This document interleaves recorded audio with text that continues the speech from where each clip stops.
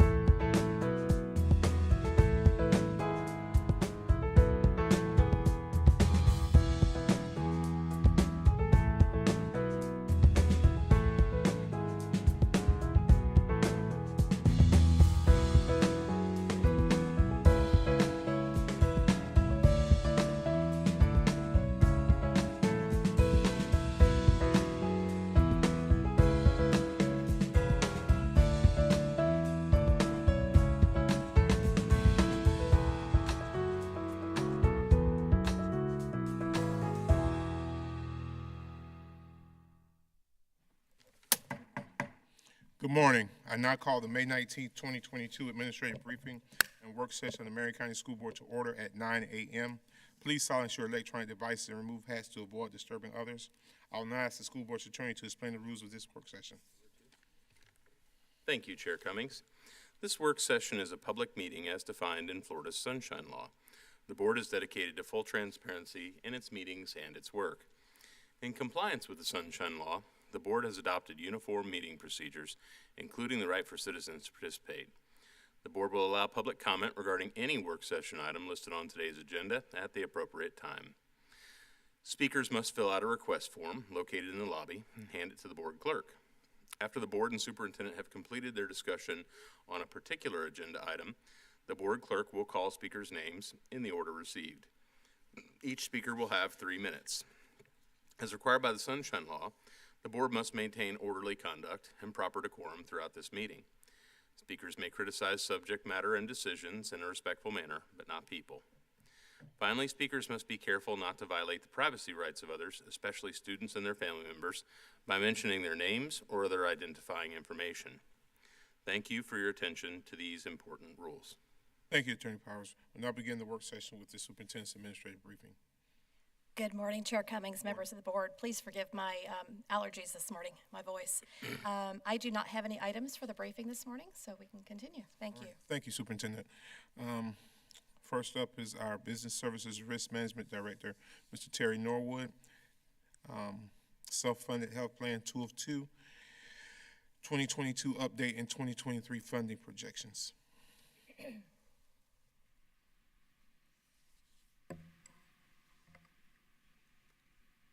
Good morning to Chair Cummings. Good morning. Other board members, our Superintendent, Diane Gullett.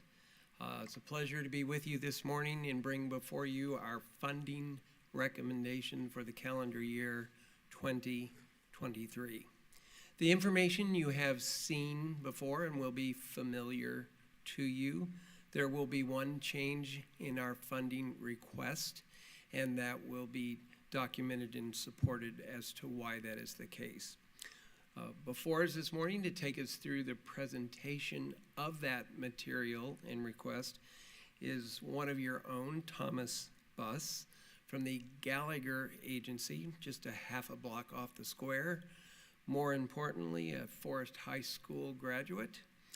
With him are Laura Lingle, who takes the lead in health and wellness for your 5,000 plus employees, and also in that office, Lanier Eubanks. I commend each one of these to you for your attention and their presentation.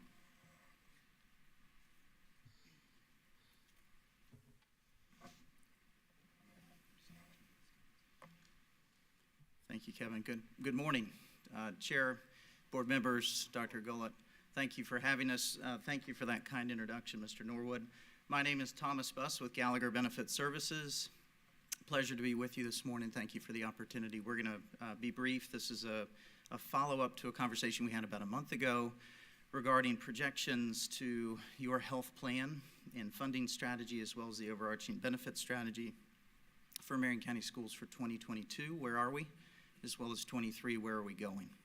So without further ado, I'll take you to our first piece. This is a simple update from February to March. Last meeting we had, we shared with you where claims for your health plan through Florida Blue as your administrator had performed across all claim categories through the end of February. That March data is now available to us. To draw to your attention, March was an increased liability month. We saw an increased claims total of just over $1 million paid from your health plan as compared to February. What drove that? Inpatient was up about 50%, outpatient services at 30%. Still seeing some neoplasms, high-cost claimants, with cancer being a driving consideration. 4 of those claimants, as a reminder, you are a self-funded health plan. You have stop-loss insurance. We have protection at a $350,000 stop-loss threshold. Any claim that is under that threshold is the liability of the district to this plan. Any amount over $350,000 is written to that stop-loss reinsurer. We've had 4 in totality that have exceeded that number in 2022. From a per member per month, we look at this year over year as a trend. This is an important percentage figure for the board to consider. So as we look back over the last 2 years, this is from April of 20 through March claims data as presented. This includes COVID, so let's throw COVID in as certainly a pandemic. It's an anomaly that we haven't experienced before in your health plan's experience. But over that time, your per member per month health plan spend is up just shy of 19%. How does that correlate to the market? What we look at is medical and pharmaceutical trend factors. Between the two, on average, those 2 claim categories in totality will average about 7.5% per year rising cost of health care. So we have seen quite an increase over the last 2 years as compared to trend. The board in 2021 and in 22, based on your plan's continued performance, and while that 18.9 does look like a scary number, I'm going to show you how we're still funding this well and why we're here today asking you for what we are. So still in its infancy as a self-funded health plan, this is your second year, 2023 will be your third.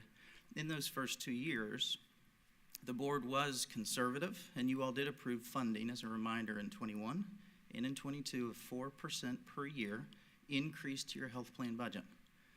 Now, as a point of correlation, that's roughly half of trend and certainly less than what we've seen on the per member per month spend. So a little background. A further reminder is the Florida State Legislature, a statute requirement of any municipality under State Statute 112.08 requires that the Marion County Public School Board retain on average approximately 60 days worth of your claims liability spend in a health plan reserve. We have to ensure that that's documented to the state each year. Many districts will look to their general fund for that correlation. You all have been very good stewards of starting this the right way, as I've mentioned to you in the past.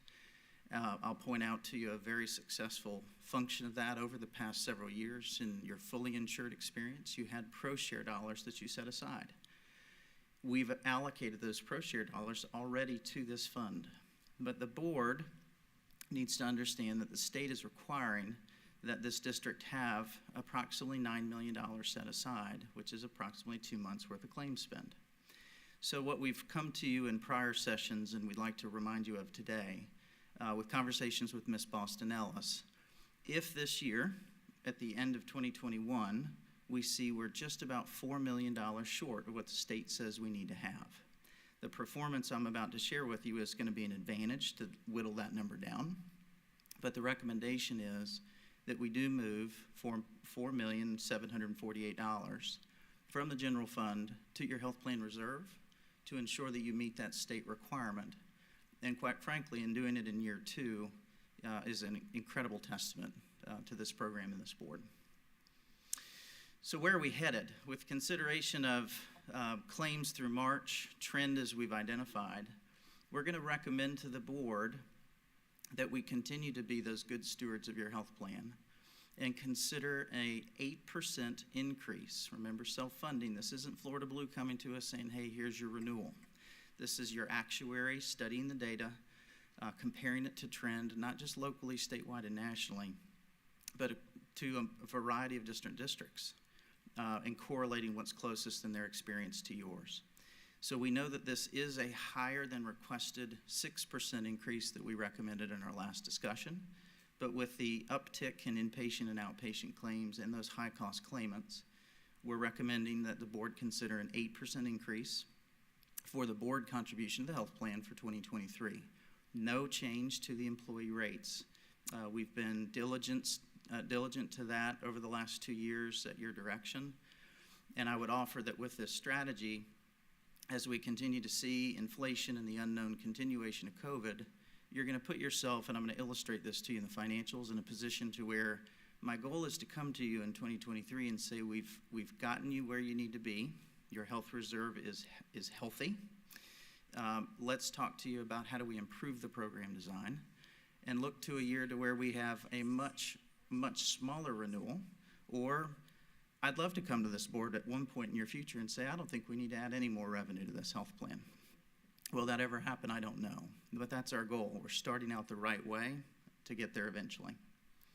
This is small, so we apologize. We want to share all of the detail with you if we can. The takeaway to this slide is the projection from the actuary. It shows you true cost and true funding. So in the far left column, you see the categories that detail in the top what we're identifying in aggregate: medical, pharmacy claims, your fixed cost to your program, as I mentioned, your stop-loss coverage, your administrative fees, internal expenses, and federally required fees. So as we come down to the end result of this is what's important. Well, it's at the end of each year, what has the projected gain been or loss been? So if we're looking at a simple financial statement as a profit and loss in a business, same approach here. Are we funding enough in your health reserve and your premium from the board and the employees every year to assume the same liability exposure in those claims? In 2021, you're going to see we funded it well. We had a gain of just over $3 million. In 2022, this is again updated through March data, and we're excited to say to you where this is going to help is the actuaries are projecting that we'll see just over $1.3 million to the good in your health plan. So while your per member per month cost is escalating, board, what we're excited to share with you is your funding is still tracking where it needs to be. We're not crossing the lines to where you're under what we need to fund this plan in the future to cover that liability. Furthermore, the 8% increase, if you look to the far right column, that includes your consideration of an improved 8% funding. That brings us to an $843,000 surplus. So each year, what we're trying to alleviate is this. We do not want to have to come back to you one year and say we need to tap into your health plan. We need to use your reserve money to fund a renewal increase. We believe that in this infantile 3-year period, you're going to position yourself as a district where your health plan is truly on a strong bedrock foundation to where we can start to tweak, improve the program offering, and come to you with much lower actions. That's our goal. But we had to start in a conservative way, and that's what this represents. Other assumptions that are important for the board at the bottom, I mentioned trend to you. So between that medical and pharmacy trend, the cost of health care, you see medicals at 9, pharmacies at 6. Well, there's your average of 7.5 at the bottom and key assumptions. I would also point out to you a very important factor. In the far lower right corner is a COVID or seasonality adjustment on the medical. The reason that's important is the actuaries are actually seeing nationally that the COVID trends are plateauing. So your actuary has included a 3% credit for reduction in COVID spend in 2023. I think that's a positive note to mention. All of that considered, what we're bringing to you for consideration this year, which Ms. Boston-Ellis has graciously approved, is that with that 8% increase in funding this year, you will not only meet but exceed the state's requirement of that health plan reserve balance that you see there in the center, to where your ending balance in 2022 of $8.2 million and your ending balance in 23 of $9.037 million will satisfy those requirements. So again, you should look at this as an initial starting place for a self-funded transition, which is critical. We want to look to this at a 3 to 5 to 10 year plan. What is that strategy for the health of the employees and their families of this district? These first 3 years put you in the position to do the exciting things hereafter. To that segue, how do we tailor those strategies? How do we sharpen the pencil? We'll come to you, as mentioned in the last presentations, we've got processes in motion relative to your stop-loss coverage. I believe that if we take that to market, there is an opportunity for premium savings in the 7-figure category. Couple that with the pharmacy benefit management program, that's PBM is what we call it in our industry. We're currently utilizing a PBM by the name of Prime Therapeutics. They're out of Texas. They're Blue Cross's target and most commonly utilized PBM. Well, you can choose any that works for you. We have community solutions we mentioned. We have a team across our organization with Gallagher that does nothing but pharmacy consulting services, and we have a consortium of those PBMs that we're going to be bringing to you and tailor it, and I think this is the most important part. Cost isn't everything. What's important is we have those medications that are critical and utilized and needed by the district's population available to them. So how do you do that? You study it, right? We have the claims data. We run that through the analytics, take that to market, and then we come back to you with recommendations on which PBM is going to sharpen their pencil the most for the needs of this community, this district's enrollment, not on a global perspective, right? So we continue to drill in. We continue to tailor. I'm going to skip over wellness. I'm going to invite Laurel Lingle to come up and speak to that briefly. She is the wizard behind your wellness program. But the last piece is a very important piece. I mentioned this to Executive Cabinet with Dr. Gullett. We believe the time is very ripe for a survey. And I'd also like to ask for your direction and authorization to go to the entire district for a survey of where we are. What do they need? What do we need to change in terms of the plan design? I feel that that feedback's critical for your employees, especially through a pandemic, to say, you know what, Thomas, you know what, Dr. Gullett, what I really wish we had is this. And they're hearing that. And what's most important to me there is that's how we ensure you remain most competitive to recruit and retain the best talent. What is the market driving? We have several suggestions. We know what's popular across Florida and in the country. But I'd love to know in the minds and hearts of Marion schools and population what's important to them. So we're going to be proposing a competitive benefit analysis as it relates to all segments of the plan design and gaining that feedback as we tailor that in the future as well. Okay? So I'll invite up Laurel Lingle. She's a consultant on our team and the district's wellness coordinator. I'm going to brag a little bit. She has, over the last 10 years, developed, for the newer members on the board, a nationally award-winning wellness program that has been nationally recognized for years and has continued to be a cornerstone of this health plan for it to continue to improve health and the lives of Marion County Schools employees. So Laurel, if you'll give us a couple wellness program updates, I'll turn the clicker to you. Good morning, board members, Dr. Gullett. As Thomas indicated, my name is Laurel Lingle. I have been serving as the Employee Wellness Coordinator for Marion County Schools since 2008. After the last board meeting, Thomas indicated there were some questions or concerns about the mammogram event that we hold each year, how it relates to the opportunity for males to have mammograms. So we did go back and confirm with Florida Blue how their policy would pay for a male to have a mammogram. They did indicate that both screening mammograms and diagnostic mammograms would be covered under the plan. So a screening mammogram is covered as 100% as a wellness benefit. A diagnostic mammogram would be subject to the design benefit of whichever plan they were on. They are both covered. However, there is no criteria for timing for male mammograms. The CDC, the cancer societies for females put out recommendations for females to have screening mammograms. There is no guidance or recommendation for males to have screening mammograms, so we would recommend that it is at the designation of their physician for timing. However, if a male were to present, they would be covered at 100% for a screening mammogram. If a diagnostic were indicated, that would be at the design benefit of the health plan that they are on. As Thomas said, we have a variety of wellness programs available to the employees.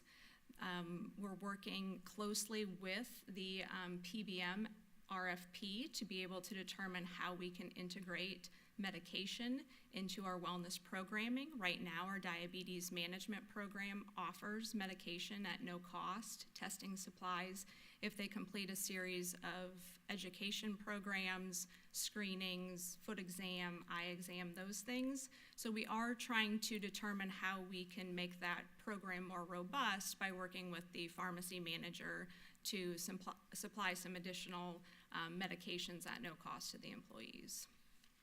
We'll be working this summer to develop more programming for next year and the wellness program. Like many things, we were somewhat halted during the COVID pandemic, but we have been able to reinstate some of the initiatives that were formerly halted. We're now in person doing our fitness classes again, the diabetes program once again in person, and so we're looking forward to improving and increasing the number of initiatives that we can offer. Any questions? All right, thank you. So, Board, that concludes our presentation this morning. We appreciate your time and attention. As always, be happy to field any questions you may have today. Thank you, Mr. West. Any questions? No. So you're asking for some direction from us, correct? Great job. You have a couple questions. Oh, go ahead. Oh, I'm sorry. Go ahead, Mr. Orr. Yes, ma'am. Good morning, Mr. Buss, and thank you and Laurel and the whole team, Teresa Boston Ellis, for everything that you're doing to help us continue to sail this ship in a fiscally sound and conservative management and stewardship direction. I loved what I heard for that reason. You know, running a business of our size is a huge undertaking, and we can't always predict what may happen. And knowing that in 2023 that we're going to be hopefully looking at a continued reduction of trend when it comes to mitigation of whatever the latest iteration of COVID is at that point, is encouraging, because we've certainly been through a lot with that was unanticipated. Having a surplus in the self-funded health plan obviously is a testament, again, to the management and stewardship and partnership. I'm appreciative of everyone on this board for the work that they have put in, and our superintendent to make this a reality.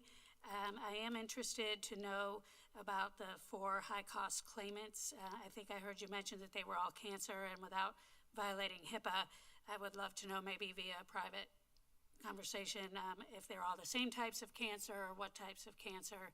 It's pretty well known how I feel about screening mammograms and being able to increase life expectancy and also be doing the right thing for our employees. So I would love to know the answer to that question.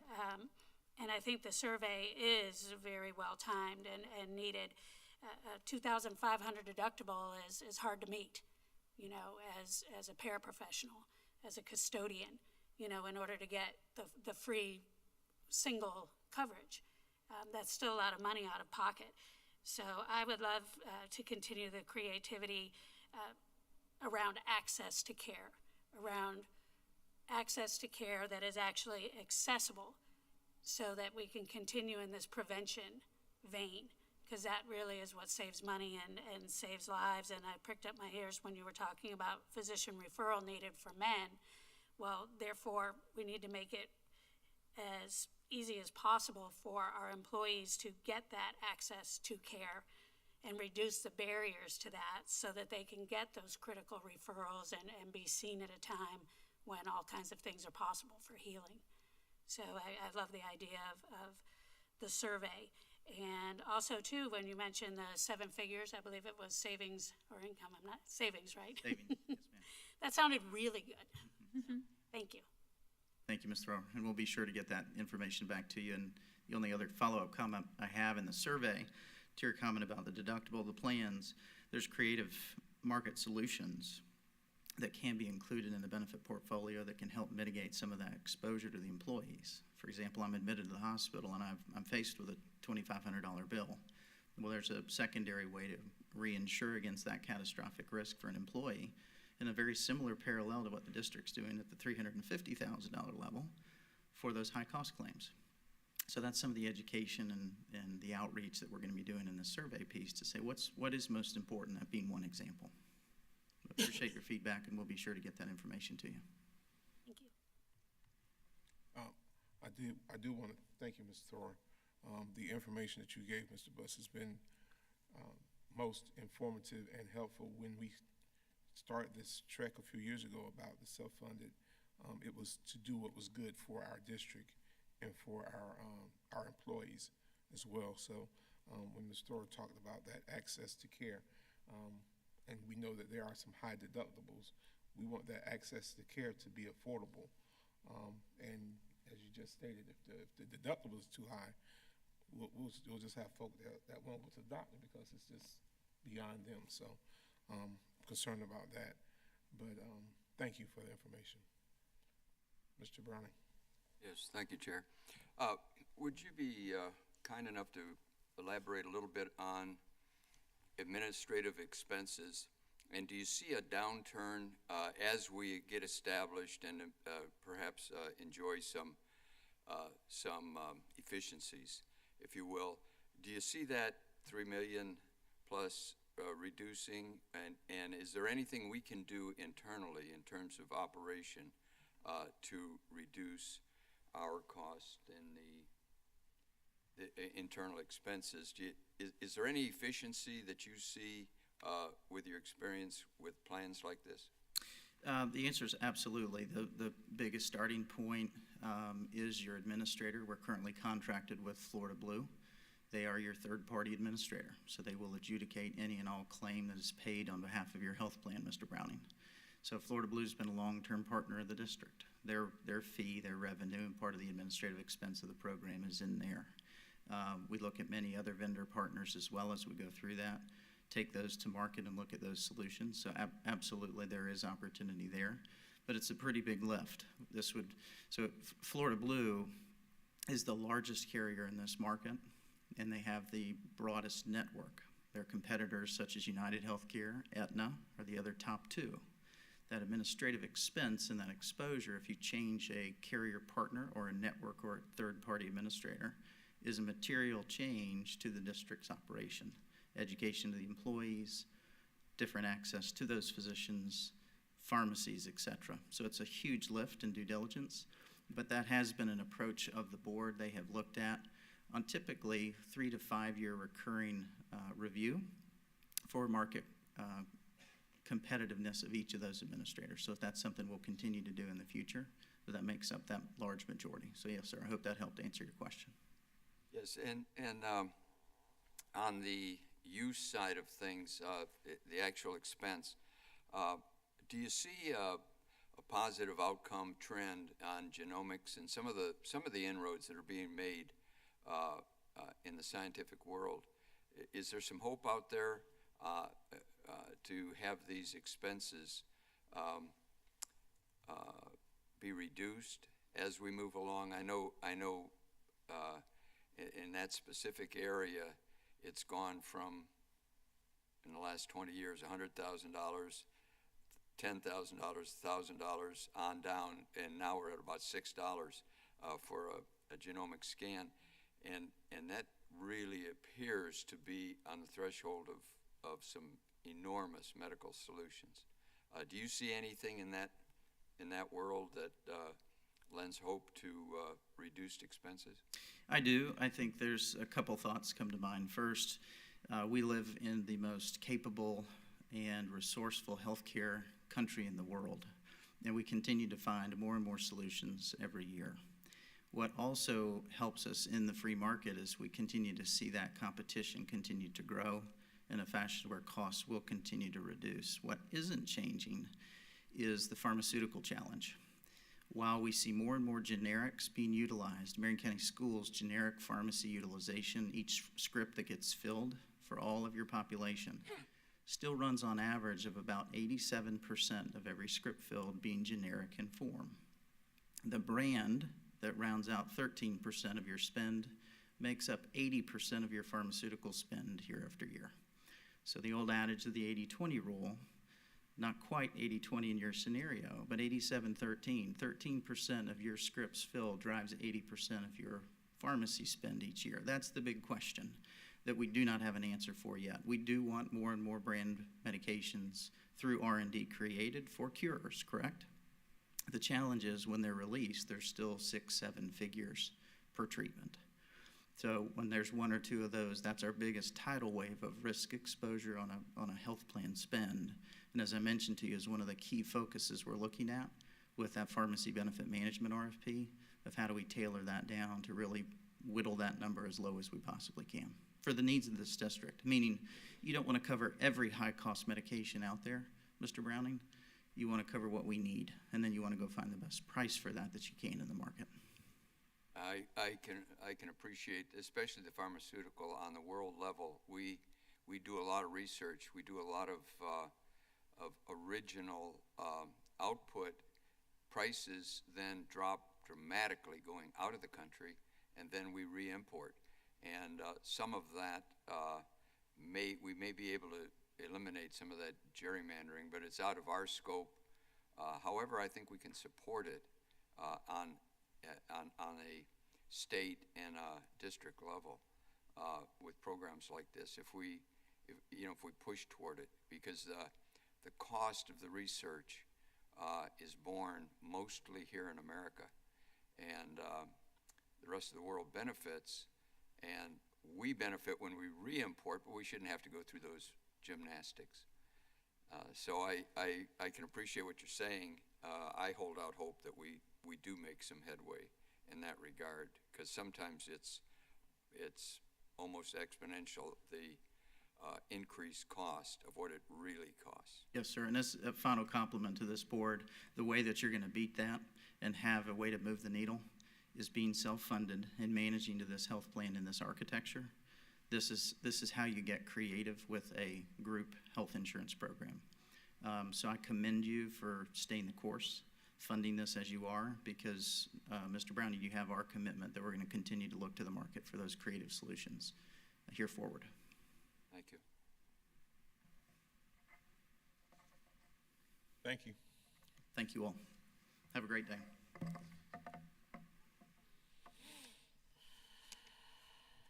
Any public comment in regards to that one? All right, thank you. Support Services Operation Emergency Management Executive Director, Ms. Barbara Dobbins, impact of growth in Marion County.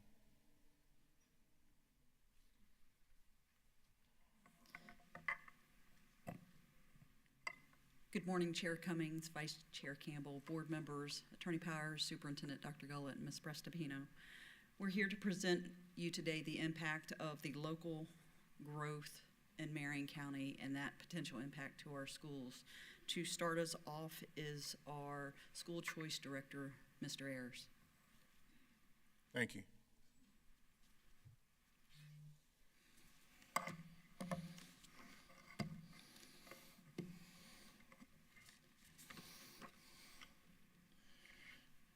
Good morning, Chair. Good morning, Vice sir. Chair, board members, Dr. Gullett, Ms. Prestipino. Again, my name is Stephen Ayers, and I'm the Director of School Choice. Today, as Ms. Dobbins said, we're here to walk you through the impact of growth on the potential student enrollment to Marion County. We're going to start with the current process of enrollment planning and then move on to the impact of future growth.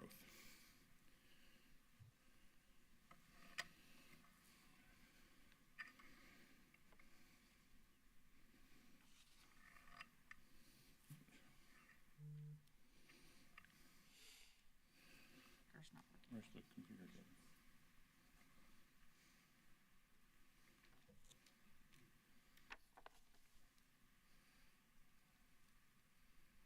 Looks like our batteries have died again. Just Greg will advance it for you, let him know when the batteries. Okay.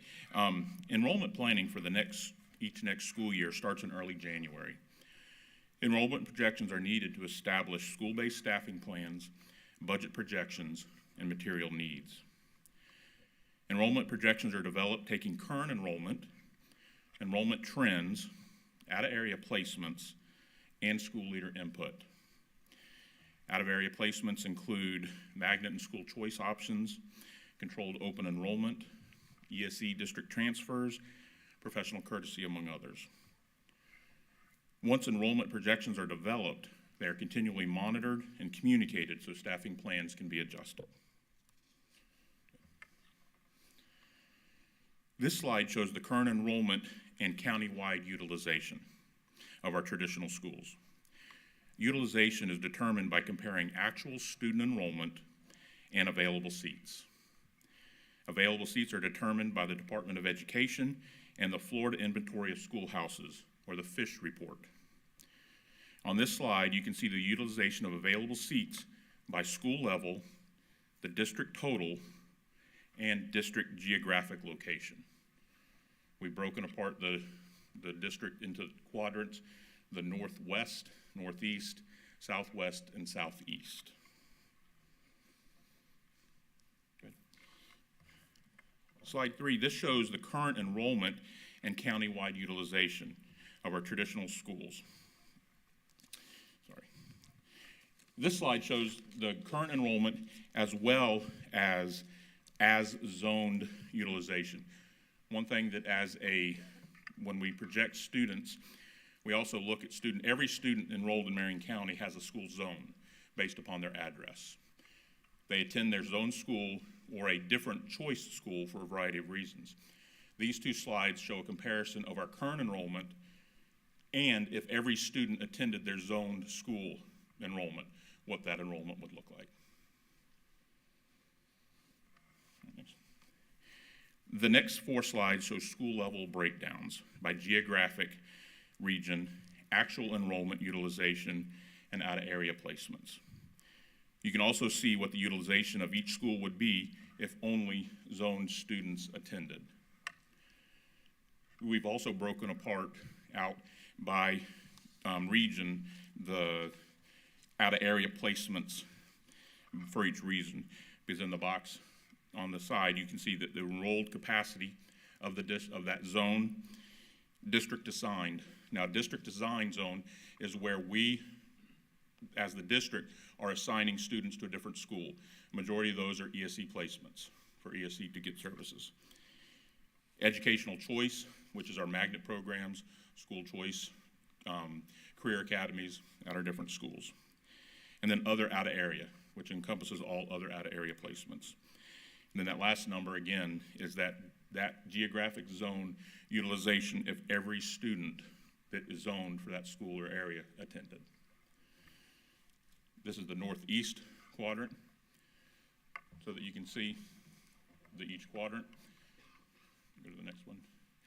The southwest quadrant, which is where a lot of our growth is impacting, then you can see all the schools that are listed, again, with current utilization of each schools as zoned utilization if every student that was zoned. So whereas out-of-area placements impact individual schools, it also works in the opposite. Students that are zoned for that school are leaving to go to a different school for another reason as well.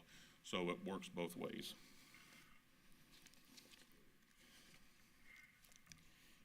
I'm going to stop and see if there's any questions for the slides that I've presented.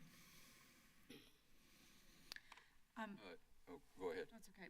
My only question, and it's just clarification, because I believe this to be the case, when you're talking about the as-zoned utilization, those, because every student, regardless of whether they're in private school, homeschool, whatever, so if every student who lived in a specific zone was attending that school, then those are the numbers we're seeing in that Right. category. Yes, ma'am. Okay, thank you. And whenever we do zoning and the allocation, we look for as zoned, because the potential of them attending is always there. Right. Thank you.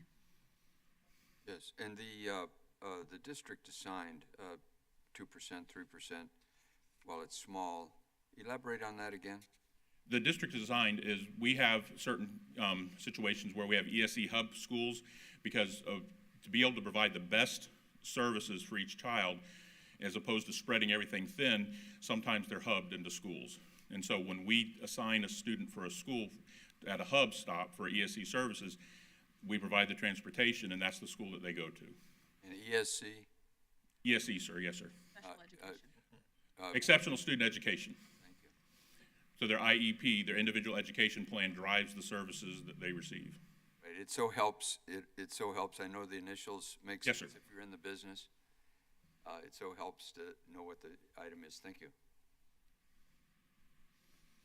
And let me kind of help so we can get through this. I'm going to ask that the board members kind of hold their questions so Mr. Ayers and the team can get through the presentation. Please just write your questions down so Sure. we can get to it. So, Mr. Ayers, maybe just continue through the whole presentation without asking for Okay, questions. so that ends my portion of the current enrollment presentations. Obviously, I'll be here at the end. Thank you, sir. And so next, I'm going to introduce Ms. Lauren Devitt.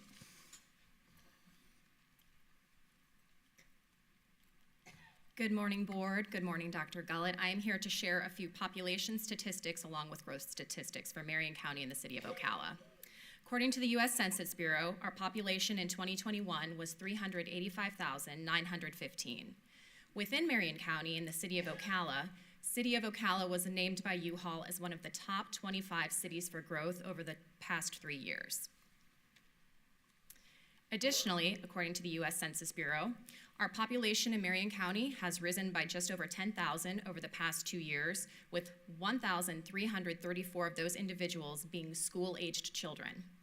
Marion County is the 142nd largest metro out of 392, and we are also the 38th fastest growing metro, which puts us in the top 25 as far as rate goes. Thank you. I am now going to introduce Mr. Herlihy. Chair, are we asking questions at this level? No. Good morning, Chair Reverend Cummings, board members, Dr. Gullett, Attorney Powers, and Secretary Prestipino. You should have a double-sided, large format copy of this map that we're seeing on the monitor. Yes. And I would just also call your attention to, I think on the flip side of it, you would have a summary of student estimates. So I will briefly touch on the map and explain to you what's on it, and for the benefit of the people in the audience, but it's relatively self-explanatory. This map shows, while titled Impact of Growth in Marion County, it shows the location, the spatial location of recently approved developments, projects throughout the county. And so this includes the city of Ocala, Bellevue, and the unincorporated county. To a lesser extent, there are not really that many projects going on in the way of the other incorporated areas like the towns. So on the right side, you have a legend that gives you the acronym of the school. Those acronyms are over any of the symbols, which, for example, if you look on the map, you'll see a green star, and it would have indicate that that's an elementary school, location of an elementary school, and then the acronym for the name of the school over that. I'm going to move on now to the next slide, the summary slide, and mention that these are the approved residential developments, so that means they've been to the local governments, they've had a vote of approval on them, and they have their development potential established. So it's either been specified X number of dwelling units per specific type, or, thank you, Kevin, or generally that there's a land use that will allow this many dwelling units per acre to be developed. So as you look at this, just one example on the left side, Anthony Elementary, that indicates that there's one project that occurred within the attendance area of Anthony Elementary, and the students generated by that project, the estimate of students potentially generated by that project are 29. I will now address, there's a footnote, and what I wanted to say about that is that simply estimates of the quantity of students that come from a development are produced or calculated using a formula. That formula is the total number of dwelling units, and there are different types of dwelling units, single family, multifamily, or mobile home, multiplied times the student generation rate. And so there are different student generation rates, all of which are oftentimes 3 decimal points, but they are different student generation rates for each level of school, elementary, middle, and high. So I'll leave it at that, and then I'll give you a little bit of a more substantive example as we move on to subsequent slides. So now, okay, so this slide 13, Southwest Marion potentially locally overcrowded schools, is a list of all of the schools. So you've got this and the next page. It's a list of the schools that fall within what's commonly referred to as the triangle, and that being the Southwest Triangle, that being bounded on the east by I-75. Generally speaking, the western portion of it is the diagonal of State Road 200, and then on down to anywhere between, I'd say a good way to look at it is where the barge canal comes across. You know, one part of that might be 103rd, where Oak Run and those 55 plus communities are, or perhaps even down to 484. But so that's that triangle there, generally speaking. And so at the bottom of this slide 14 is another footnote, and this is the more specific example that I was talking about. I'll read it verbatim. Total units reflect both single-family and multifamily units. So sometimes when a development comes through, it's got at least, it has more than one component to it. It may not be all single-family or multifamily, but it would be both. In this case, you just have the 2 sets of calculations, because single-family dwelling units are estimated to generate students at one rate and multifamily at another rate. And then so you add to that the other part of the equation where you've got the school level. So you might have a single-family housing unit that's generating so much for elementary and then middle and high. And then when you transition over to estimating the multifamily component, you have the same 3 calculations done again. So for simplicity's sake, what you're generally seeing here is just a totaling. So when you see 1145, I'll say on Ocala Crossing, number 58, Ocala Crossing South, total units 1145 at the top of the page there. It's the serving school for elementary is Hammett Bowen, and the estimate is 181 students. That 1145 may be comprised of just single family or a combination of single family and multifamily. We can provide that information if you're interested at that level. And then the last thing I would like to mention is that project absorption. So project absorption refers to the number of dwelling units and how quickly they may be built in any given project or projects, and the span of time that it could take.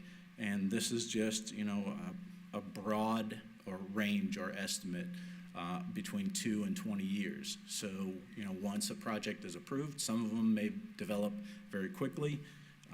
In the case of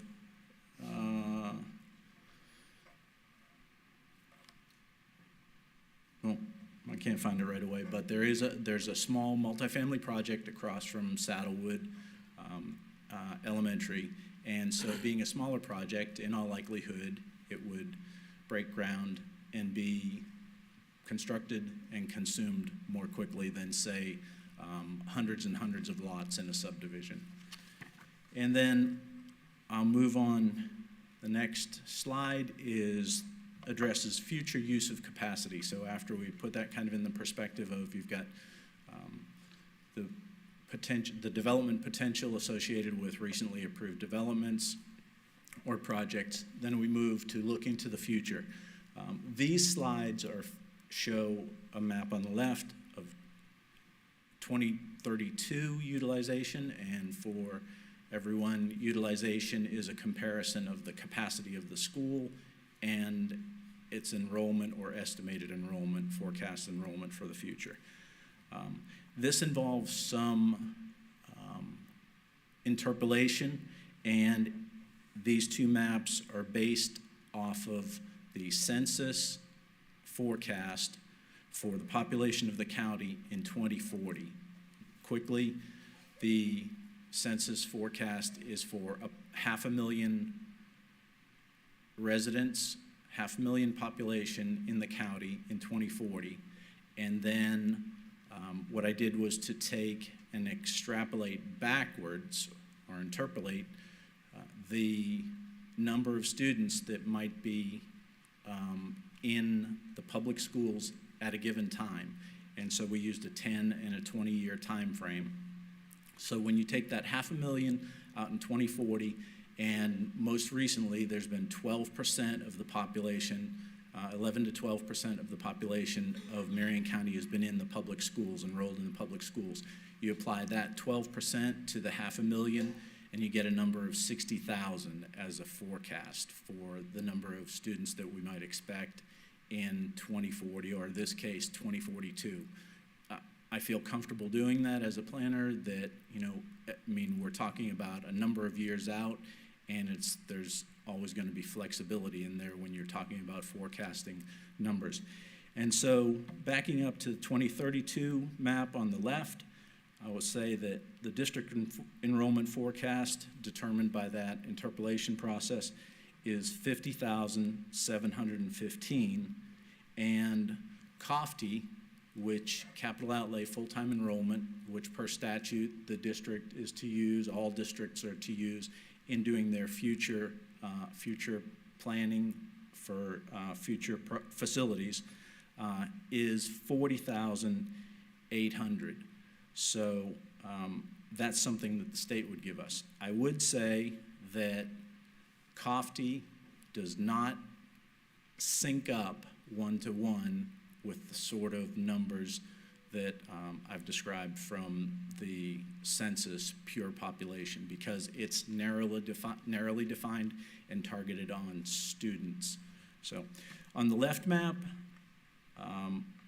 you'll note that going from the northwest around a clockwise motion, we assume that we add no additional seats, no additional capacity, I shouldn't say seats, no additional capacity beyond what we have today. And we apply the forecast number of 50,715 proportionally the same as those students are enrolled currently. So that gets a bit involved, but I'm happy to answer questions on that after. So we have 79% in the northwest, 102% in the northeast, 120 in the southeast, and 118 in the southwest. Moving over to 2042, again, we use the same, it's the same process. Assume no additional capacity, but allocating those forecast students in the same shares as they currently exist. And so we have in the northwest 93%, in the northeast 120%, in the southeast 143%, and in the southwest 140%. And the last thing that I will mention is that in doing that forecast for 20 years out, or 2042, I would note that The state doesn't produce a capital outlay full-time enrollment COFD number for 20 years out. They produce a 10-year number. And I believe that concludes my remarks. Thank you, sir. Thank you.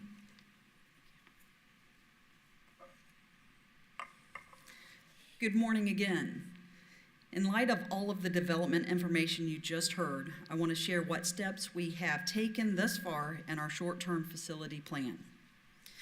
Since the projections for school year 22-23 were released, I have been in contact with principals who are being impacted by overcrowding. Our technical services team has conducted school site reviews and are identifying potential portable placements and utility locations for those portables. We have identified available portables that can be relocated. We are also in the process of contracting with a vendor for portable leasing, and we have increased our budget for portables in our 22-23 budget. At this time, we know Liberty Middle School does not have the ability to appropriately house students for the next school year. We are in the process of relocating 3 portables over the summer to Liberty Middle School so that they can be in place for the start of the school year. For all of our schools that have potential overcrowding, we are also exploring a modular building unit that would house 4 to 6 classrooms. Meanwhile, we continue ongoing communication and monitoring of the situations. When considering our long-term facility planning, we have lots of questions to consider. Currently, our maintenance needs far surpass our capital outlay funding by millions, leaving no funds in the capital outlay for future school construction. We know that we have to replace Lake Ware Middle School, which was board approved in 2018 to do so. But again, we have no capital outlay funds available for new construction. Since 2018, we have to ask, is Lake Ware Middle School our first priority now? Is the land location for the new middle school the right location? We know that decisions must be made about the District West property, which will be discussed in our agenda later today. Currently, based on city and county land development, we think we need a K-8 school in the southwest area. And we know we have needs for multiple wings at numerous schools due to a large number of usage of portables currently and also potential overcrowding. But the questions remain: how do we know and how do we prioritize? In order to make an informed decision grounded in evidence-based data, we must seek out a credentialed, independent analysis that can evaluate and validate our current and future prioritized needs. Also, in order to consider seeking impact fees, we again must conduct an in-depth study to validate the need for such fees. We are currently planning for these 2 analyses and anticipate that these in-depth assessments will take a minimum of 6 months once the board approves.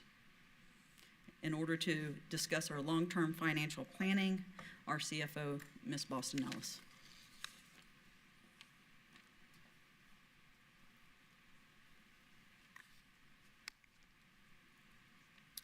Good morning, Chair Cummings, Vice Chair Campbell, board members, Attorney Powers, Superintendent Gullett, and Mrs. Prestipino.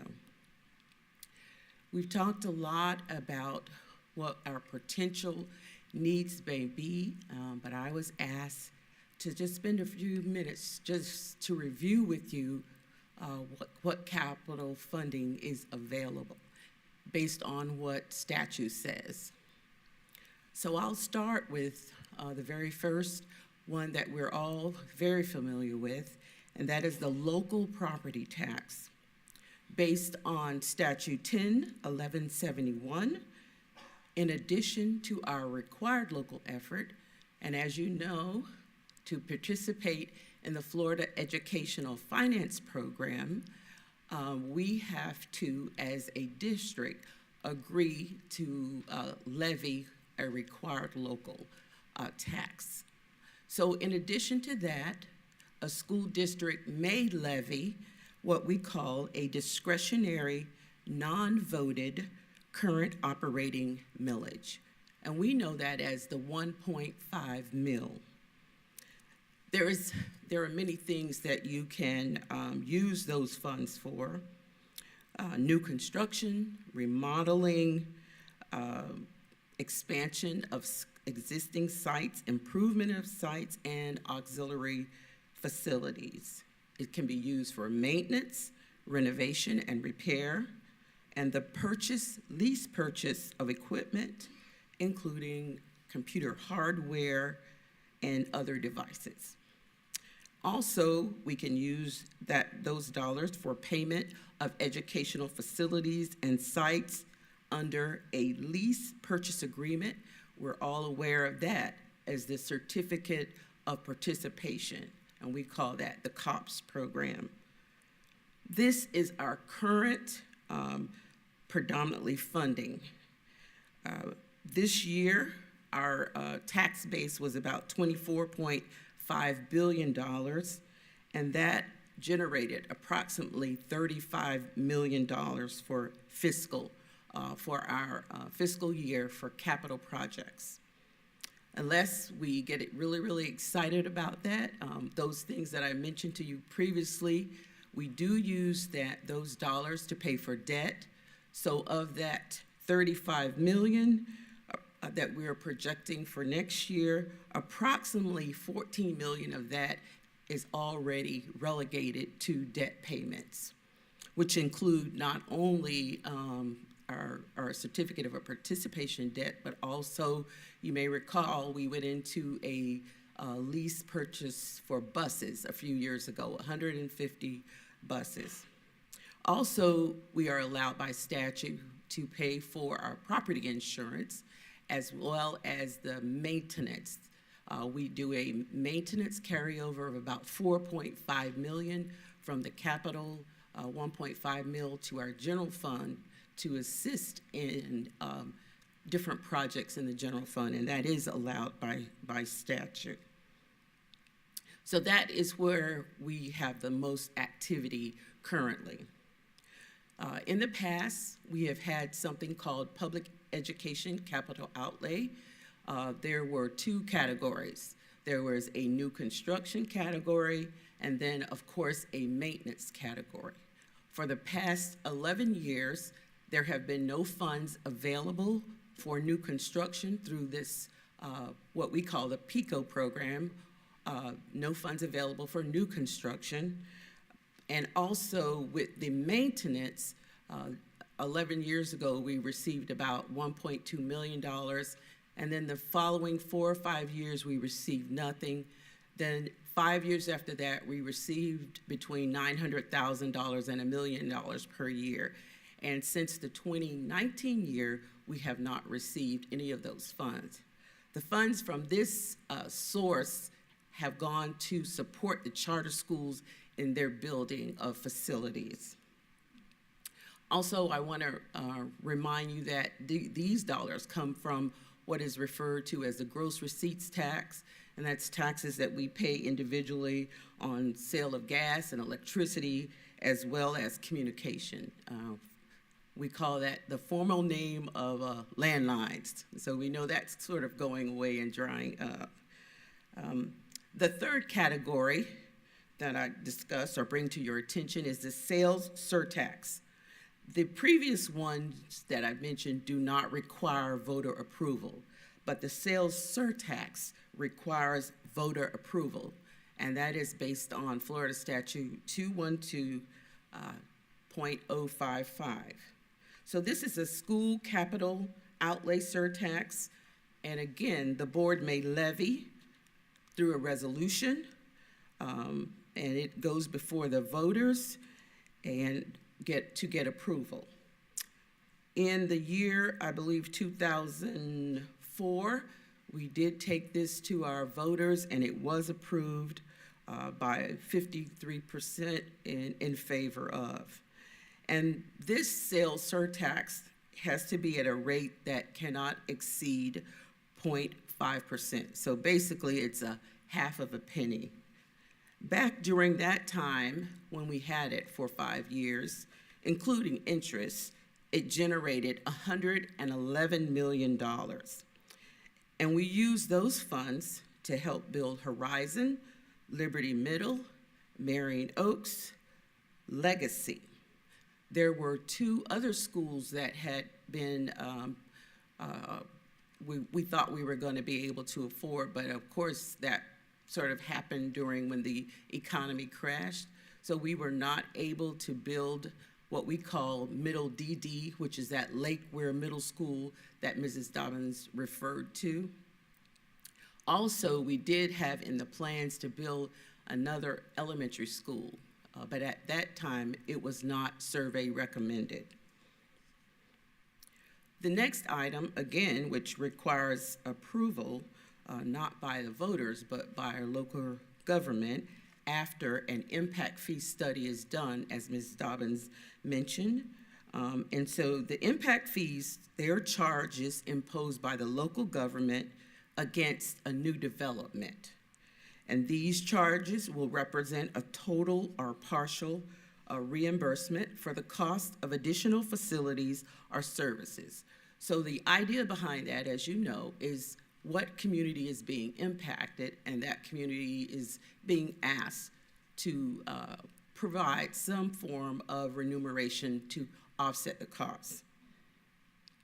So we did have an impact fee study done 2005.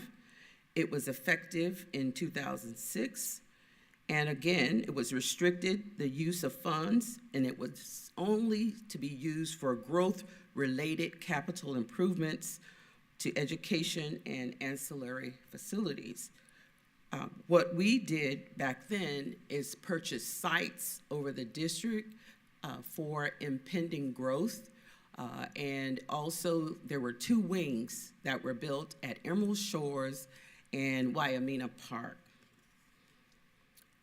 After a few years, due to I believe the study had expired, as well as it was determined that our growth had sort of stagnated, that impact fee was suspended, and it has been suspended since then.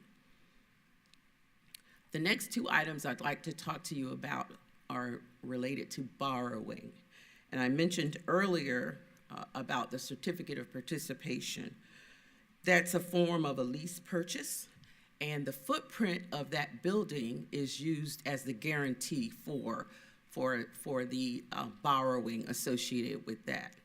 We use the certificate of participation to renovate several schools and build a school, Forest High School, renovations at Lake Weir High, Vanguard High, Howard, and North Marion Middle. So those are currently vehicles that we've used to borrow. And again, we use our debt payment. Our debt payments come out of the 1.5 mil. So another form of a lease purchase that has recently come to our attention, I believe Polk County has been involved with that. I've had some conversation with staff, as well as Mrs. Campbell had mentioned something to me about this. We are still meeting with this particular organization, and we're also watching what happens in Polk County. And basically, it is a nonprofit that will buy and build, or they will buy the land, or they will build on our land, and we would, in terms, lease the building back from them over a number of years.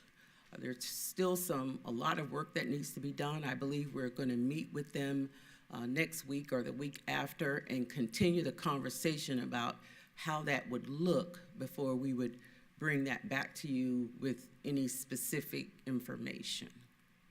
So that concludes my part of this presentation, and I'll turn it back to Ms. Dobbins for questions led by Chair Cummings. Thank you, Mr. Bossells. Thank you, Ms. Dobbins. Thank you. Thank you, team, for that presentation. Board members, you have any questions? Vice Chair. Thank you, Chair. My first question, and I'm not sure to whom necessarily needs to be directed, but I pulled our joint workshop information from November of 2021, just about 6 months ago, with the county. And at that time, just 6 months ago, our enrollment capacity that we shared with them was that we were under 90% capacity in middle school and high school for sure, and actually almost 8 percentage points away in middle school from what we've just seen today. So I have two questions there. First of all, is there a way to explain the change that has occurred in the last 6 months? Perhaps we've looked at data differently, but seeing what we showed to the county and what I'm looking at right here, I'll share directly. Joint workshop with the school board on November 8th, 2021, slide 17 showed our utilization at elementary school was 92.1%. Today we shared it was 93%. At that time, we shared middle school utilization was at 82.8%, and today we shared it's at 90%.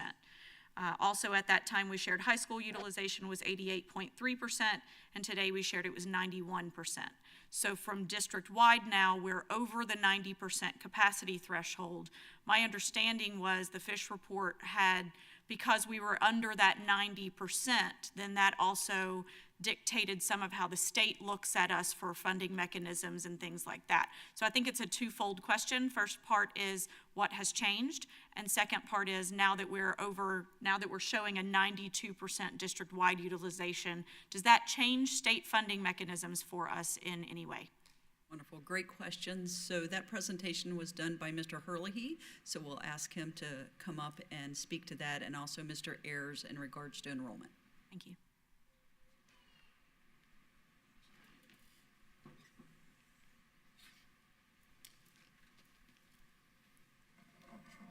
Okay, so specifically reviewing slide 17 and that question there, this was a tabulation of permanent capacity and enrollment. And one of the adjustments that I believe I explained at the time there was I was taking elementary and middle schools and I was allocating our combination schools like the K-8 in Fort McCoy and the 4-8 of Horizon in Marion Oaks. I was allocating those out.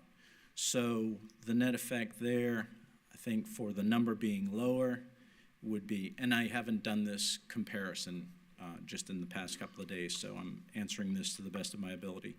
I think the net effect there would be to distribute some of that capacity to middle, making the denominator bigger and getting a lower percentage of 82.8 versus the 90. So if that's, without going through all of it, that's the idea. That's what's going on there differently. And the high school capacity change almost 3%, is that? That, I don't know right offhand. Okay. But Thank you. Stephen says he hasn't. Good morning. Back when I said the numbers that I have presented this morning are actual one-to-one student numbers. I believe the numbers for enrollment is what the state DOE tells us that we have, which are COFTE numbers, which is the capital outlay full-time equivalency numbers. They're not necessarily the same when you look to apples, because when I look at enrollment for capacity at schools that hit, and that's where that 90% number comes into play, a school is closed for capacity once it hits 90%. That means once a warm body is there, that's counted. If a student spends half time at one school, then half time at another school, COFTE only counts them as a half a person at that school. So there's where you have some discrepancies in enrollment. That's where the state says that you're at 80%, but we say we're at 90% because of it's an actual one-to-one warm body that's taking up a spot at that school.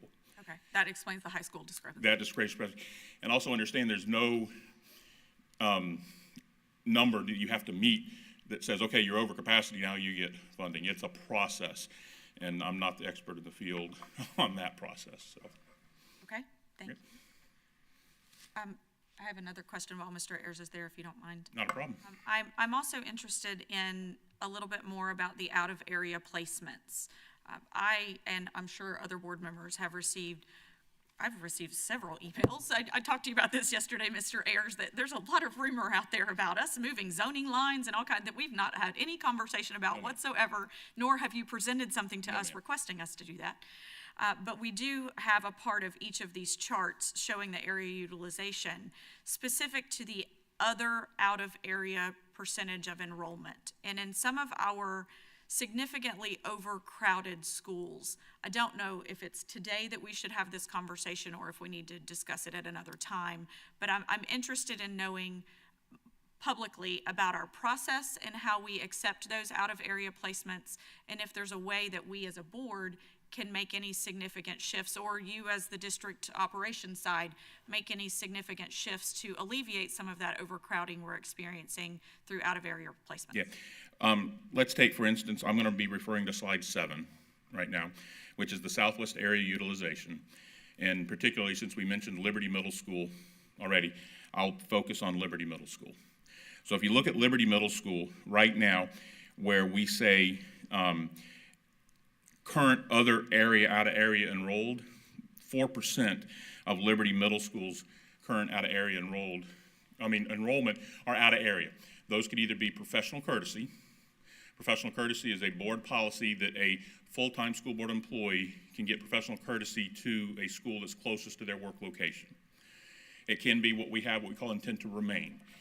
Intent to remain is a form that if I'm zoned for the school, I attended Liberty Middle School, but my parents moved, and it moved out of zone. We allow the child to remain there under intent to remain. They now become an out-of-area student. So they got to the school as a zone student, but due to a choice that the parents made to move, the student does arrive, and we do that for educational continuity of the student. So instead of having the students move around, we do that, but then they attend as an out-of-area student. So the two biggest out-of-area placements at a school that's over capacity would be professional courtesy or the intent to remain. And on the intent to remain, is that board policy? No, ma'am. That is a practice that we do in our office, and it was bound by, what's best for students. That's what we try to operate on, and the educational continuity of a student. Mr. Ayers, I have a question. Thank you, Vice Chair, for those questions. When's the last time we actually looked at how we've zoned these schools or rezoning to kind of keep up with the growth? We did an informal study about 4 years ago when we noticed that there are some issues where we, as a whole, in the departments, working with David Hurley's office and my office, where we practiced moving lines around. And the issues, it caused a whole lot more issues, because anytime you move a zone, those students have to be calculated somewhere else, and where do they go? And if you notice, when we did the quadrant system of utilization, our north of the county is underutilized versus the south. So if we move zones around in the south, we would have to bus students to fill empty seats. So it caused more issues than it would solve, per se, in that aspect, and so that's where it hasn't necessarily gone forward. Now we're approaching a time where some tough decisions may have to be made. But no, we haven't. It's been about 4 years since we've looked at it. That's what I seem to remember. That was about 4 or 5 years ago, because that is a tough haul to look at it. Because you're right. This county has never rezoned without having, because of a new building. Right. The only rezoning that we've done is because we built a new school or closed a school. Right. The south end of the county, the south, specifically the southwest, is really growing astronomically, and the south. East is going as well, but that northern side is just not growing as fast. First of all, I want to say this too. I see several of our local elected officials here. Thank you guys for coming out, because obviously this is a conversation that's important to all of us. We did have a joint meeting several months ago with the county commission, and I think it's time for us to have a bigger conversation, not just with the county commission, but with our city officials as well. Because this is not just a school board issue, and this is not just a county commission issue or a city issue. this is a Marion County issue, and we see right now where we are with this growth in that southwest corridor, especially that 200 area, Sun Valley and Marion Oaks area. So we really need to have a conversation together so that we can try to figure out how to deal with this. I don't know how, from the district, school district's perspective, how we're not going to have a conversation too about the zones.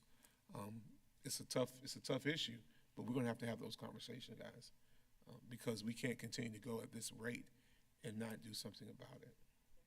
Well, I believe 4 years ago, our district, because we weren't growing at this point, we had a lot of focus on wanting to keep our students near their local school, and I think that is also why we didn't see a lot of movement.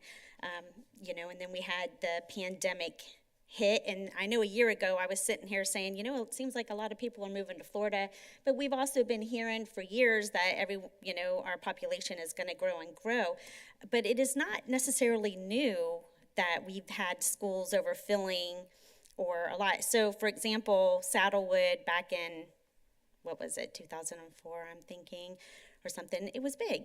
We basically had 2 schools there. So, Mr. Ayers, you've been around for a while. So when we have a lot of population in a school, it's not that we're stagnant, and I'm sure we're not a school board that'll sit here and throw our hands up in the air and say we don't know how to solve a problem, because we do. And we know Marion County is growing, so I don't want to see us as a school board that, pretends or acts like we can't solve problems. So can you talk about some options that are out there that we can deal with immediately for growth, for our schools and growth? Does that make sense? There's always a look to say that, out of area school choice, non-zone students attending are the reason that a school is overcrowded. When we do projections, we calculated probably about what I call a leakage percentage of about 20% of the students that are zoned for a school don't attend because they choose to go somewhere else. So school choice works both ways, where, we would think that, all the out-of-area students that attend here, are causing it to be overcrowded, but those numbers usually bounce out with the students that are actually leaving the school for out-of-area. But if you're asking for a magic solution that Stephen Ayers has to solve the solution. Right. I'm not asking for the magic solution. I'm just saying, in the past, for example, Saddlewood, back in 2004, it was overcrowded, and that's when Hammett Bowen was built. What did we do when that was full? Do you know? I wasn't involved in that at that okay. point. All right. I can tell you what we did because I was there. I thought you did know. We had portables, and we had the modules and stuff, and basically what we called it was Portable City, and and that's what we did. So we had a lot of students. We had our portables. We had. I know we're planning on, Ms. Dobbins did address that as we're looking at schools that are moving portables to certain specific to alleviate immediate overcrowding. Correct. So, and that's what my point is. So we do have ways to alleviate it. It's not that it's impossible and we can't do it. Correct. Yes, ma'am. Okay. And then one thing, and this is still kind of new, because I know that the state is doing initiatives, it seems to be with their charter schools and private schools and homeschooling. So I'm really kind of curious how those numbers are going to look also, because times are different now than what they've been in the past. And though it looks like we had these developments that are coming, are those students actually going to be in Marion County Public Schools? And and that's where it gets tricky. We don't have the magic ball to know. Are they coming? Are they not? Are we going to have more charter schools pop up? Are more parents moving in and they want to homeschool? I think there's a lot of but I do want to make it clear that we're a board that can problem solve whatever is coming. Yes, ma'am. Anytime we brought solutions, the board always has been proactive on that. So. The solutions. But I would like to see is if the students are coming, what my concern is, I think it's easy to put up a portable, but what I see concerns with are the teachers and the bus drivers and cafeteria and our paras and stuff like that. And that's, what I would like to see us looking at too, to make sure that if we do grow and we do have portables or however we're housing our students. We do monitor schools. Some schools are landlocked, as in we can't put any more portables there.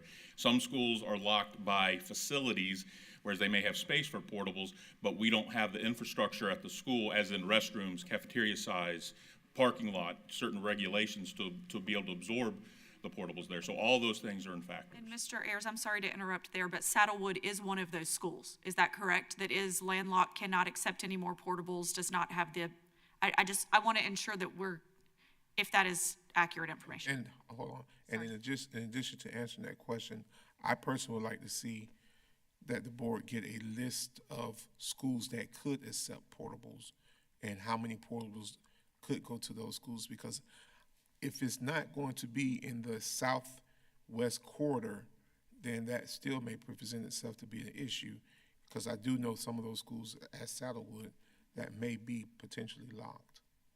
Yes, so couple of factors there. So number one, a lot of our newer schools, so Liberty Middle School, for example, since that's one of our big topics, when we built Liberty Middle School, we actually planned for extensions for portables. So there is currently the electrical and wiring and locators set up so we can quickly bring in portables or modulars and attach them. As far as Saddlewood, I'd like to get more specific information before answering that publicly. But I do know in regards to Saddlewood, we have an electrical issue. So we may have land for some portables, but do we have the electrical capacity to bring in more portables? So that is a factor at multiple schools. We may have the land, but we may not have the electrical capacity to hook them to our grid.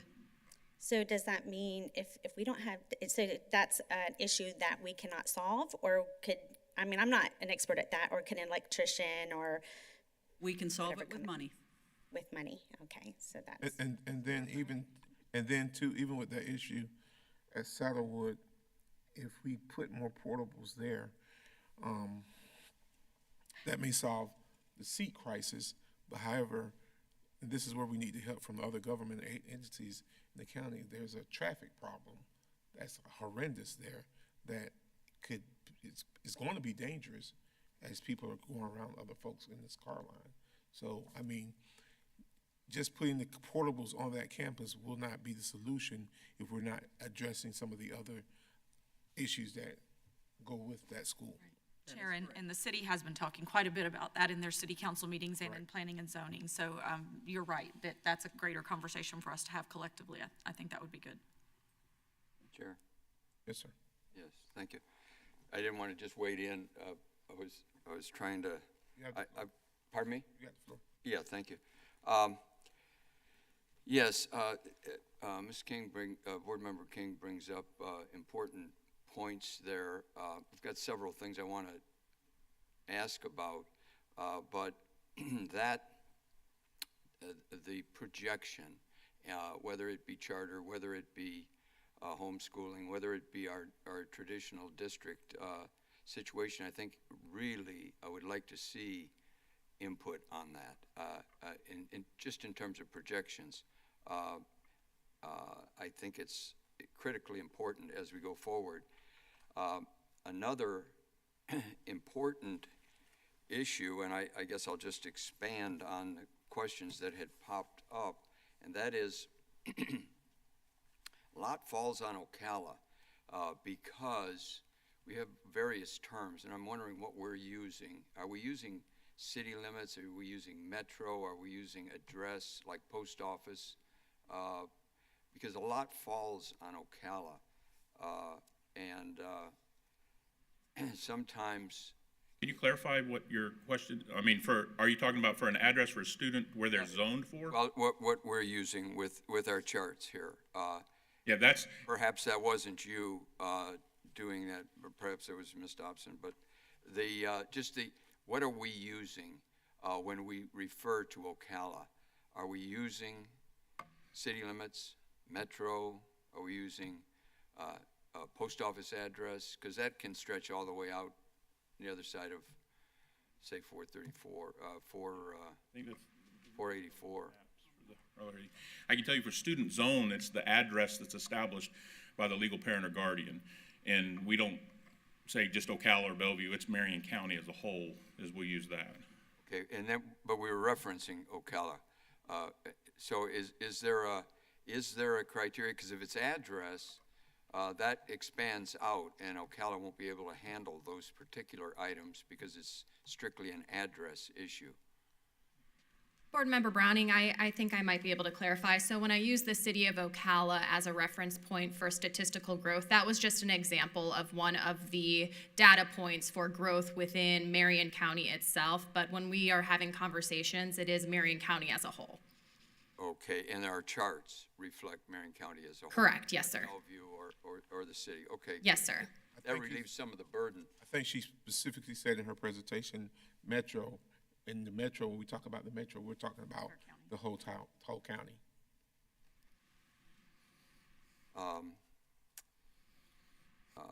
Okay, let's see. So several spoke on this, and that is these projections going forward. Where to start? The 10-12% direction. I guess that was Mr. Hurley that was making those projections. What I have to date, and the numbers, and this is a general kind of a comment, but I'd just like to see if we can massage our way into some of these projections out for the next 10 years and 20 years. And that is, as we look at development, now Ocala does get a tremendous amount of support type careers. That is apartments, small dwellings, non-retirement. And they would tend to have a lot more children. I think we can pretty much attest to that. When we have a flat line for children countywide, as what we're calling metro, for countywide, it's pretty flat, and sort of the asymptotic relationship of those two lines that you had touched on it when we were talking with the city and the county previously this year, or I guess it was late last year, and that is the increase in value, which is where we get our money, and the increase in population, but a pretty much flat line, not a 10% line, but a pretty much flat line on students. Births, which relate to students. So if you could expand on that a little bit, I know it's a sticky thing, and I know it's tricky. You don't have a crystal ball, but we're trying to make estimates going forward, and that really matters when the relationship between those two lines tend to be departing at an almost exponential rate. Not quite, but almost. Could you expand on that some? Yes, sir. Mr. Chairman, I hear two questions, at least initially. One is the 12% question, where does that come from? And then another one about student generation based on dwelling unit type. And then I'm not sure if I missed anything. Well, yeah, I'm talking in general. It is multiple parts to it, but I don't want to put an undue burden on Ocala. Ocala tends to be a very strong support. When a project is developed in Ocala, it's higher density housing, and I think we can make that general comment. It's higher density, so there's going to be more students, and they're going to be in an age demographic that relates to students. So I think that needs to be broken out from the flat line for the entire county, because we have in the villages our portion of that, and the rest of it, as an example, on top of the world, and the many other locations that are retirement oriented. We get the revenue, and we've touched on this. We had to save the questions to the end, but the revenue goes up. The cost of education does not go up necessarily, except in these strong blue-collar areas, or I will call them support high-density housing areas. Could you blend that together? That's what I'm looking for. rather than just a clean 10%, because what I saw with the graphs and which you had presented earlier does not reflect a 10% growth. I don't know that I could blend it together. I mean, I agree with you that there is perhaps a higher density, greater density. Typically in city planning, urban planning, you would expect that because of city services that you would get greater densities, and those take advantage of being able to develop more intensely on the improvements, the infrastructure, which costs money. When you're in an unincorporated area and there are no central services, then you would tend to see more septic tanks and lower density development. So that's kind of the historical dichotomy between urban or city and unincorporated county. But I do agree that, you know, I don't know the answer right now offhand about how much more dense the city is than, say, the county or some other city. I would like to just back up, and, you know, when you're asking about the 12%, and that I would say that the 12%, we have to look at it from a perspective of whole county, which I heard, you know, previous part of your question was, are we talking about the whole county, or that the metro area is synonymous with the county? And the 12% that I cited in my presentation today, my portion of it, I just quickly did numbers here. Ms. Debick presented the number 2021 population 385,915. Off the top of my head, I grabbed 43,000 in the way of students. I think that's pretty close to what we have now. And I divided that by 385,915, and the result is 0.111. So I was, you know, using a little bit of padding in the 12%, on the assumption that we'll turn around here somewhere. We've had a long period of declining enrollment as a percentage of the population of the county. There's been a long period where that percentage has been declining.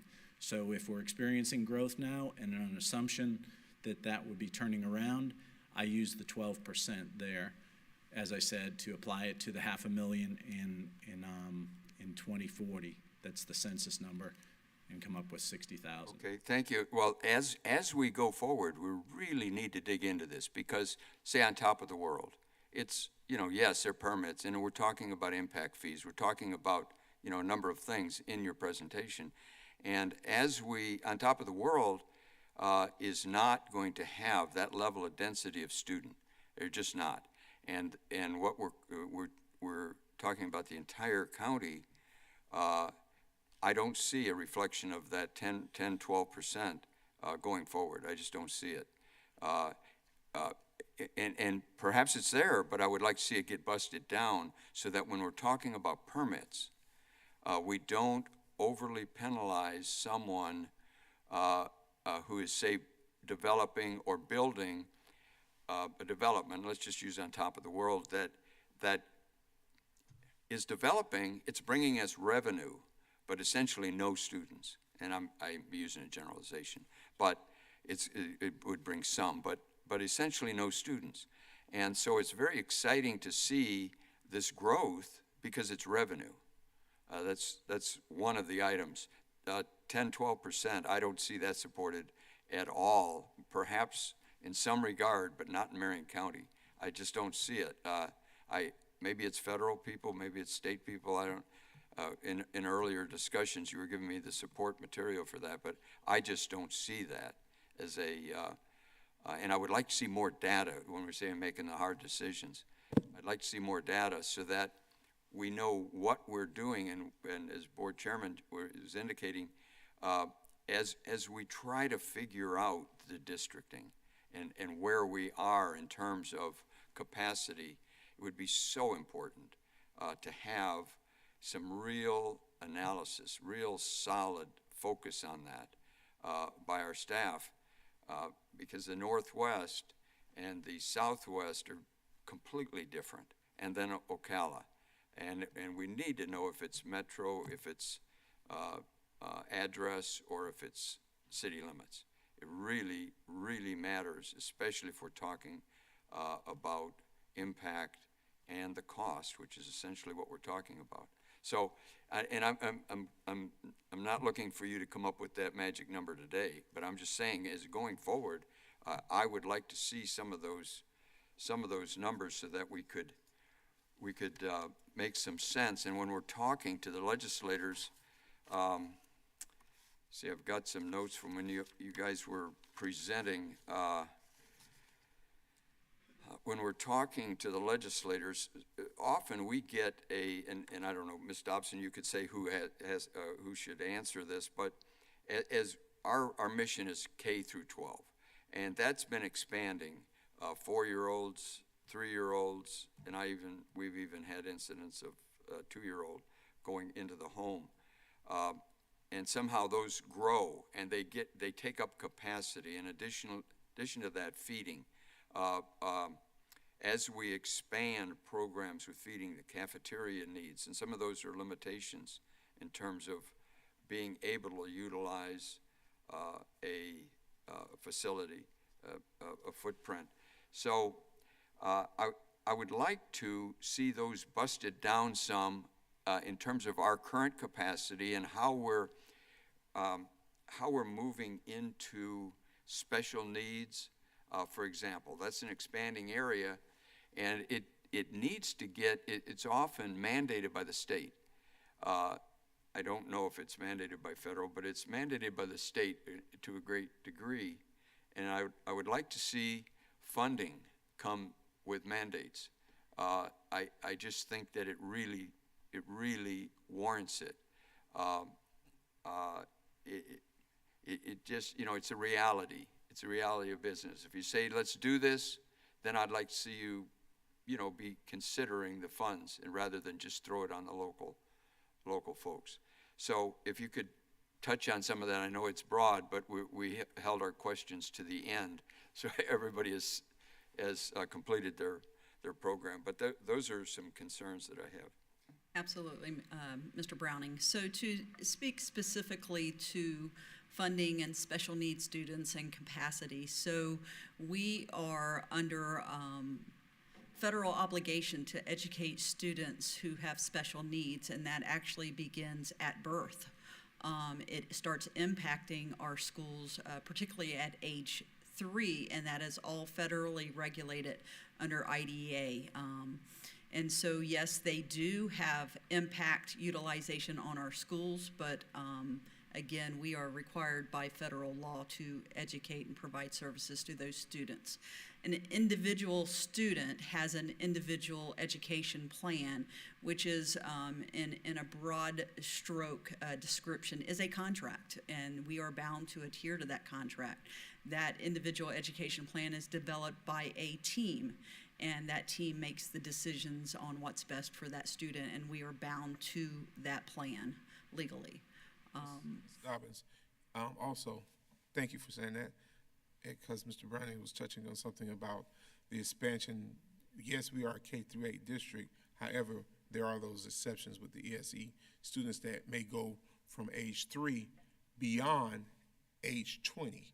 Am I correct? That is correct. Because we are federally mandated that we have to take care of that population of students. Yes. Okay. And we receive specific funding. Can we direct the funding? In other words, I'm looking for revenue to afford capital expenditure. And I'm trying to place it as properly as possible as we solve these problems. So we receive funding from IDA for pre-K specifically, and then we also receive funding from IDA for our kindergarten to age 21 students who have special needs. However, under state and federal rule, any requirement that is the fundamental necessity to educate any student is bound by the district's responsibility. So no, we cannot pay for a teacher out of IDA or federal funds, because that is the basic necessity of that student, and we are bound as a district and a school board to provide that service. So there is funding, but funding is categorized and must be used specifically how the federal or state government guidelines regulate. And also, with that, when we took our finance class, When we took our finance class through FSBA, it explains to us how a special needs student is lined up in that categorical, and there's extra funding for those types of different things. So it's not that we get the mandate and on students of that type, and that there's no funding that goes along with it. That's extra funding that we get for those kids. Right, I realize that we get that funding, and that's very appetizing because we dedicate resources to it, which leads me, when we have an opening, like we have a school, we move over into, like this facility right here, this campus, close or expand programs, that type of thing. We've got these decisions to make, and sometimes it is special needs, depending on the facility. Sometimes it's special needs, and that is reflected, the overall cost of, say, $16,000 per student, 12, 15, in that realm, because ultimately you have to take the student all the way through, and it does impact construction, operation, teachers, the whole gamut. And are we getting adequate funding, I think, is something I would like to see some numbers on, adequate funding to meet all of these responsibilities. Then are we utilizing current facilities as maybe they change, the use changes, like this facility? This is, should we close it? Should we open it? Should we expand it? Should we put other programs in it, maybe to utilize it, that kind of thing? So I think if we can address some of that on a specific and then a general basis, we can kind of understand where the money comes from and where the money goes as we, as we grapple with expenses and revenues. So, Mr. Browning, as we come upon the June and July all the way into September, our CFO, Ms. Boston Ellis, will be presenting our budget for the next school year. Also, you're going to see coming up in July the conversations of our 5-year facility work plan, which all of those questions are answered within those presentations. Okay, well, I just love to see it. Right now, as we're doing utilization, we're looking out 10, 20 years. I'd like to see those things in this conversation, but thank you. Vice Chair Campbell. Ms. Dobbins, I'm not certain if this is a Mr. Hurley question or if you have just a rough generalization, but just to touch on something that Mr. Browning was asking and questioning, I guess I should say, about the growth and development and the impact potentially on schools in the future. Of the Southwest developments that have been approved thus far, and we see 18,000 plus units, as Mr. Hurley, he has shared with us on slides 13 and 14. Of those Southwest developments that have been approved and are ready to potentially have building permits moving forward, how many of those are dedicated to 55 plus communities? Do we know that? Any, if all? I do know the ones that are on your map are not including 55. 5 plus, correct. Okay, that was my question. So while I understand that there are potentially, as he was mentioning, on top of the world in the Colessa Township, and they're bringing in 5,000 homes, and they do have a school that they have put there. I'm not certain if that school, even at the top capacity that they're interested in building, and I see Ms. Rogers out there, I'm not certain if they will even be able to have the full capacity in the charter school that they're building for the potential of students that might be in that community. I don't know that. We don't know that. I mean, I know that they're going to try to do that and try to compensate for all of that growth, but again, that's just one development of 5,000 homes, and that's not inclusive of all of these other impacts that we're seeing. And I know in the past, certainly we have, as a community, seen, there was an article in the CEP magazine many years ago about the silver tsunami, because we saw all of these retirees moving to town. I believe that we could potentially see as a community, and I think other representatives, there's lots of people here. Remember I told you all, if we had a topic on the agenda, people would come. That's all it takes. It doesn't matter what time of day. But whenever we see all of that, I think we as a community understand that the growth and the jobs and all that we're bringing here in our community is going to be inclusive of a workforce that is usually a younger family type workforce. And while we may have seen and may continue to see growth coming in a retiree population, because Florida is a great place to live, I think that the development that we are seeing, especially that's being approved in the city and the county, is inclusive of a workforce type community that we're going to see that's different than what we've seen in the past.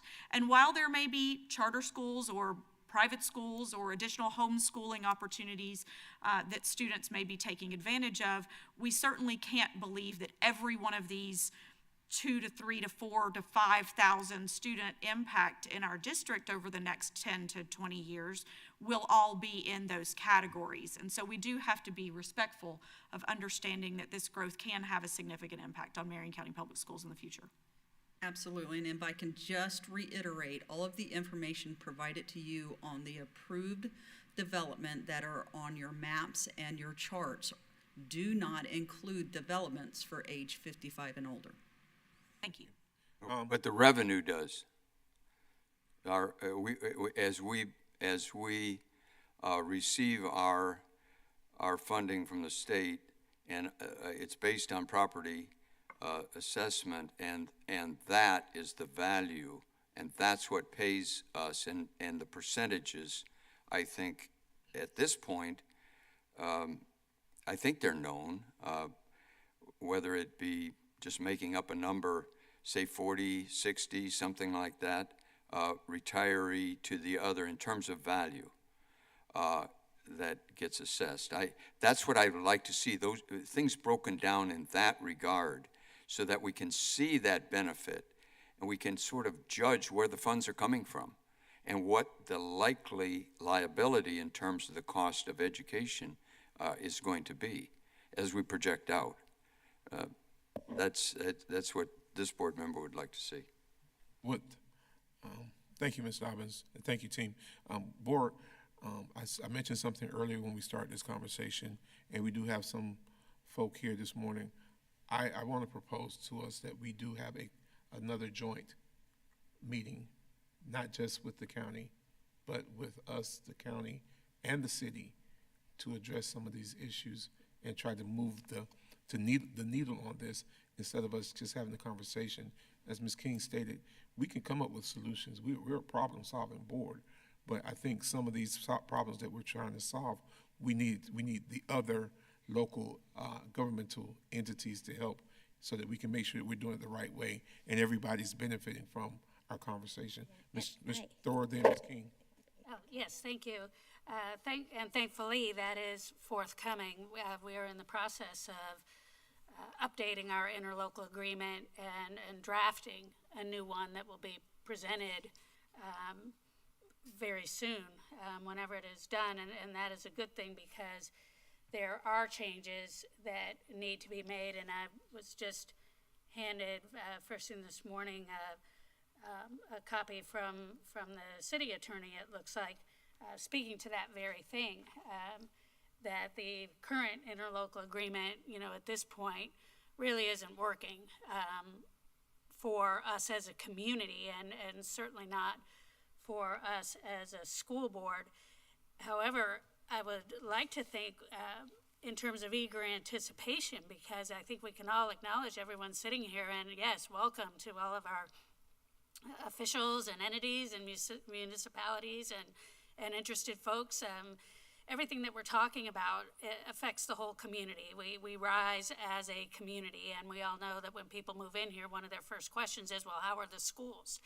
And if anyone follows marketing trends, I think that they would notice that there have been shifts very recently. We're seeing a lot more advertising for family-based communities. World Equestrian Center is a game changer for bringing in population, bringing in younger people.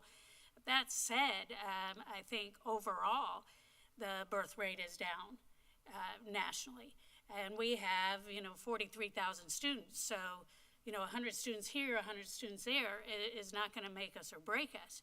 However, speaking about revenue and property taxes and so on, the big question that we all have to grapple with is our current local revenue enough to fund our schools, to fund our roads, to fund all of the infrastructure that is needed to support a great community.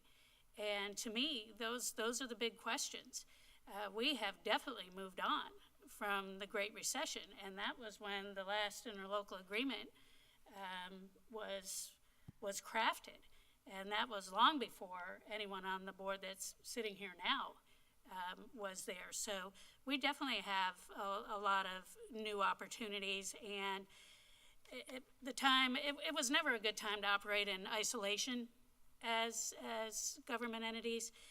I know that our community expects us to work together and to work with the community. I have a ton of respect for people that work with their hands for a living.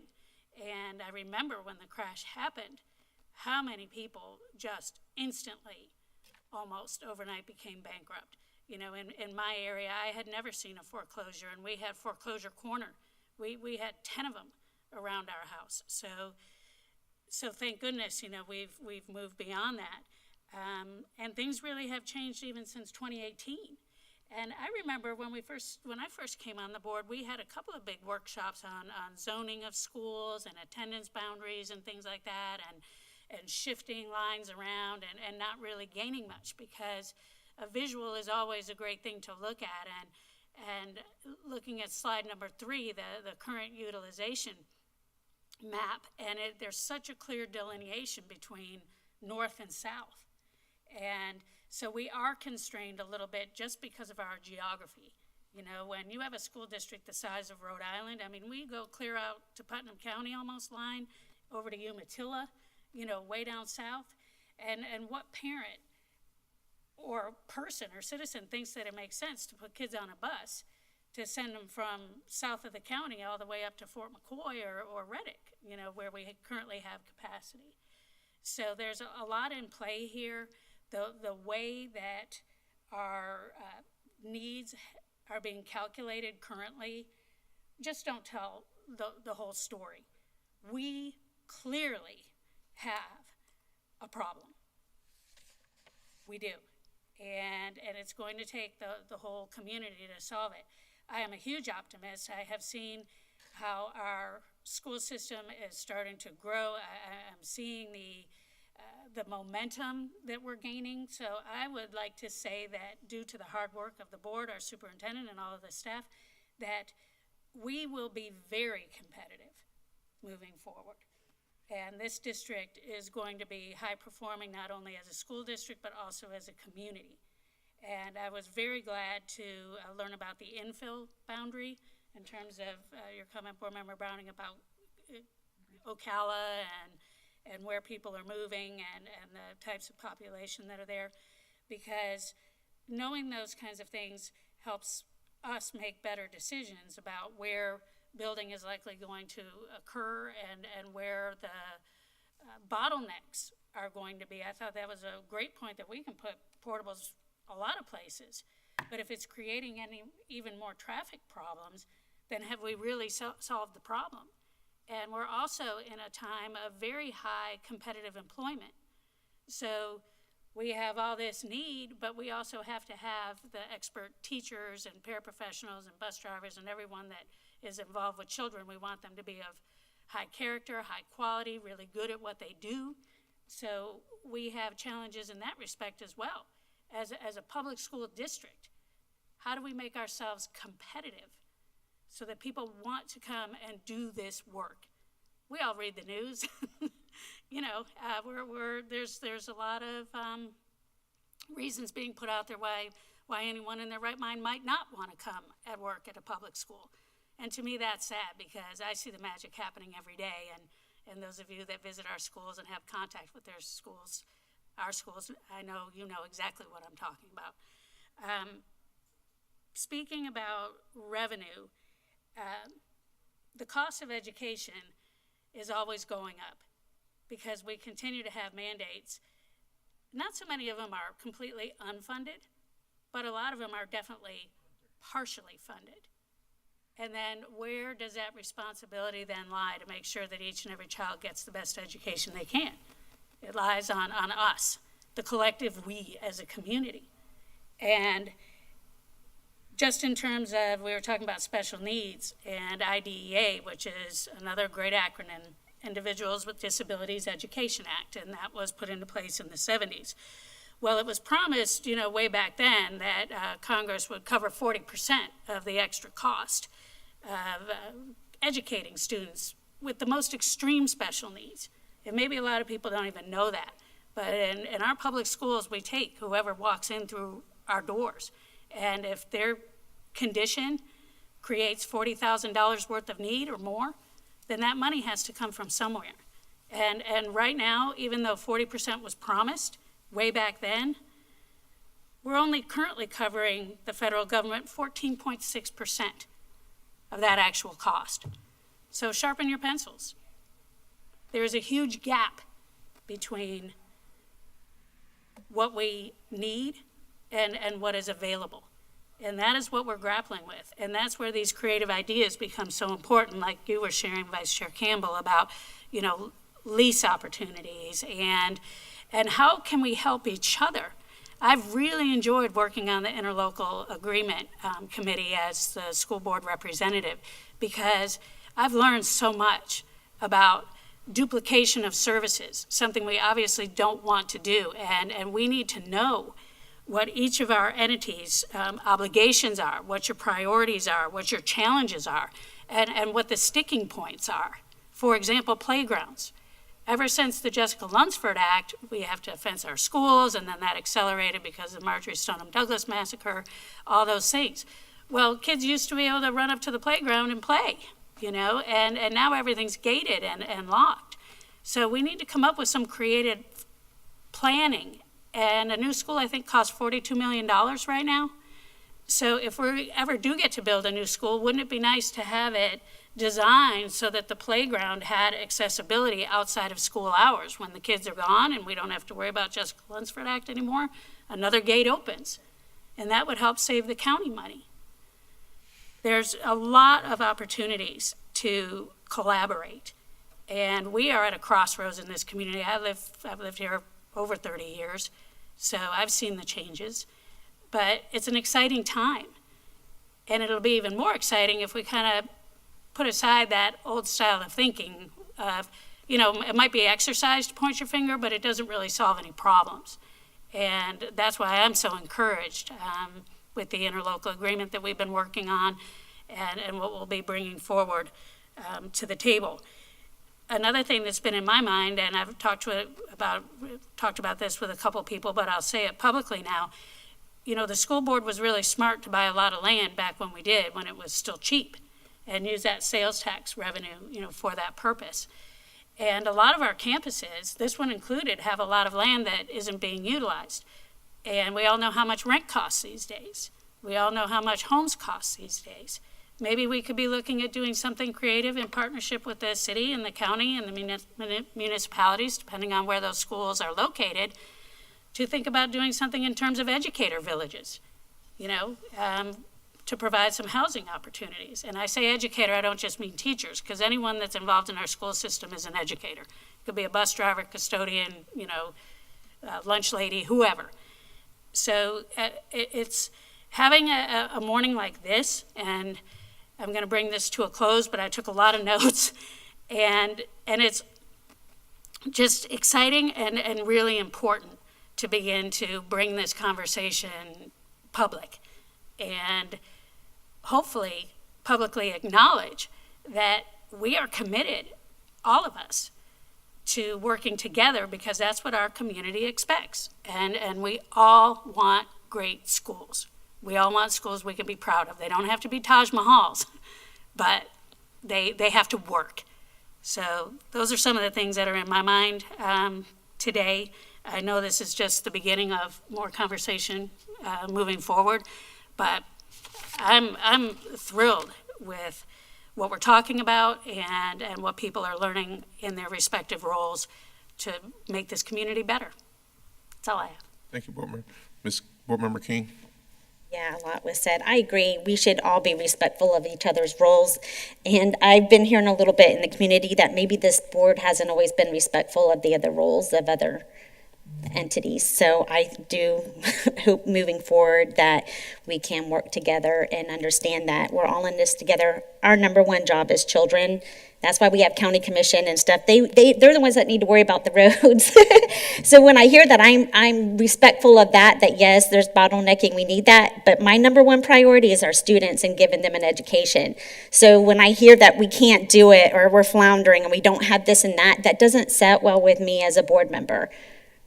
And I just will leave it at that, to encourage us to remember our rules, be respectful of all and everyone, and remember that we are a board and that not necessarily one person can go and speak on behalf of a board, especially if they haven't had any discussion with other board members.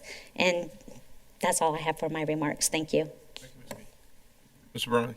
Yes, Chair, I agree with you that that kind of dialogue and discussion is necessary, and it's time for that. I don't know if I'm just picking up, I would like to use cities as plural and bring in, I noticed that at the last one we did, Bellevue and Ocala were out, Dunellen, they were out in the audience rather than up on a dais, and I'd like to see that rectified. And I also, I like the idea of solutions. We really have been hitting a home run in this county, revenue-wise, in essentially every respect. So we are not in a problematic situation as far as I see it. We do have isolated situations like at Stanton-Weirsdale that we're talking about fixing and solving some historic problems. But in general, we have, this county is in the center of progress and the center of value from our retirees, especially as they've come down. It's an absolute joy to see the dollars come in.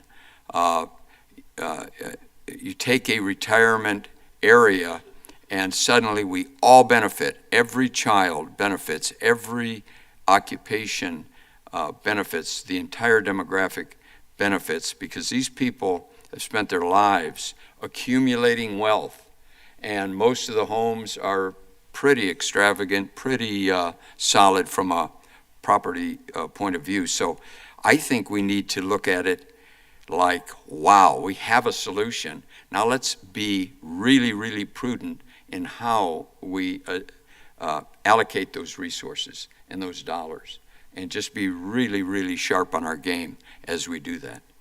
Thank you, Chair. Thank you. Any public comment concerning this topic at this time? Miss Debbie Williams.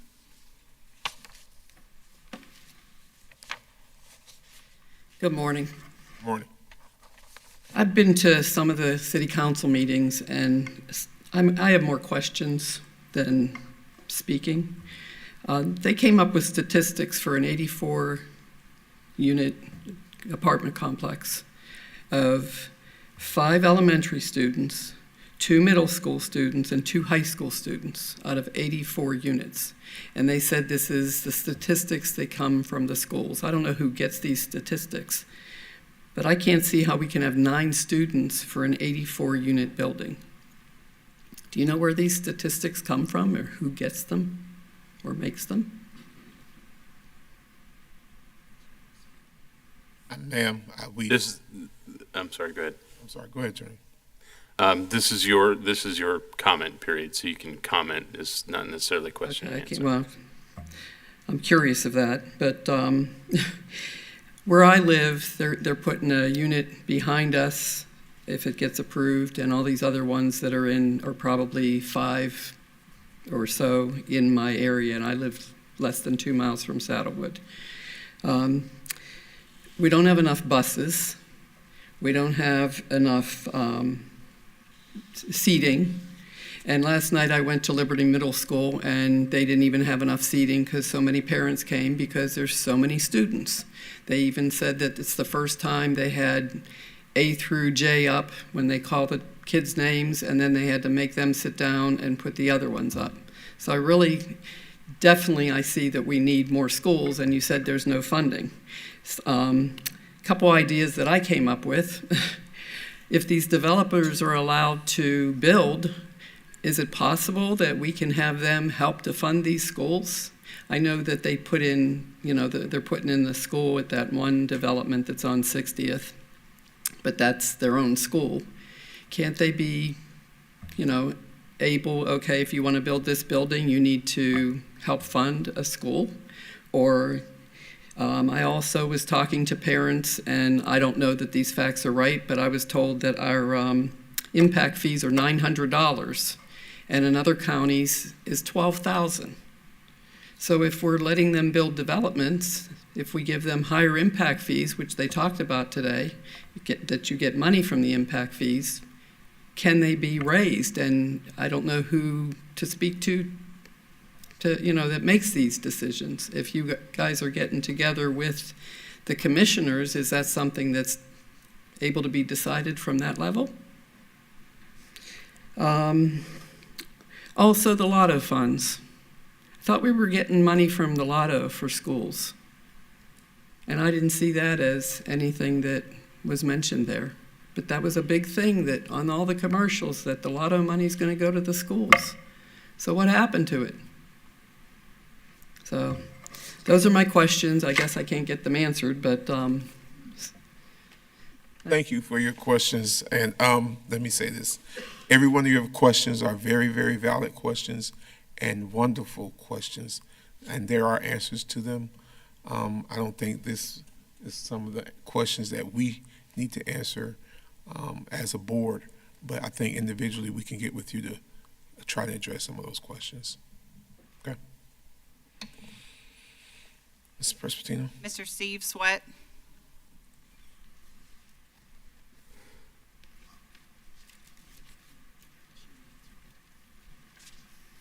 Hey, good morning, guys. My leg always falls asleep, so like Will Rogers said, all I know is what I read in the newspapers, and I'll be brief.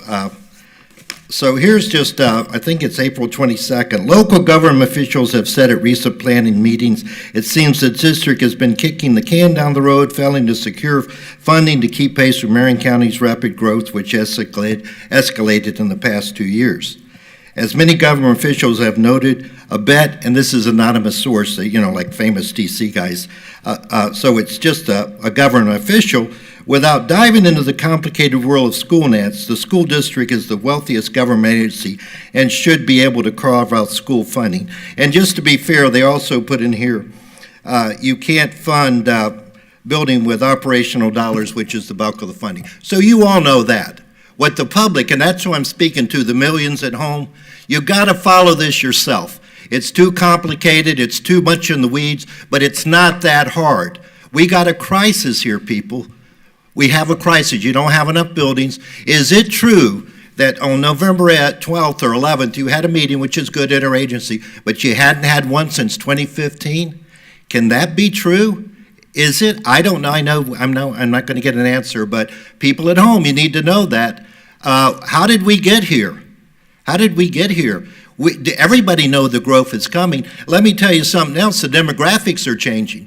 These job magnets, these jobs that we secured, are going to bring young people that are going to have to pay high time. There's going to be 2 or 3 families in each apartment or home because they can't afford the prices. And they're going to have children.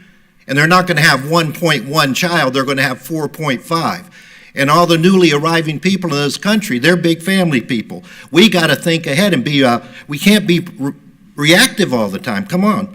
So, yeah, right now, just off the budget, let me see if I can find this. I actually made a note, now I can't find it. Yeah, here it is.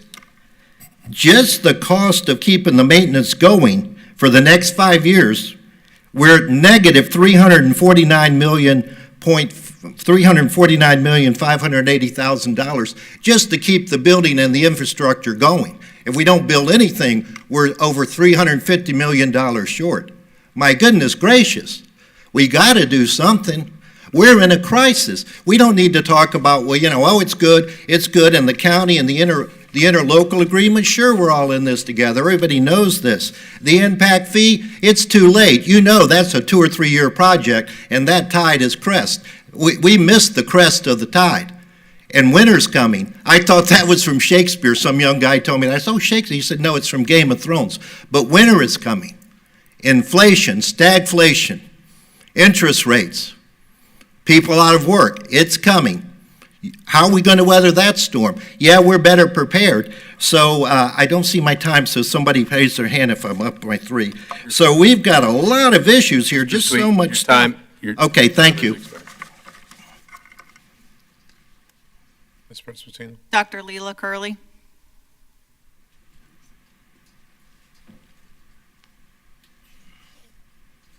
Dr. Curley here. I think she must have gone. Miss Sarah Williams.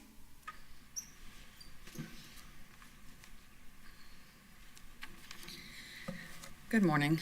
So I have been also going to the county commissioner or the city commissioner meetings about places that are getting built up because I have a daughter in Liberty Middle and another daughter in Westport. I'm having trouble hearing you, dear. If you Sorry. could, I have closer to that. I have a daughter in Westport High School, and I also have one that goes to Liberty Middle. My biggest concern have been the buses. My daughter, her school bus bell rings at 9:12, and she's still sitting at the bus stop. She has never been to her first period the entire school year. And I'm a working mother. I work at the hospital in the OR. I have to be at work at 5, sometimes 6 in the morning.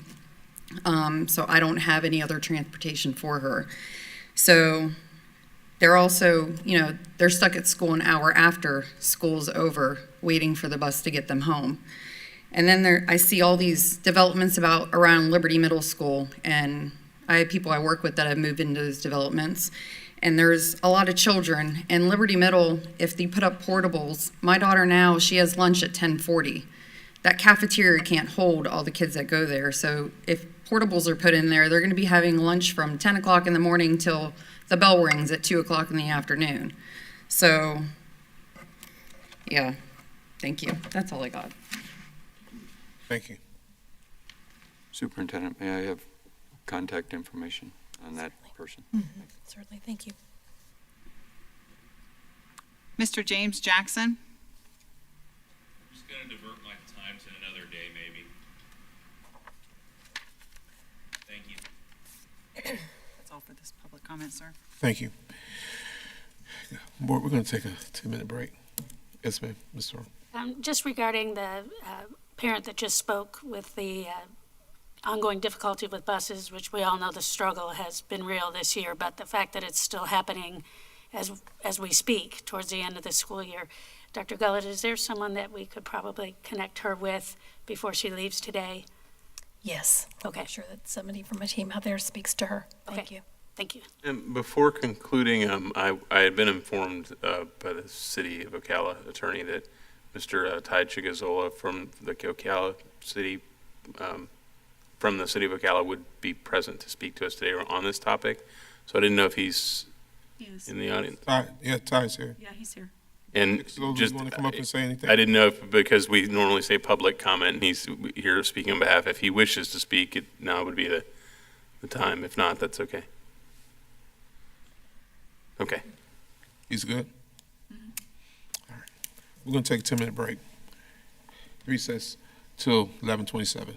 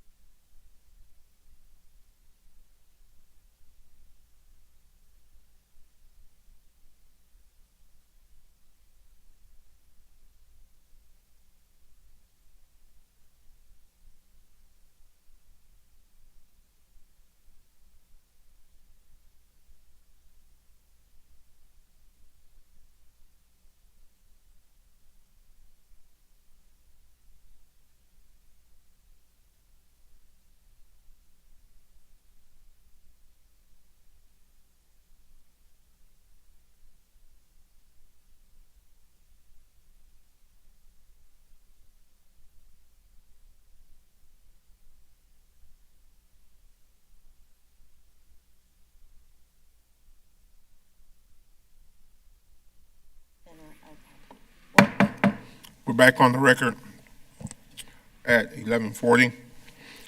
All right, we're going to continue with our administrative work session. Next item up is 5.1, board topic, District West property. Attorney, our superintendent, I'm sorry. Who's leading this one? Thank you, Chair. Members of the board, we don't have any particular presentations, but we're here to answer any questions you may have in addition to previous presentations that have been provided on this topic. Attorney Powers, is there anything you have? I have nothing. Board members? Don't mind kicking it off. Thank you. Yes, District West. Not everybody knows what District West is, actually. And District West, and please correct me if I miss any building, but that includes the old Central Elementary School. It includes the Human Resources building. It includes the media and TV services. It includes finance. Does District West also include our current warehouse? Does. Would that kind of be included? Okay. And then various offices as well. HR. Plus- HR.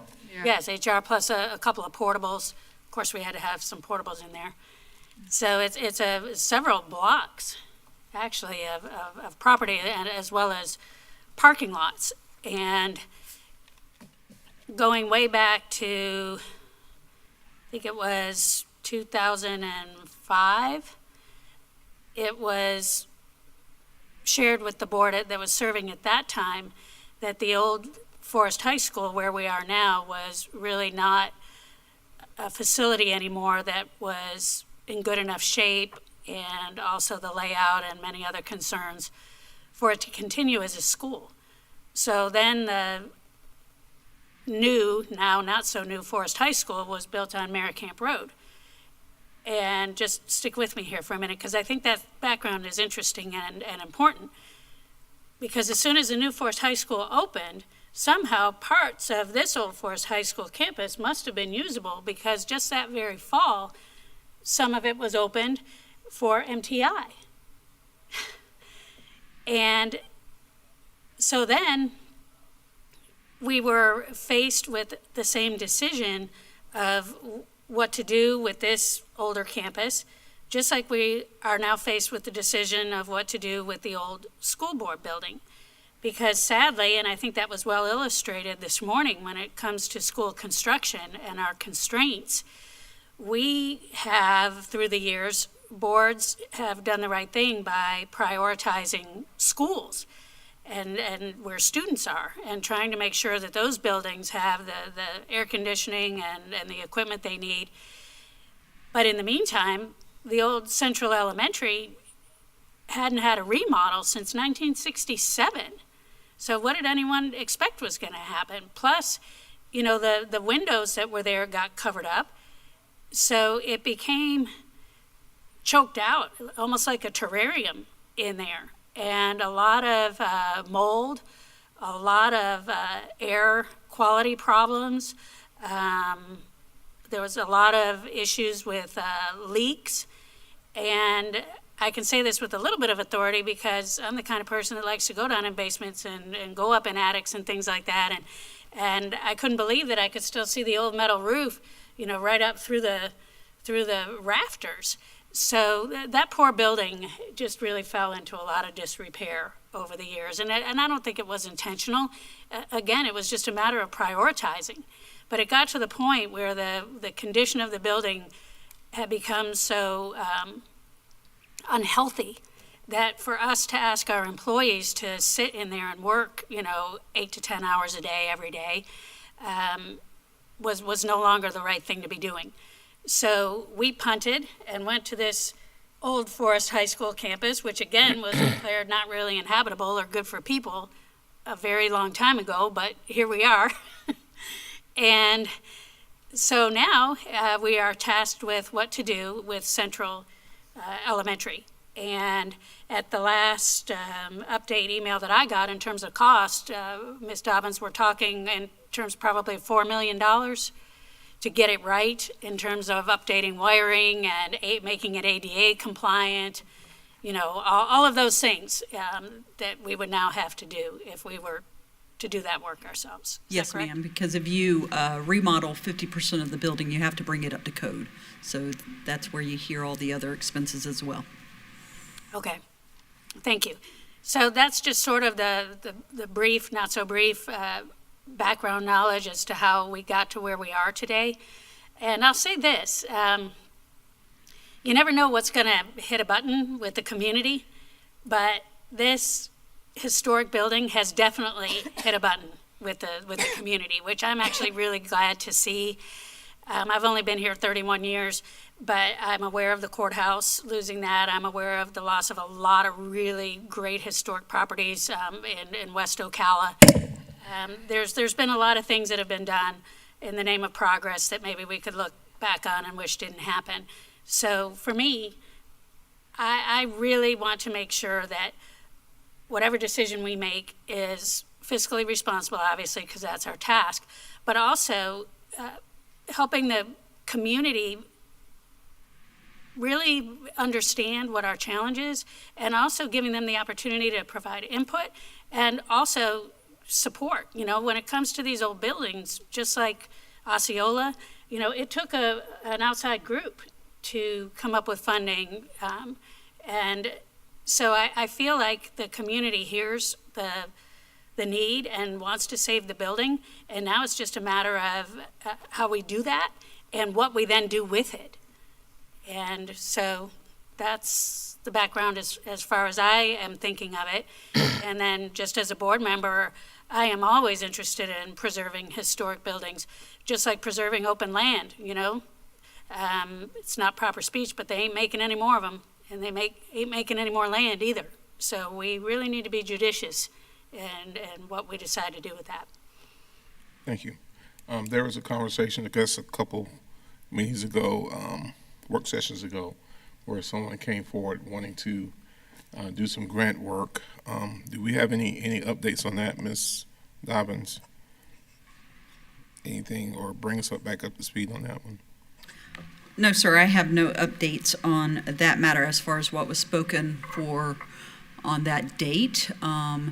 As you heard, that grant was needing a letter of interest basically from the board by June 1st for them to be able to apply, but keep in mind the conversations that we had around that topic. Correct. Chair? Yes, sir, Mr. Brown. Yes, I think on that one, the numbers did not add up.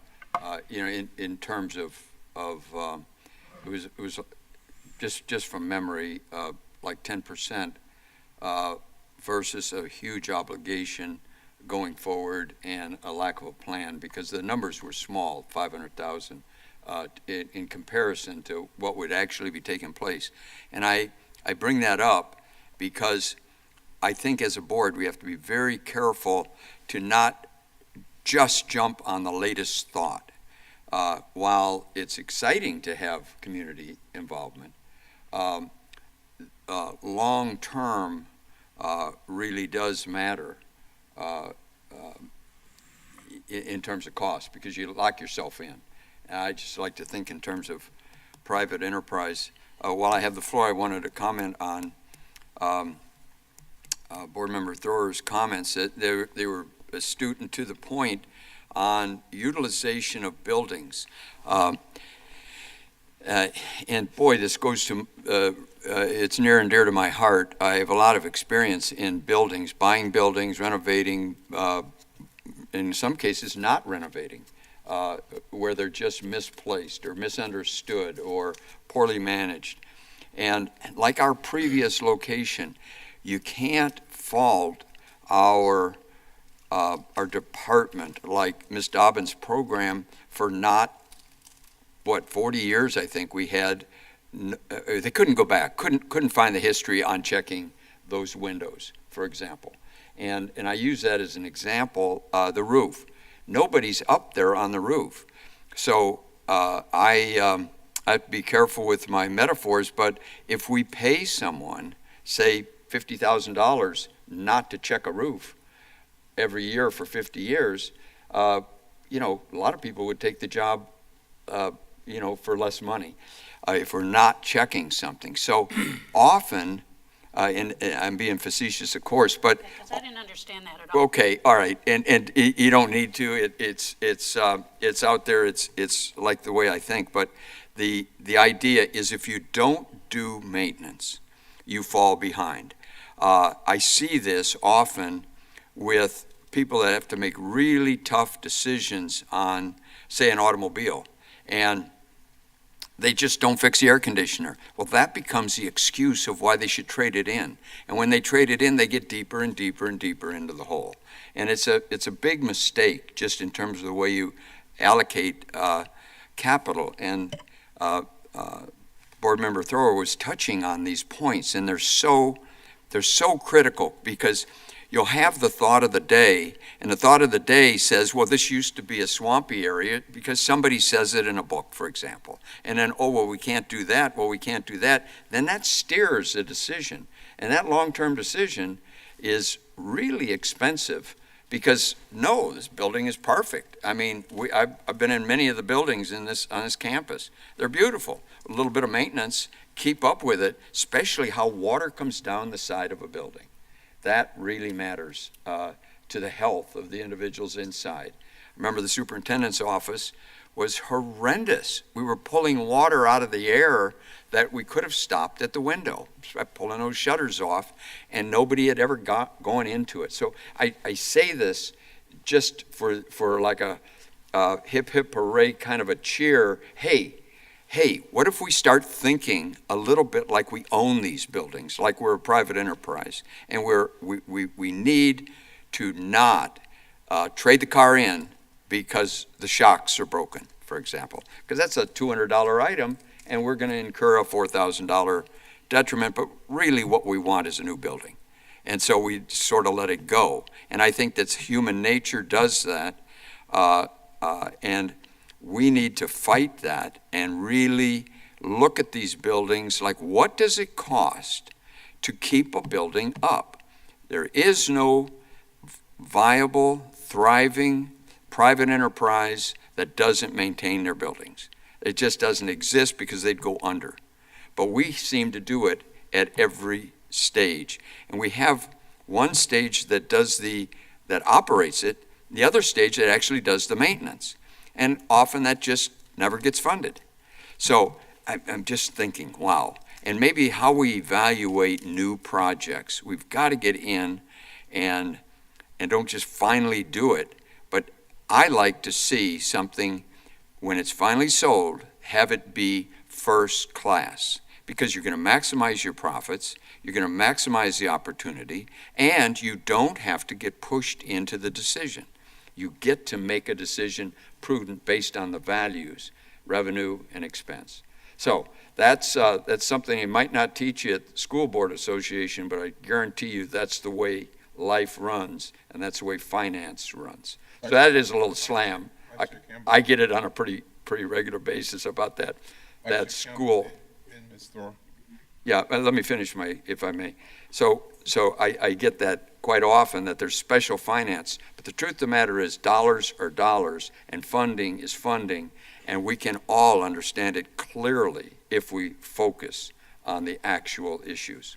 So to offer a synopsis, I believe, of what Mr. Browning is saying, and I think this is a forward thinking now, because we certainly can't go back in time on what we were doing, but where we had a previous public comment mention that we do have $350+ million of unfunded facilities repair that we need to be doing.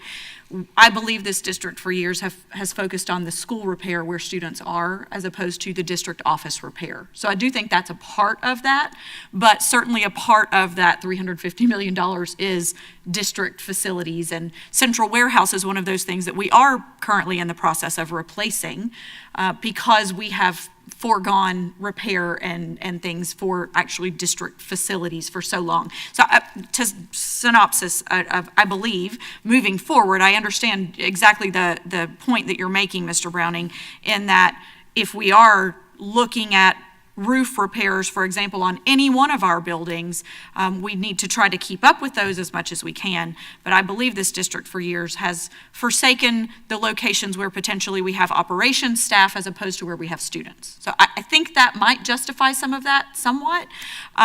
It is a financing issue, certainly, but whenever we have significant discrepancy in the amounts of facilities repairs that need to be done as opposed to the facilities resources to actually fund those, I think that's where that discrepancy has happened. Nevertheless, moving on with what I was going to mention, I just wanted to try to offer a little bit potentially more clarity there on that. I appreciate, Ms. Dobbins, the resources that you sent to us last night that actually showed us previous official appraisals on our downtown footprint, as well as potential not official appraisals, but also showing us exactly how many staff people we have in that downtown district footprint. While it's kind of almost 4 blocks total, something like that, and you and I drove that recently. It's 123 people we have in offices, various and sundry places in that footprint, and so we know Central Warehouse is going to be shifting. I believe that's on about a year timeline when that will be happening, and purchasing and inventory, I'm assuming, will be moving with them, so that takes about 17 folks out of that original number I just gave. But that does leave finance and payroll and data, and I think public relations may be shifting, but employment services and technology and auditing, there's 100 people some on there that we're going to have to figure out where we're going to put them if we were to do anything differently downtown. I, too, Ms. Thrower, have received multiple emails about the most recent conversation that the representative from HOPS came and presented, their offer to potentially assist us in writing a grant that certainly has no guarantee of funding and or continuation of funding. And I appreciate that. I certainly appreciate the value of wanting to preserve a historic building in Ocala, Marion County. However, I do have to say that the proposal that was at least somewhat alluded to in that presentation was also requesting that we might convert that District West building into some sort of community center. I know they wanted an education purpose, but it did not sound as if it was going to be a school.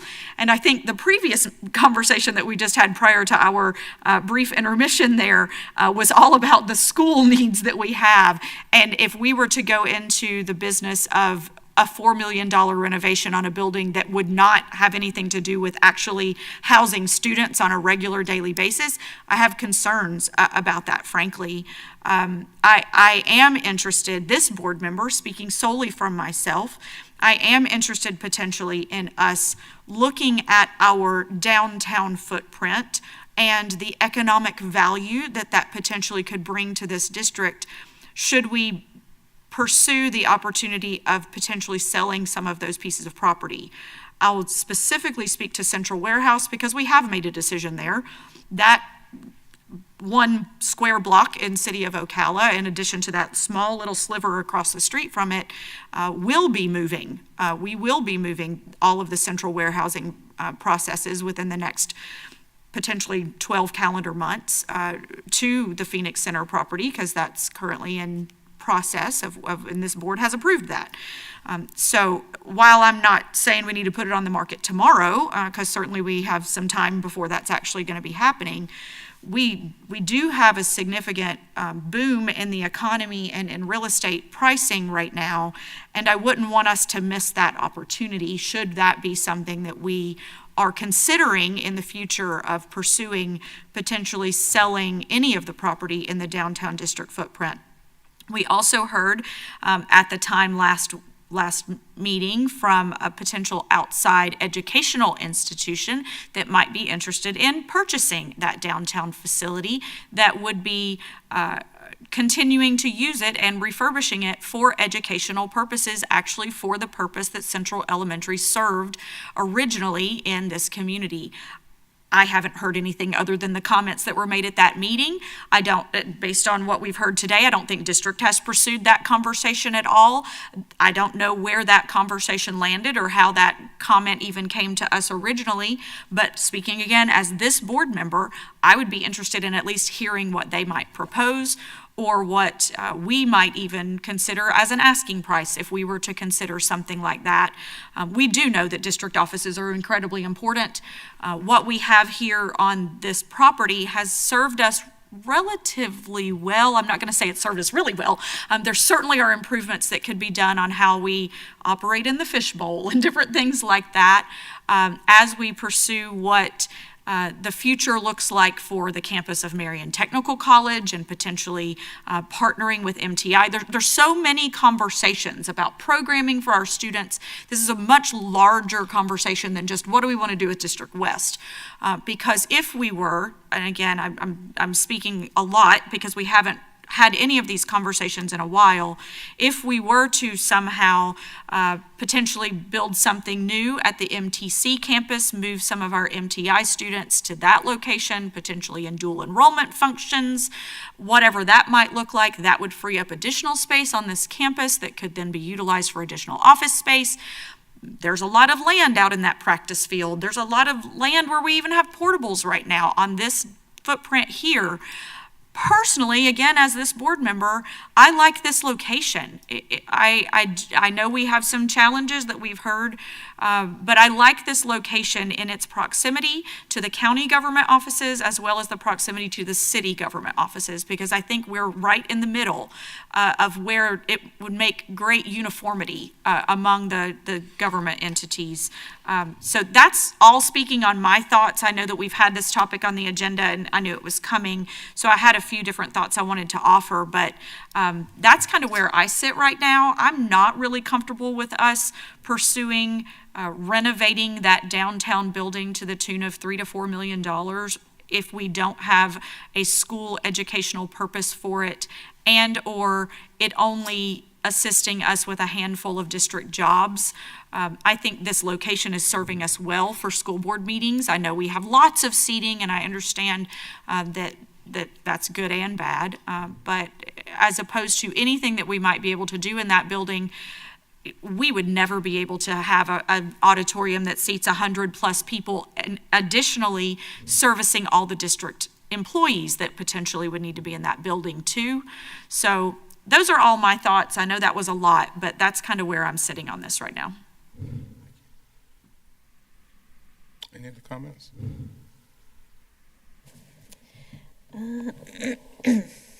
Well, I have a quick question for, I think, Ms. Dobbins or somebody that can answer this. Yesterday I was going through some papers and I came across our district office design options from our September meeting, and it said to renovate the District West, at the time it would have been $850,000, and now it's the 4.1. Is that because of the motor? Can you help me refresh my memory on that a little bit? Yes, ma'am, Ms. King. That was pre the moisture impact assessment that was done. So that was just your basic re-roof, repoint the mortar and seal the building, and some other small upgrades. It did not include the comprehensive mold remediation that would have to be done and taking a lot of the interior walls back and remediating that process. Okay, I just assumed, but I wanted to double check on that.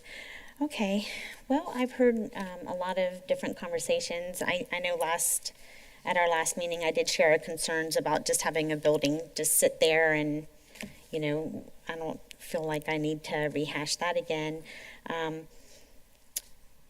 I'm open for any suggestions or solutions, but as Ms. Campbell was talking, I started thinking about that area and some of our conversation today that we don't have, maybe not schools or whatever. And, people seem to be upset about maybe making it into a district office or something, but not now, but maybe future boards, would they want to make it a school again? Because there is all that land, and if there is all this growth down there, I don't know, would that be an option for a future board? Does the board now want to sell the land and make a little, make some money for it, but that gives us a shot in the arm now, but how does it affect our future boards and our students? So I could, come up with different scenarios for everything. I'm not sure exactly what we want to do, where we want to head, but I do know that some decisions regarding that building needs to take place, or it's going to cost us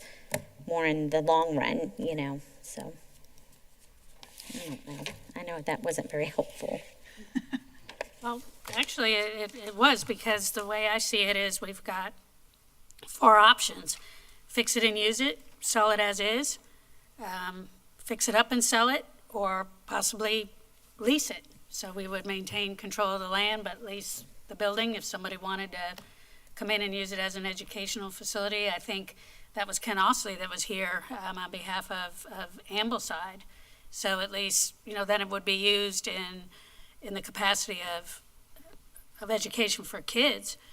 But to me, it boils down to, I don't know if someone else has another option that I didn't think of, but fix it and use it, sell it as is, fix it up and sell it, or lease it. That's why I was trying to understand what you were saying, Board Member Browning. Sure. Where are you with this?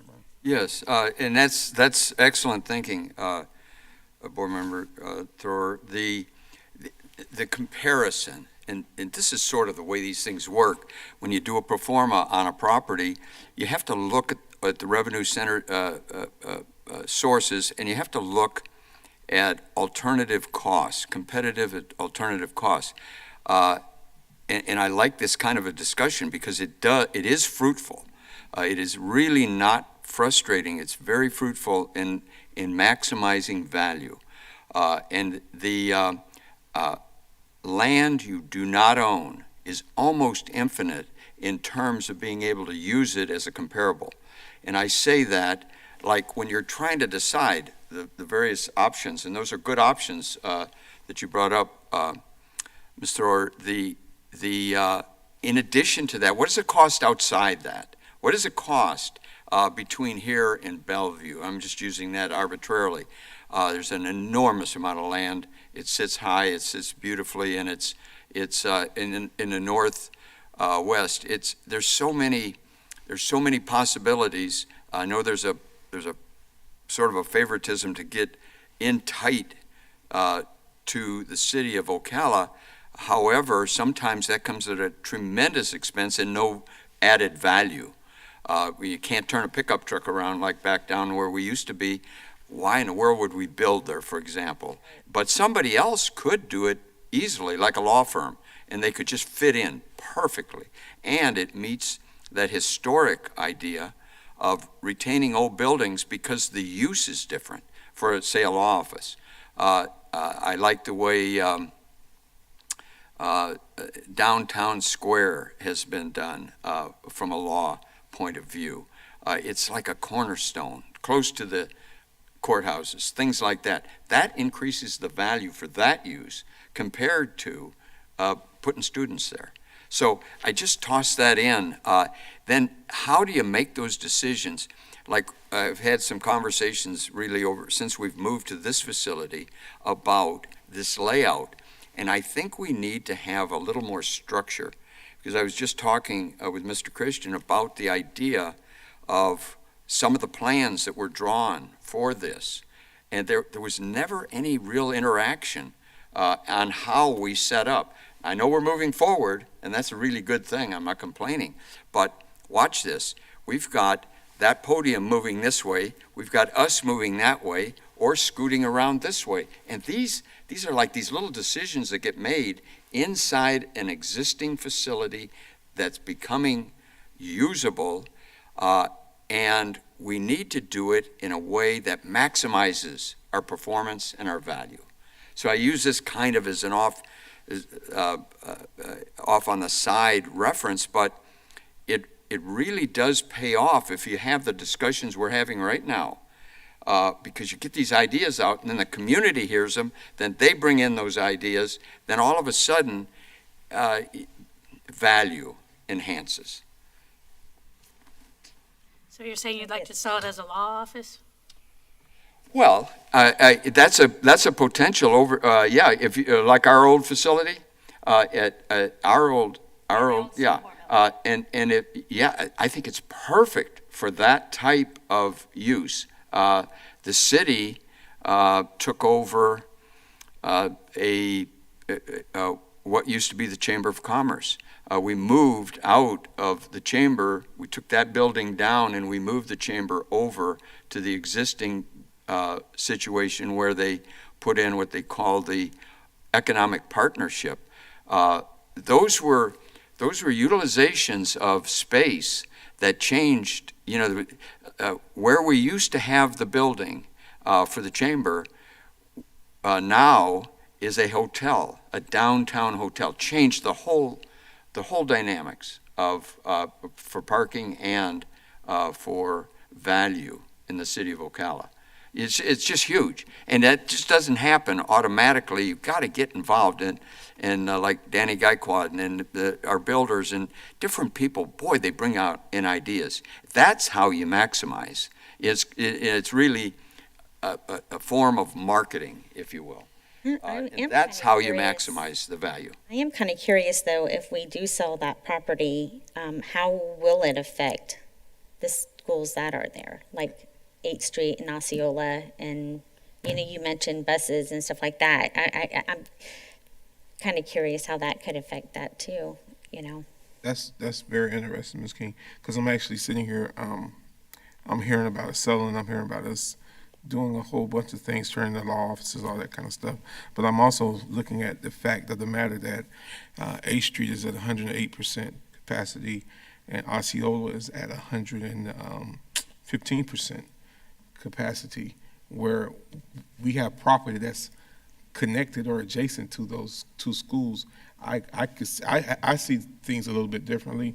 I see an expansion of those schools, possibly using that property, using those buildings, still maintaining the educational component of that use of that property, and that could then go into a bigger conversation of alleviating some of the stresses off of some of those other schools that's in that southwest corner of our district. We have to start doing something. There's a lot of different things. There's a lot of options, as Ms. Storer just said, but I would love to see it still used for educational purposes as well. That's encouraging to hear that. And I agree with that, but again, looking at that same chart, we do have to keep in mind, and I know Ms. King has done such a brilliant job of bringing this out before. 8th Street Elementary is over capacity, certainly, but 32% of those are out of area in that school. So that is a part. If you stretch the area, there are some kids.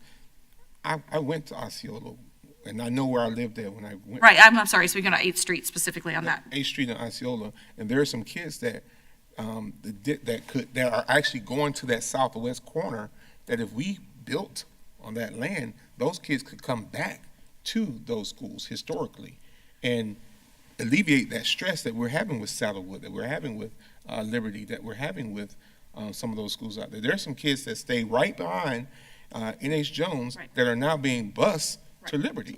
Right. And those kids historically went to those schools. So there's a greater conversation there then. So if we choose to refurbish this property and actually turn it into a school itself, it originally was an elementary school, so I'm interested in knowing what the capacity potentially could be of students there.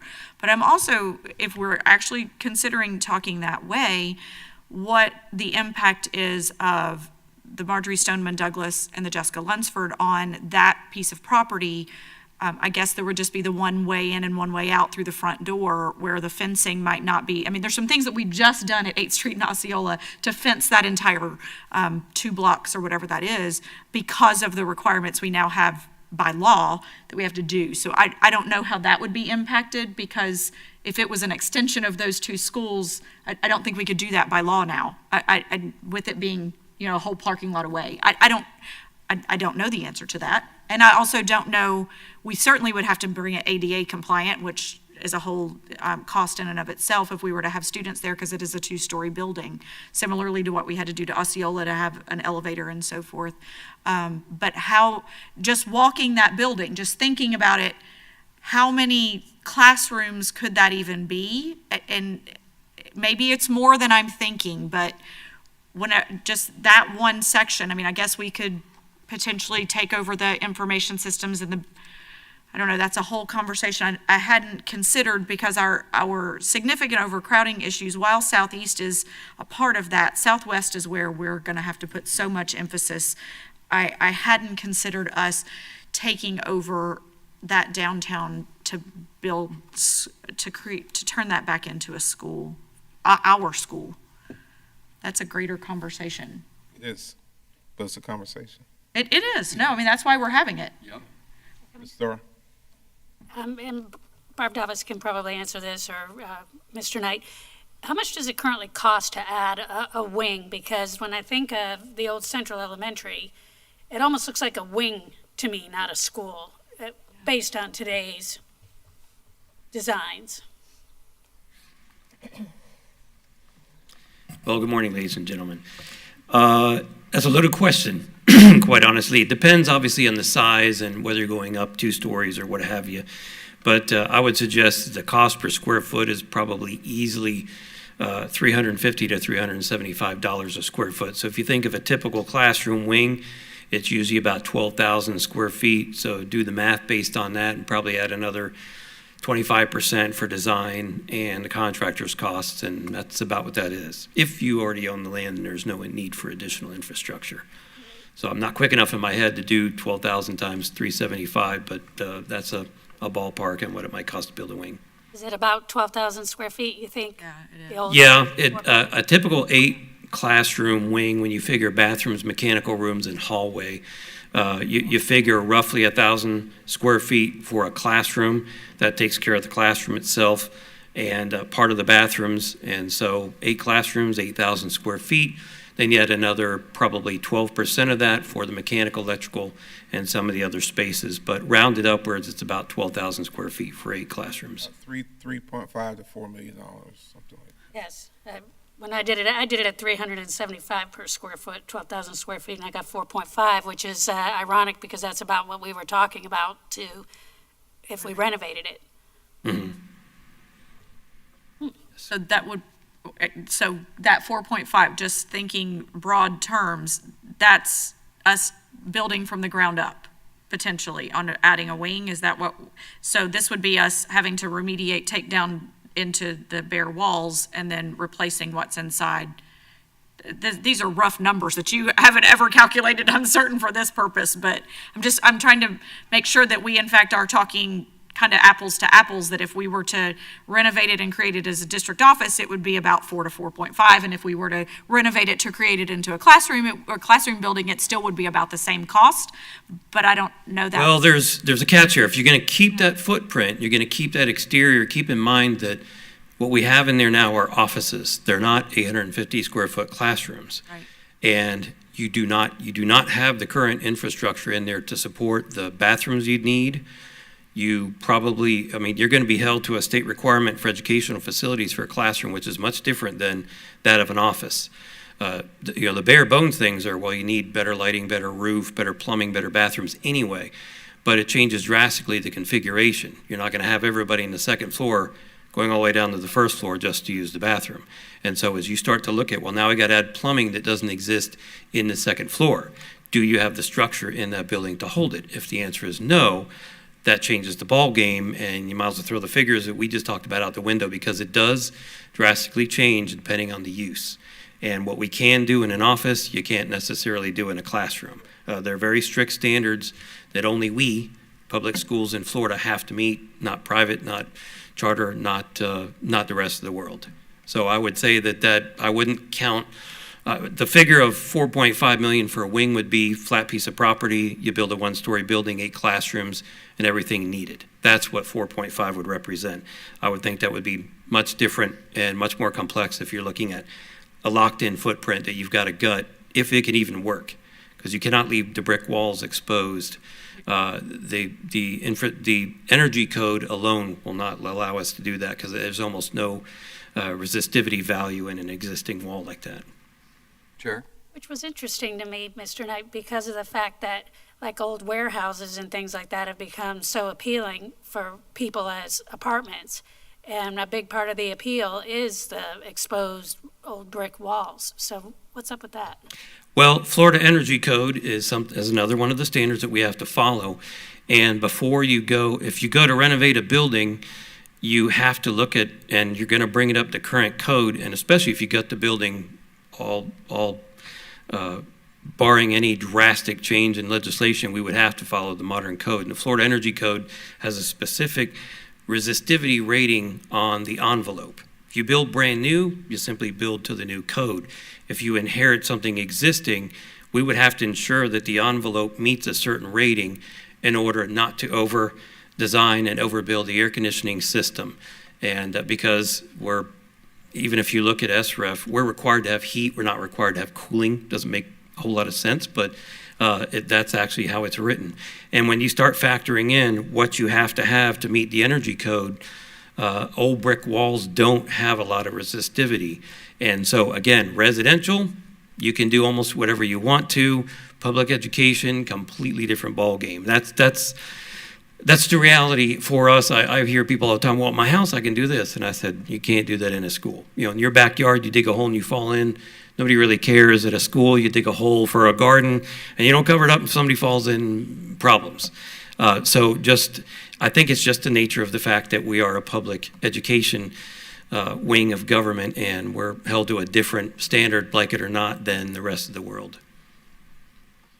Vice Chair Campbell has, those are both your schools, right? Okay. Are they aware of any of this conversation? I would love to know maybe what they think of all this and what they see in their mind, if they feel like it could be useful, and what their ideas would be. Well, that was just something I just threw out. I know. That was just something I just threw out. But it just kind of got me thinking. Well, I mean, we just built a cafeteria on the Osceola campus, so that has alleviated the stretch on the 8th Street cafeteria. So that's one thing that we've just done there. And again, we're completing the fencing right now, even as we speak, because every day I show up to pick up my kids and there's a different layer of the fence that has been put in, and sidewalk expansion and all that's happening there. I don't know that that school community would even consider what that would look like now that they're kind of going to be all housed in this fence, essentially, as almost one campus, but two separate campuses as they've been. I mean, walking up past the parking lot, I don't know what that would look like for them. And based on what Mr. Knight's saying, I think the constraints on public school is so significant in comparison to private school, which was potentially the one that would be interested in having the building for educational purposes. Perhaps that's why the Historic Ocala Preservation Society presented to us making it a community center or something, because, I mean, we do have very strict guidelines that public schools have to go through in order to put students into a building. And just based on everything he said, Board, the costs to me sound pretty astronomical. I would hate to have him go through all kinds of work to tell us exactly what I think he's just said without actually having real concrete information before us.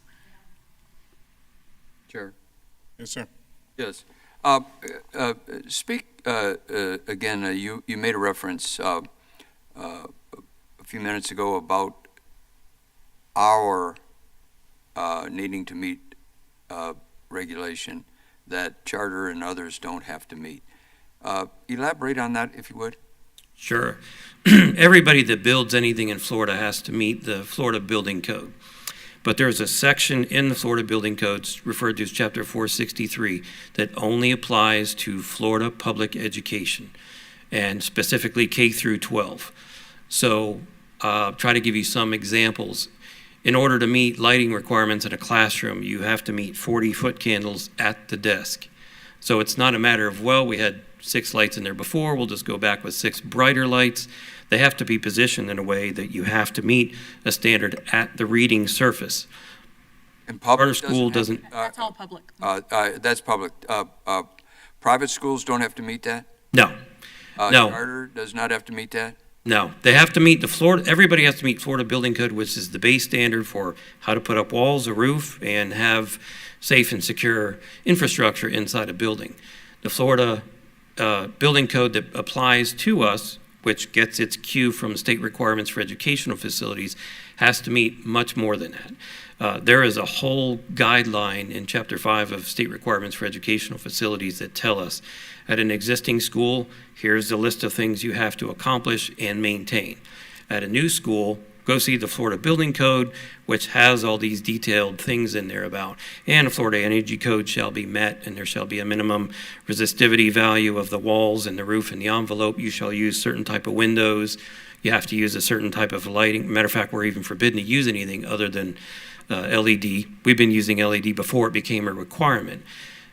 There are parking lot light requirements that others don't have to have. And that sense of regulation, boy, it really sparks in me. I'm used to changing regulation rather than bow to it, because we've got the legislature. That's what they're there for. And if you're aware of, in a general sense, something like that, I would be happy to initiate something with the legislature in reference to that, and the executive branch, because that's why should we have to jump through a hoop that somebody else doesn't have to. And I can see, being in business, I can see how those things get creep in to statute and to regulation. And often it has to do with directing business to a specific organization, and they just get it inserted, and it can be pulled out of the law just as well.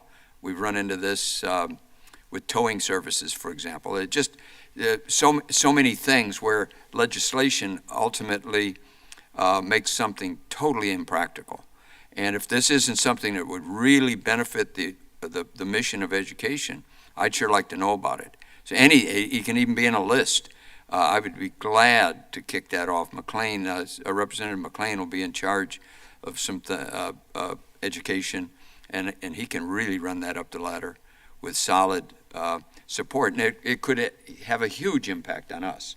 And I do not bow to regulation. As a matter of fact, if you can trim regulation back, life then flourishes. Regulation kills. So certainly there are some stay on the right side or the left side of the road. That's fine, unless you're in Japan. It's the opposite. So, or England. So let's take a look at that. I would be very, very happy to do that. Start that discussion.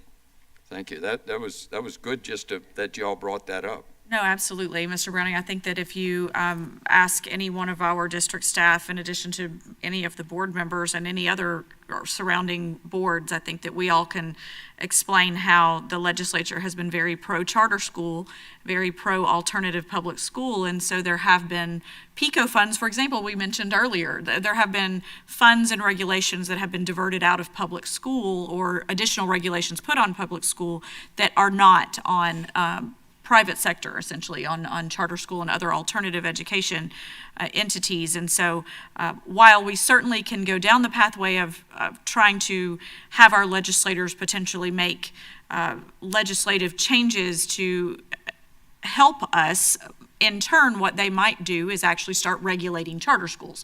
Instead of deregulating public school, they may actually start regulating charter schools, which in turn still wouldn't help us. It would help in general terms that we would start playing on a little bit more level playing field. But in terms of what we have to actually fall, the line we have to fall under, or what have you, within the boundaries within we have to fall, it wouldn't change that at all. Not if you despise I understand, sir. No, I understand, sir. Regulation is to be undone. That's the rule. I completely understand, but for the purpose of the conversation today, I'm not certain, even if we were to pursue getting legislative changes in the next 24 months, I'm not certain that we would be able to accomplish what we need to get done in the, we hopefully need to move this along faster than what we potentially can. Right, I'm not saying hold everything up. I'm saying, I'm just looking at an issue, and I think we're onto something very important there, because regulation kills. It just does. So let's eliminate it regardless of the exact application. Especially if it lands on us and we're trying to build.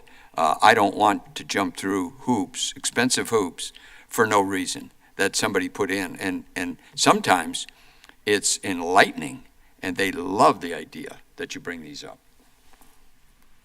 I'm sure Mr. Knight has a list. I do. I almost have it memorized, and it is published in our file, so it's relatively easy to get that list of things we have to do. Thank you. Thank you. Before you take off, Mr. Knight, Sure. real quick, So if we could lease that building to a charter or a privatized school, and we could lease that building and that land and not have any obligation. Did I understand that right? Or Well, we'd have to go back and dissect things in fine-tune detail. The basic premise for everything that we have to do is if we are going to put our students in there, whether it's a building we own or lease from somebody, even if it's a shopping plaza, that shopping plaza has to be brought up to state requirements for educational facility standards. So the notion that, well, we own the building, but we're not using it, we're leasing it to somebody else, to a private school, it would still have to be brought up to a Florida building code standard. I guess that's where the gray area is. We'd have to verify whether or not SREF would still apply. Would it apply because we own it, or would it not apply because it's not our students going there? And it's always been based on where our students are. If we put our students in a portable that we don't own, that portable has to meet state requirements for educational facilities. If we rent space in a shopping plaza, that shopping plaza has to be upgraded so that our students can be in an environment that complies with SREF. So that is a bit of a gray area. I'm not prepared to say yes or no yet. I would want to vet that and make sure that we understand, because it's not something usually done. Usually school systems rent from somebody else rather than lease out for students that they are not receiving COFTE for. That's what I was wondering, if that could be in the agreement that, hey, we'll lease it to you, but you're responsible for upgrading to making that up to code, and they could worry about that if that was put in that agreement, maybe. But you would have to do that homework. I was just thinking out loud. And that is an interesting proposal, considering Mr. Osley was here talking about with Ambleside, and then wanting to move over a couple of streets to keep, and it would be for educational purposes, preserving that building. I mean, there are some viable options with this building. I love the lease idea, especially if we don't have to do it and that other entity is responsible for their students. So can you get that, what Ms. King is asking for, Mr. Knight? Yes, I'll look it up as soon as I get back. Check all. SREF and our resources in the state if SREF's not clear enough. Thank you. Because certainly if they're not held by SREF standards, then what they're able to do to refurbish that building and do what they need to do with it would be differently than what we would have to do. So the cost would be different, all of that would be different on their side. So that's interesting to potentially pursue a lease option. And we can put anything in a contract. You know. Well, I mean, certainly we have to find out what DOE will let us do from an SREF standpoint, but. Right. Yeah, we were just discussing that, obviously some work is needed there no matter what it's used for, unless it were to vaporize and something else go there. So keep in mind, the the reduction in cost would come in potentially what wouldn't have to be done to meet SREF or the code section that applies to K through 12. So, just in case anybody out there might be wondering, it doesn't erase all the cost, just the stuff that would apply to K through 12 public. Right. And that is something that we'll vet and get back to you on. Thank you. I was thinking more in terms of maintaining the integrity of the historic structure, that anything can be put into a contract and therefore negotiated to make sure that the essence of what we're trying to accomplish here is preserved legally. That was Right. all I was thinking. Thank you. Any other comments? Any public comment concerning this item? Mr. Homer, Jack Moore. And anyone else that's been sitting for a long time? Thank you. My name is Jack Moore. I live at 607 Southeast Winona in the Historic District. I admit I've never attended a school board meeting before, so I went online to learn something about the Marion County School District, and I was amazed at the amount and complexity of the issues that you all deal with. And I'm impressed by the good work that you do, and I thank you for that. A bit about me. I am a product of the Marion County Schools. My mother moved to Ocala and took a job as a school teacher here after my father died. And I started the second grade at Central Elementary. Then I went to 8th Street and to the old Ocala High School, and then to the new Ocala High School right here. and I was in this very auditorium for many pep rallies for the Wildcats when I graduated in 1964. After that, I served in the United States Navy for 34 years. Now I'm back in Ocala, like an old ship come back to harbor. Go Navy. Beat Army.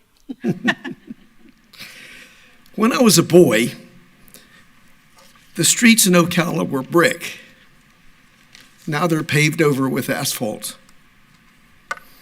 When I was a boy, there was a magnificent courthouse in the downtown square. Oh, if only that courthouse were there now. Think of the retail spaces and the office spaces and the gallery spaces it could have today, and the charm it would lend to our downtown. But the city and the county fathers didn't have the vision, and now it's just a scar. When I was a boy, there was a beautiful post office where a friend and I would go and raid the trash cans and collect stamps. Now it's a parking lot. When I was a boy, there was a Carnegie Library where I spent many hours writing my reports for school. Now it and the police station and the fire station are gone, victims of expediency and lack of vision. And much of the charm of what was then Ocala has gone away too. When it's gone forever. So now I hear this rumor about maybe a plan to demolish the Central Elementary School building. I'm against that. I also grew up in the First Presbyterian Church right across the street, and my wife and I are members, and that building also is on the National Register of Historic Places. The old Central Elementary is within a block of City Hall, and it certainly would be an ideal place for lawyer offices and architect offices, and that's one of some 100 possible economically viable plans. But frankly, I can't believe the school board would give it up, but rather would keep it for its own offices or maybe even a school. I heard the sum $4 million. That is chump change compared to the value received. My wife and I just completed our renovation of a historic cottage in the district, and it's better than anything you can buy new. Anything. And it honors the memory of the people who were here before us.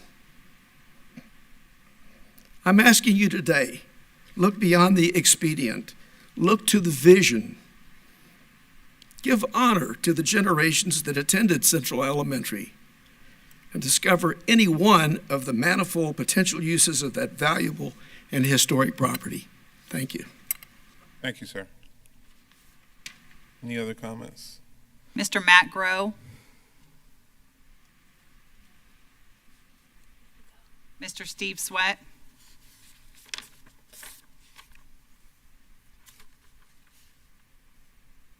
Miss Julie Kelter. Dr. Leela Curley. Is there anybody else in the audience that wants to speak to this issue? Well, that's been waiting for a long time. All right. Thank you. Thank you, Mr. Moore, for coming and giving us your comments. Thank you. All right. Mr. Kevin Christensen, Achieve 2026 Strategic Plan Update Goal number 5. Chair, Yes, ma'am. just as a final note on what we just discussed in terms of direction, is it our decision that that Mr. Knight's gonna look into lease options and just to kind of pull it all together? Yes. Yes. I guess from that conversation, Mr. Knight, you're going to do a little bit of research and get to us about the possibility of a lease option. What are the requirements if we leased it to another entity? Would they be by the same standards or same code regulations that we're under? I think that was some of the things that Ms. King was and all of us were kind of interested to know. Yes, it sounds to me like the primary charge we can work directly with is whether or not an outside entity leasing a space from us would have to meet the same standard, and if so, what would be that standard? Correct. As far as anything particular about lease option, I'll be happy to try to get that information as well. I'll work with other resources within the school district, since that's a little outside my wheelhouse in terms of leasing space. But I'll bring that to you as well. Thank you. Okay, thank you. I'm sorry, Mr. Christian. No apology necessary. Good afternoon, board members, Dr. Gullett, Attorney Powers, and Ms. Prestipino. I'm Kevin Christian, your Director of Public Relations. I am co-presenting today with... I am Lauren Debick, Director of Community Engagement. And we're happy to be here with you to talk about painting the picture of student success, looking specifically at Goal 5 of our Achieve 2026 strategic plan. On your screens there, you will see the circle of success, as we refer to it, and how Goal 5 completes that circle of success as the final goal in our strategic plan. You obviously recall the previous goals that we have talked about, our colleagues here at the district, that focused on student success, safe and positive learning and working environment, talent management, and of course, fiscal and operational efficiency. So Goal 5, as you see there, focuses on community engagement and communications. And let me say that communications does not just belong to public relations or to community engagement. It belongs to all of us, because communication in our school district is everyone's job.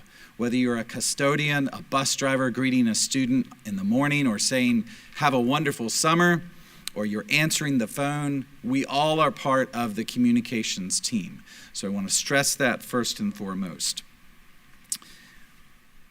We obviously also, regardless of the audience, be that internal, and today when Lauren and I are talking about an internal audience, that means students, parents, families, and employees.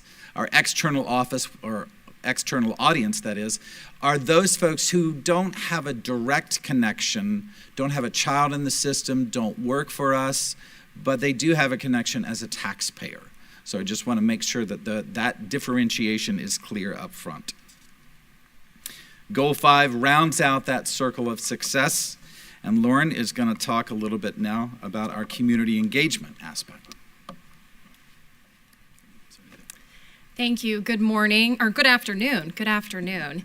Goal 5, community engagement and communications, circles around an increase in dialogue, partnerships, and collaboration to meet stakeholder needs and productively engage them in our successes. And on your screen, you will see a picture of the recent school board meeting where our business partners were represented and acknowledged with the Public Education Foundation of Marion County. This is just one small example of community engagement, but definitely an important piece of it. Priority strategies for Goal 5 include: expand community partnerships to increase student learning opportunities, strengthen two-way district communication and engagement with families and the community, and strengthen internal communication and recognition of employee contributions.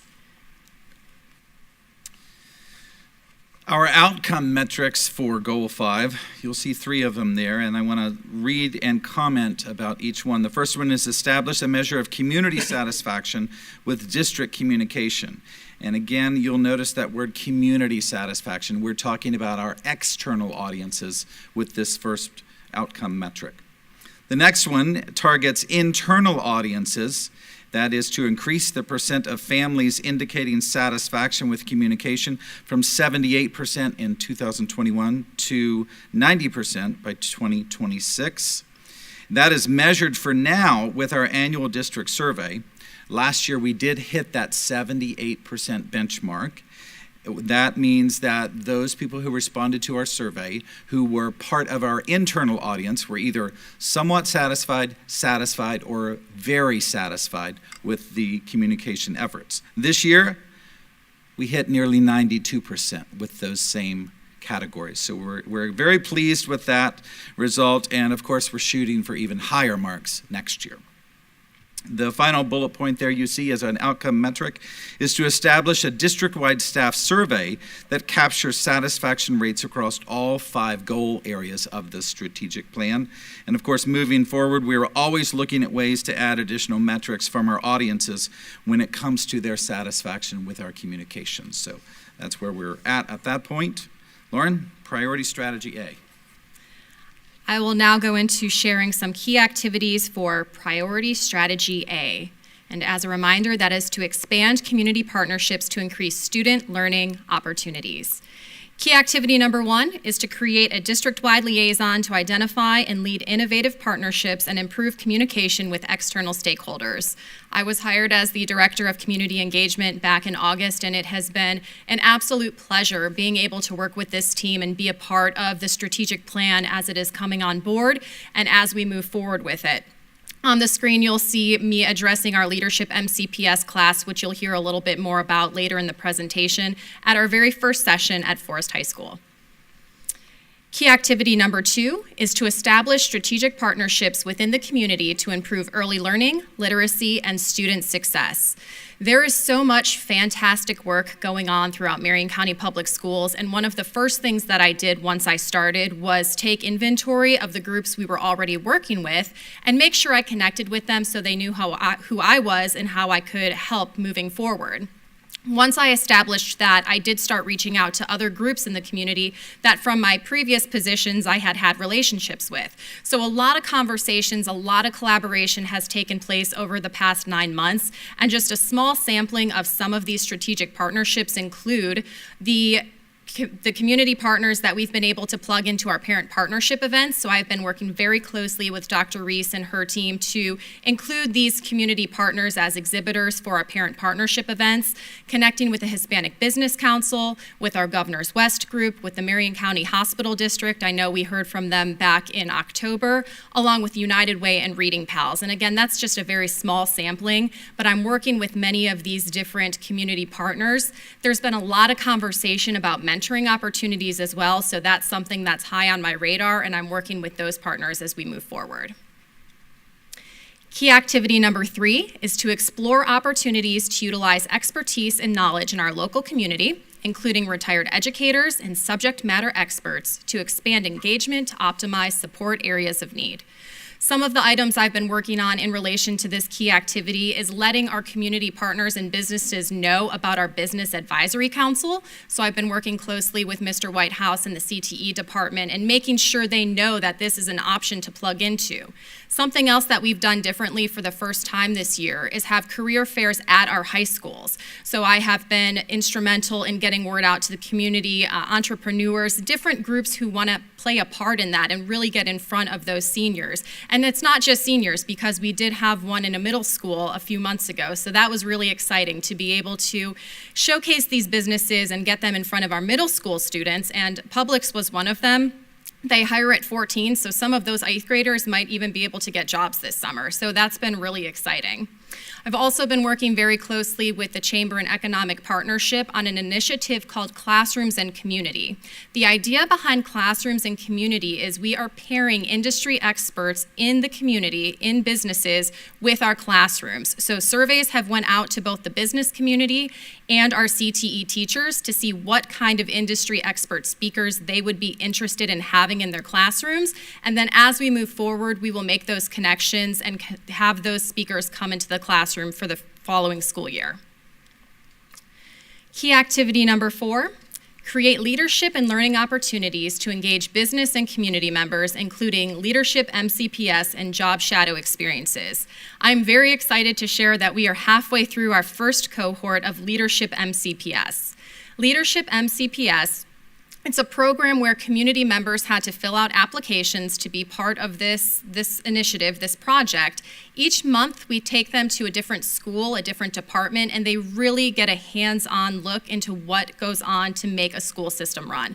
I have heard nothing but positive comments, and I know there's things we can do differently as we start to plan out our second class, but I already have a waiting list for people who want to have the application sent to them for next year's class. So it has been very well received. It's a great opportunity to give our community, to give our business community a look inside what goes on to make the school system run. And it goes far beyond just the academics and curriculum, which is so, so important. But just for an example, last week we were out at transportation. So they are hearing from all of the different departments and getting a hands-on feel to what it takes to make this school system run. And then Mr. Christian is going to talk about Priority Strategy B. Lauren, I think we have emptied the house with our presentations. Strategy 5B, here we go. Our key activity, I want to read this again. Strengthen two-way district communication and engagement with families and the community. Our first key activity you see there is to build a comprehensive communication plan promoting the district brand and individual school identities to families and community. And I can share with you that we have created and shared our updated district brand standards at the start of this school year. You see that new icon, our new logo. It's on our PowerPoint presentations. It's on our letterhead. It's on a banner hanging over Southeast 25th Avenue right now if you travel that road. So we are regularly building our reach by adding more followers on our Twitter account as well. You see a snapshot of that there in the middle of the screen. As of late yesterday, we had 3,949. And of course, we have established a Facebook account back in the fall for the district, and we utilize our YouTube channel as well for posting videos, school board work sessions like this one, and meetings, and other special meetings and productions, snippet stories, and other videos produced by the district. So that's one way that we're reaching out. We continue building audiences and followers each month on these platforms and work with schools to further establish their branding as well. And this summer, we are training school administrators how to more effectively use social media to enhance their communication efforts and their branding identities. Key activity number 2 for Strategy 5B is to update the district website to improve communication and transparency. Last August, we launched a completely redesigned website for the district and all schools. We continue adding elements to enhance the transparency efforts already provided on that website. A couple of examples are bringing fast facts back to life and posting them on that website, along with board docs links and access to all school board agendas, minutes, and documents. And then, of course, we're able to put that red banner at the top that many of you have seen that we used throughout the pandemic to make sure that folks saw the most important information right up front as soon as our page loaded on their devices. Key activity 3 for Strategy 5B is to provide stellar customer service, professional learning opportunities for all employees to more effectively engage with families and the community. I've been working closely with our Human Resources Department. They have already started these trainings with our custodial and transportation folks, and it's been very well received. So I will be working with them moving forward on additional training opportunities. But then additionally, Ms. Magamal and myself have the opportunity to present to leadership at the upcoming Leadership Summit on how to best communicate with the business community and families in general. We'll share this one. Key activity 4 is to explore the use of mutual civility protocols to ensure respectful partnerships between the schools and the community. And we are exploring those protocols from other districts. Actually, we saw several earlier this week, to design something that represents the partnerships that already exist and are established between our schools here and our community that fosters even more similar relationships in the future. This is a great way for us to strengthen that two-way communication and make our participants feel more welcomed to participate in school, district, and community partnerships. All right, we're going to move on. I'm going to click forward for me. There you go. All right, moving on to Strategy 5C, which is strengthen internal communication. I'll say that again, strengthen internal communication and recognition of employee contributions. Improving access by utilizing our Skylar communication system in more pinpointed ways and strategically aligning telephone calls with schools to reduce the redundancy of those calls. That's a big fancy way to say we're working better so that, Mrs. Campbell, if you have 3 children in 3 different schools, you don't get the same message from 3 different schools in 3 different calls on the same evening. And we have had that happen in the past. So we're working with schools to better align their messages with each other so they don't have those repetitive calls. Internal information sharing has also increased this year with our Wednesday wrap-up video series. You see a frame of that there in the middle with Dr. Gullett. These are short-form videos produced and released each Wednesday and shared with a direct link that is emailed to every employee. And each video is also posted on our YouTube channel and shared via our social media channels as well. To the far right there, you'll see an icon for something called Thought Exchange. If you know what that is, raise your hand. Okay, great. Thought Exchange is a new tool in our toolkit that offers mass opportunity for our community or a targeted audience to share input and rank the input of others, anonymously, of course, when it comes to generating new ideas to address our challenges. And we've used it this year to gather new ideas for bus driver incentives and job attendance, and we will also use it in the very near future to gather potential names for our new Early Learning Academy, and I think that's coming up in just a matter of a couple of weeks. These are just a few examples of our continuing efforts to improve employee access to information. We'll move on to key activity 2, which is to provide stellar customer service, professional learning opportunities for all employees to improve communication within and among employees in the district. Again, this is internal employee-to-employee communication. So I just want to make sure that's the understanding up top. You heard us mention stellar customer service earlier in our presentation for the external audiences. And this strategy and activity targets our internal audiences, particularly, as I said, employee-to-employee interaction. Now, if more of our team members understand our communication efforts and our messages, they then serve as additional communicators to positively impact the reach of our messages. So we want to empower our employees not only with the information itself, but to better understand that information and serve as somewhat, if you will, ambassadors on behalf of the district within their own school communities. And we're working with our professional leadership and learning department to design what this stellar customer service training looks like, as Lauren said, in the near future. And finally, key activity 3 for strategy 5C. Explore ways to recognize employees for their impact to students and their success, including milestone employees. We know how important appreciation goes for our employees, and we know how hard our employees work. One of the things that we did in the fall was put together an employee recognition program where we broke down every single department and assigned them a month where they would be recognized. So thank you, board, for recognizing them each month. And then we also provided a toolkit to each of those department leaders to provide best practice ideas. So I would like to thank the public relations team and the public education foundation team because they were really instrumental in pulling these different pieces together. On top of the employee recognition program, you'll see a picture of Dr. Gullett in the middle. We have been featuring her recognition and certificates of gratitude in the Wednesday wrap-ups and on social media. So we are trying to bring visibility to the great work that's being done and make sure we're recognizing those employees. Additionally, I've been having conversations with Marion County Board of County Commissioners, their human resources and public relations departments, because they did some really interesting things in terms of employee recognition this year. So as we move into the next school year, that may look a little bit different, but we're building a really strong foundation for that. And that concludes our presentation on Goal 5, and we would like to open it up for any questions. I want to applaud, so I will. As my 12th grade English teacher used to say, are there any questions, comments, or complaints? There's not any complaints. No complaints. You guys did a great job.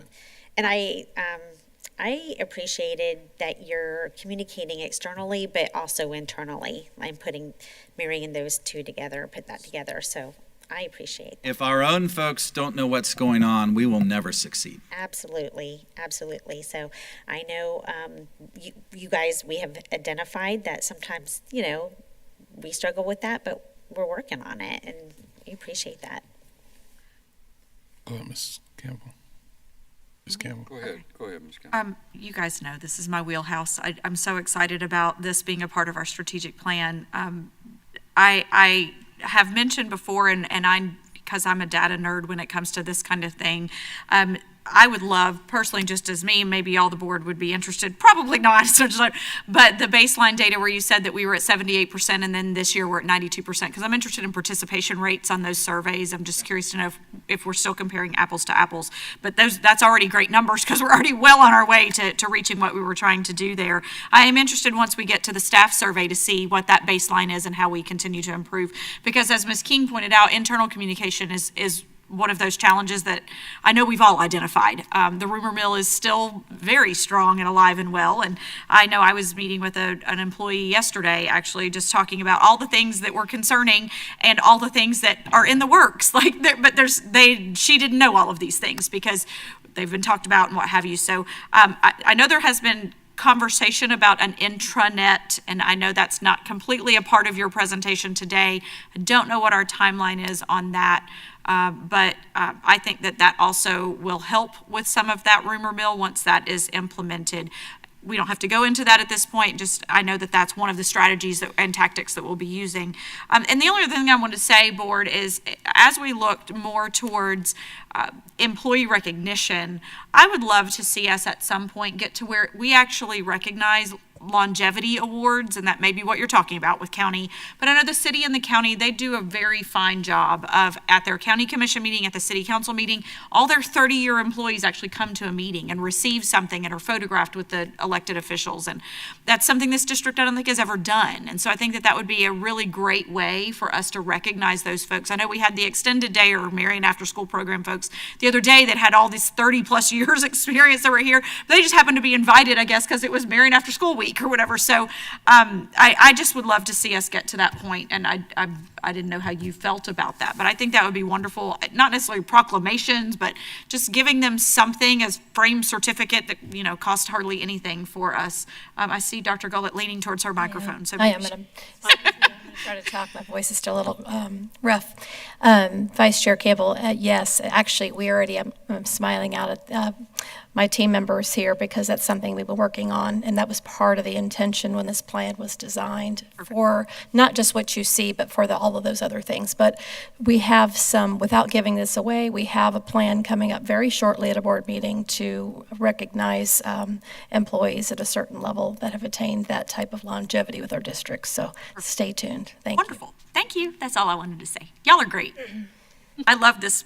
I love strategic goal number 5. It's my favorite. Mrs. Campbell, I will add, and you will appreciate this, I believe that the annual survey that we do, I know that it is statistically accurate and within the acceptable margin of error. Thank you. And you'll know what I mean when I say Yes, I do.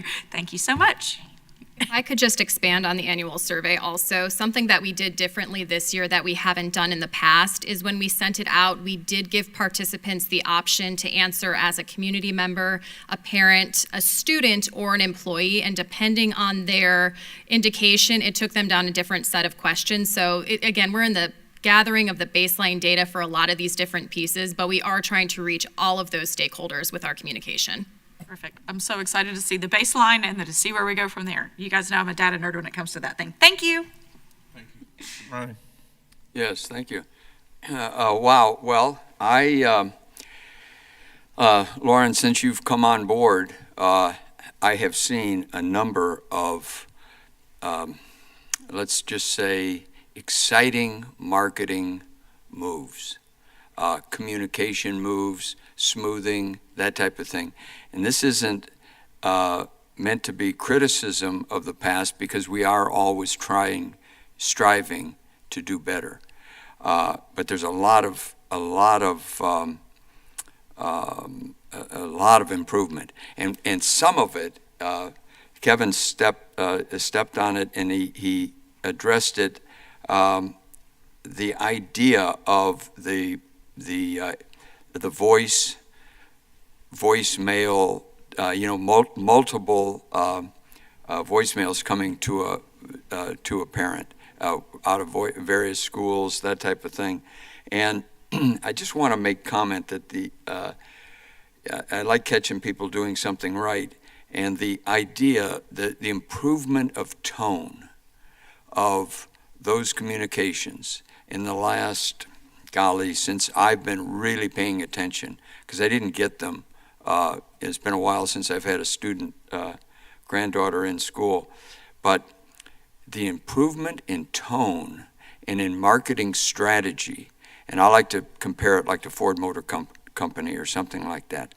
The improvement in tone has been dramatic, and it's one of talking down to an audience as compared to elevating the audience and marketing like, in fact, you wanted to do business, down the road. You weren't in charge of them. And it's so exciting to see the improvement. Just little nuances. I see you guys tackling them, how you're putting things forward in terms of pictures. And I wanted to ask about the new logo. Point that out again, if you would. You indicated there was a new logo. Yes, sir. We adopted that logo last August, which I believe was just before your appointment on the board. And we use it, if you'll look on your computer screen there, it's at the bottom right-hand corner. Oh, the face that's looking down? No, the MCPS. Oh, yeah. The letters. Yes. Oh, got it. The letters, yes. Because the icon to the left of it. Yeah, because I've been seeing this other one. Well, put this on your radar, if you would. That sort of a smiling face thing that's looking down. Part of the logo. Well, you see the dot with the curved face. It's a mortarboard. It's a mortarboard. No, I get that. Okay. I get that. I'm trying to make a comment here. Okay. It is, I think, from a marketing, my degree's in marketing, I think we all like to consider ourselves an expert. I'm trying to give you some feedback to the board. I believe that being a mortarboard is probably, if you asked, you did a survey within a margin of error, you would find that they would think it was a face. I believe. I would like to see some effort, maybe a big contest or a big something, so that we continue to address. I believe, board, and I'll express this to the board, just that we've got. I don't know when that came into play. Does anybody know when that came into play? He just told you. This is what it used to look like. Like in August. We've always had a mortarboard since, how long was the old logo had the mortarboard? At least 21 years. Yeah, see, so I think it might be time, maybe to refresh things a little bit. That's an idea. But it is refreshed, like in August, they refreshed it. This is the updated. Yeah, okay. Well, you're talking about the little square. That's the old logo, that we went from that to this. And when did we do it? In August of 2021. Of August. Wow. And the smiling face. Wow. Because I wasn't familiar with it. I'm bringing up an idea. Maybe we do that annually, or maybe not work off the old one. I'm just saying that do a little independent study on some folks and just see what you think. Also, these little tiny things like a Wednesday wrap-up. I'm thinking, I love the way you've got the pictures in there now. It just looks, it's positive, it's enduring, it's inviting. I would like to have you consider the idea of maybe a Monday kickoff, or a Friday wrap-up, or a Wednesday something. But I've had people ask me, why do we wrap up in the middle of the week? It's like it just doesn't. Things just don't wrap up in the middle of the week, and I'm just tossing that out to you. Are you talking a title change? Yes, An additional exactly, a title change, so that when you think, Friday wrap up, Monday kickoff, Wednesday. What would Wednesday? Just off the top of your head, does anybody have a thought like Weekly. Wednesday update? Something like we've got the momentum of the week. We aren't wrapping up. on Wednesday. Just thought, marketing thought. We used to do these brain sessions on marketing in some like 3M company, and that's just the way you move it forward, move the ball forward. Let's see. Communications. Okay, I'm loving this. This is really my wheelhouse. When you get to student involvement, we are missing, and I've had private conversation, but we are missing a real big opportunity. And I'll just use like Bellevue High as an example. The media opportunity in those classes to run a competition and to pull our student resources and our student opportunity for education into like this production right here. It's an absolute opportunity that's going to waste, and it would cost us a fortune to recreate it, to have executive session, that type of thing, that the students then could move forward, and the professors as well, our teachers. What an opportunity. When you go off to Harvard, you have taken an important state and an important county district, and you have actually done this work. And I've looked at some other counties, districts, and there's huge room for improvement. When I'm grading, not to focus on one versus the other, but just grade them. And when you look at them, and then just don't say who's doing it and what's going on, but just look at it, especially with everybody is so tuned to YouTube and these different C-SPAN type thing, Congress, and just all the different ways it happens. So if we can, like I've asked folks to evaluate, pick their top 10 school districts, their top 10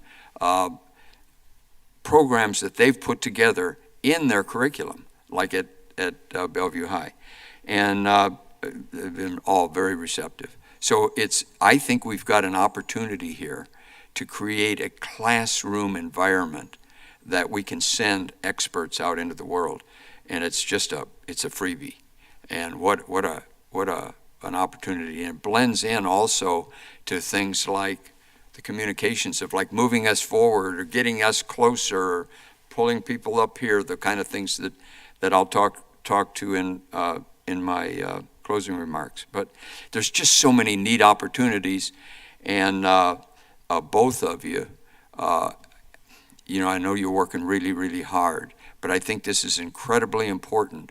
And if you can go from the client's point of view on everything, rather than promotion, you go like, we know Ford thinks a lot of their cars and their company and their employees and their everything.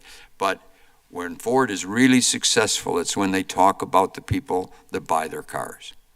That's when they're really successful and why they buy their cars. So that kind of promotion is just a complete home run. I know it's in your wheelhouse, so I know you guys understand what I'm saying. Thank you, Chair. Thank you. Ms. Thor. Thank you, Chair.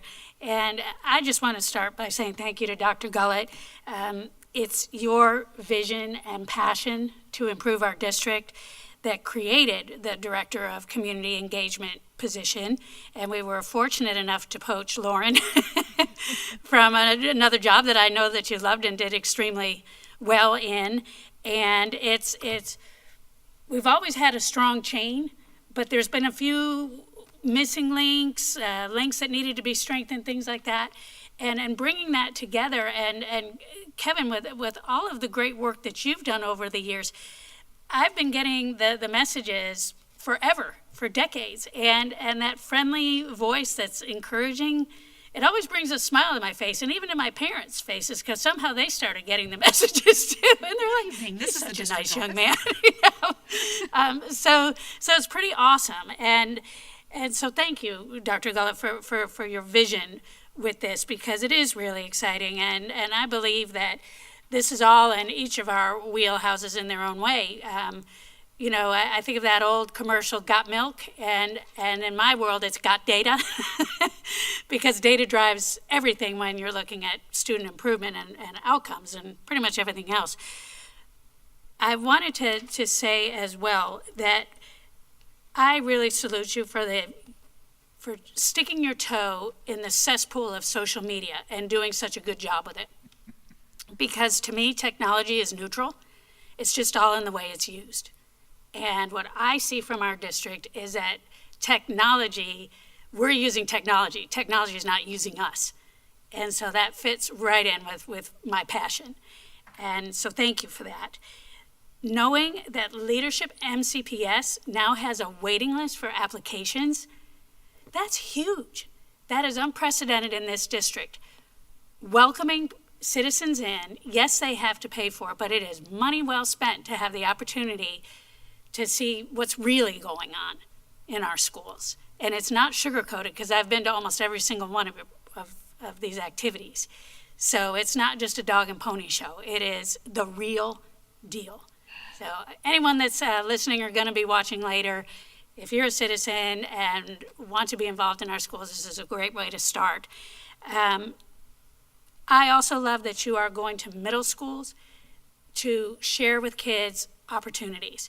Middle school is such a tough age for so many reasons, but especially because, you know, in their minds, they're on the cusp of being grown. And they are in a lot of ways. You know, they want more responsibility. They want to do things. They want to be taken seriously. And yet they're not quite old enough yet to get their permit. They're not quite old enough yet to do a lot of things. So for them to know that Publix hires at 14, you know, that is an opportunity. And a lot of our kids really, really need that always, but especially right now because things have gotten so weirdly fractured over the last couple of years. So to help kids begin to see a window of opportunity of what place they can take in society and how much impact and influence they can have is so powerful and so needed at a younger age. So thank you for that. Communication, and this is community communication, and it dovetails with attendance. I'm very hopeful that we can get back to, hopefully now that we'll be more at full staff, to get back to parents being notified or guardians or, you know, whoever's responsible for that student right away in real time. Your student didn't get on the bus, starting there. Or at least your student did not check into first period. Your student did not show up to, you know, their homeroom class, whatever it is. Because if we are going to look at keeping technology neutral, which includes cell phone use, parents are very, very concerned about this issue. They are all for cell phones being limited in terms of them being able to use for bullying and filming fights and all that stuff, but they're very concerned about their knowing where their kids are. And I've learned, because I've gotten a lot of feedback on this initiative, that we have many parents whose kids are doing it right, and they've been instructed by powerful parents that this is, your cell phone needs to be off.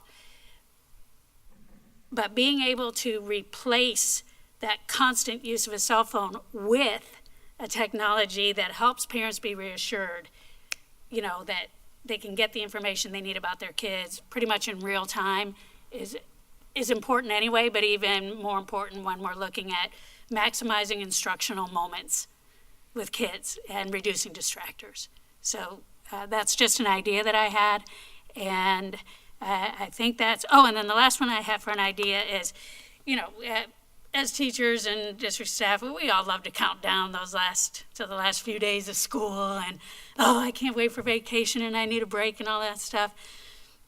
I hope that we can transmit that same passion and enthusiasm once everyone's had a little chance to recover from this school year into a count up to the start of the school year, celebrating the return, not the departure so much.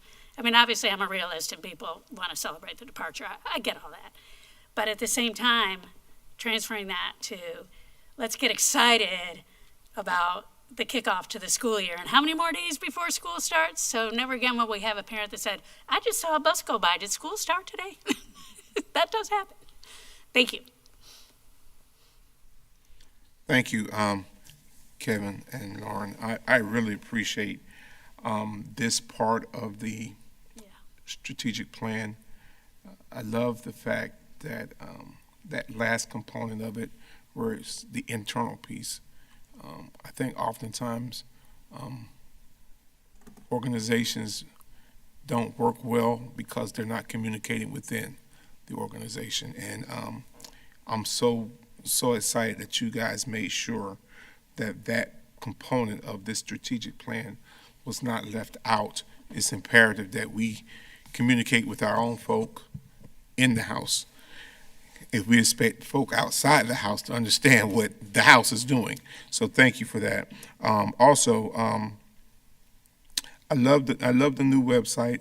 It's very easy to navigate, and it's easy for us, for me, to point people there for resources. So that's extremely important because it gives the community accessibility to some areas that they needed. So oftentimes, people tend to think that we know everything about the district, and a lot of the things we have to get on the website ourselves. I can't speak for everybody else, but for me, I have to get on the website myself and figure it out and direct people to certain areas. But thank you for that. And then the final piece of this is, and Ms. Thorpe touched on it when she talked about delving into social media. Oftentimes, social media can be extremely, extremely negative and does more damage than good. I'm delightfully and deliciously proud of what you guys are doing with our social media piece, because you're telling our story through social media. You're not letting anyone else narrate our narrative. You're being the narrator of our narrative, and that's extremely important, because oftentimes when we see stuff on social media about our district, it is negative. It is coming from a person who may have had a bad experience at a school or had a run-in with someone and did not get the right result, and it goes out negatively. But this tells our story. This tells the other side that the other people don't, the community doesn't see. So I just want to tell you guys thank you. Thank you to your teams for this, because I know it's not just you two. It can't be you two, just you two. It's a group effort. So thank you for leading the group. I appreciate it. And thank you, Dr. Gullett, for making sure that was a component of our strategic plan. Thank you so much. Any public comment? From all the public that left. From all of y'all that's out there. Really? We had a full house this morning, but Yeah, but they left heard us. what they needed to hear. Right. So thank you. Thank you, guys. Board comments and concerns. That's where we are. Mrs. Presbitino? I have none. Thank you. Powers? Yes, sir. Superintendent? Just briefly, Chair, thank you, members of the board. I want to just add on to the last presentation, and today as a whole, I'm incredibly proud to work with a tremendous team. It's a collaborative effort, and I want to recognize them again for all the work that our team does, and thank you for recognizing that work. But we have a lot of work ahead of us. We have a lot of challenges. This communication conversation is something I'm very transparent about. I talk to the team about it all the time. And that's why when this goal was written, it was really important that we separated out internal and external, because internally, we still have a long way to go. We still have some ideas, we're getting feedback, but it's something that we strive for to make sure that everyone in Marion County Public Schools is included and feels part of the team and knows where we are and where we're going. And so we are onward and upward on that, but want to recognize that and thank everybody for their efforts and all of our employees for engaging with us in this journey that we're on. So I thank you all for your feedback today, as always, and for your partnership with us. Thank you. All right, guys, it is what, 1:23? Let's see if we can wrap this up in about 30 minutes. We got board concerns, board comments. So I'm gonna start Ms. King and work our way back to me. Yes, I would like to thank Dr. Gullett and her staff for having a wonderful presentation today and recognizing our strengths. But then again, as you identified, we're transparent, and if there are some weaknesses, we know it, we're identifying it, and we're working on it. And I appreciate that from a board member standpoint. We have 1 week left of school and our students, so everyone just stay safe, stay focused if you can, and that's all I have this afternoon. Thank you. Board Member King. Board Member Thor. Thank you. Let's see. I took a lot of notes today. I did too. Which I know is a good thing. And just to bring it all together, I'm really grateful for the participation that we had today from our elected officials, from our municipalities, from other citizens in our community. It's wonderful to begin to feel like it's all coming together. And it's also important that the community understands what our constraints really are. You know, in my mind, that's just putting the cards on the table, and it's the reality. And the reality is the county has even more unfunded priorities for roads and other critical infrastructure needs, even than we do. And there's always going to be more need than there are dollars, probably. So it's really incumbent upon us as a board to sharpen a mean pencil and ensure that we are prioritizing and allocating our resources in a way that is going to maximize our success, which we're so focused on, and the strategic plan is actually a roadmap that is active, and it makes sense. So even though it's a lot of writing, so to speak, it's really fun to look at and interact with, because it's us, and it's where we're trying to go. And I believe that really is starting to resonate in the community.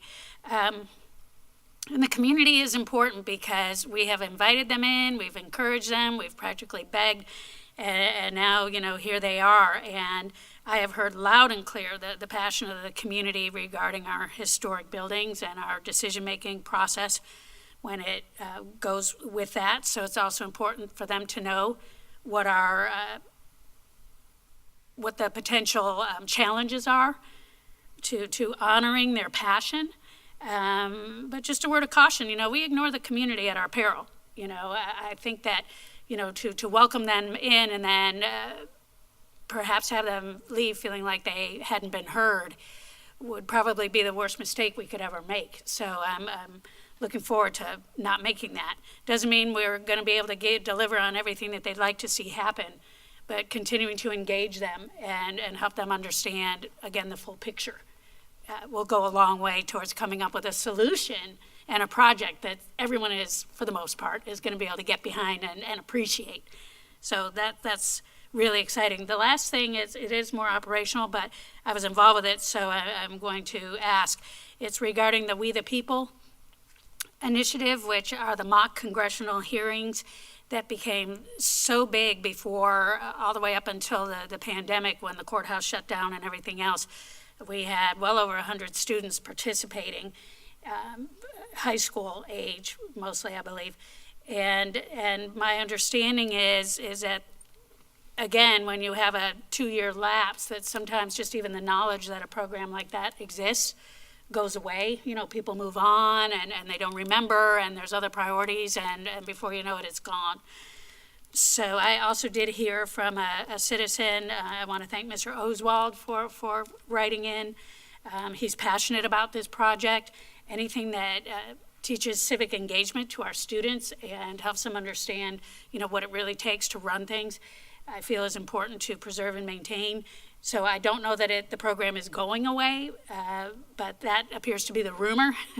So I think that it would be very helpful to me and also to others to know what's going to happen with that program and where we're going with it, and if not that, then what to replace it. So I believe that's all I have. I'll encourage everyone that's counting down the days to make them each one count, and have look forward to graduation and just all the fun things that this time of year brings to us. So that's all I have. Thank you. Mr. Bryan. Thank you, Chair. Yes, okay, so the idea of the iPhone, and we've talked about it, and it's exciting, and it keeps coming up, and it truly, the iPhone, it's like I have a telephone capability in my camera. There was a whole bunch of, my surveying tools have a telephone capability. My level has a telephone in it. In other words, there's so many functions that now have a telephone associated with them. Or you can go the other way and you can say there's a lot of functions that are included in that telephone. But the truth of the matter is that it is not just a telephone. It is a communication device in many regards, but it's not just a communications device. And my reason for bringing it up is because we're an educational organization, and I think we're missing the boat here of thinking negatively about a handheld computer, because it'll be very soon that those will not be handheld. They'll be worn, they'll be implanted. There's a lot of different things that are going to be coming down the line with artificial intelligence. And so teaching a student, when a student graduates and goes out and represents themselves in the world, it's my hope that in terms of utilizing a handheld computer that has probably 100 times the computational power of the IBM 360 that was in my university. We were back in cards at the time, trying to function. Or we go back before that, the Navy in teletype, 5-hole punch. So there's just, we're in a baby stage, and we've got to teach our students how to handle a handheld computer, how to access Congress, how to access the internet, how to access astrophysics, microphysics, so many things that just really matter, and they will matter when they go to work as they leave here. It will really matter just how competent you are.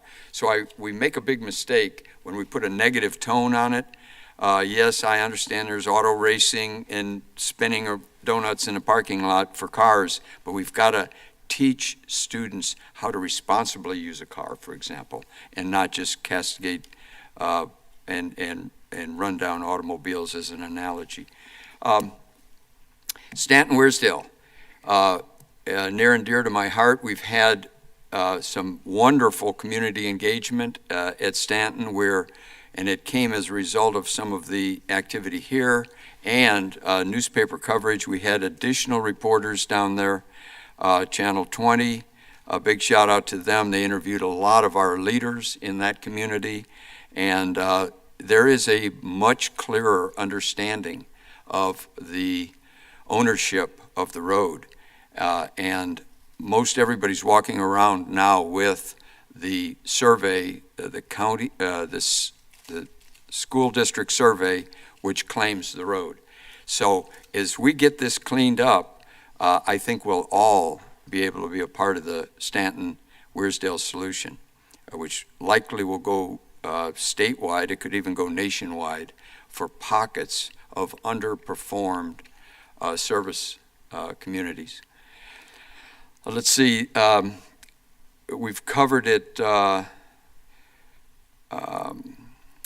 somewhat, but moving, this includes like 3 items that I have here, and we've talked about moving this. We talked about it today, moving this closer, moving us closer to the people off this stage down, because there's no real reason to use the stage if we wanted to really get close to the students, to the speakers and to the audience. And I think that would go a long way toward, if we could move the stage, move on the stage. In other words, go forward. We could move to the edge. We could move the podium closer. We could move, because these people are, I'm asking, and their feedback to me is they can't really see us either. We have trouble seeing them, they have trouble seeing us, and there's no real reason for it.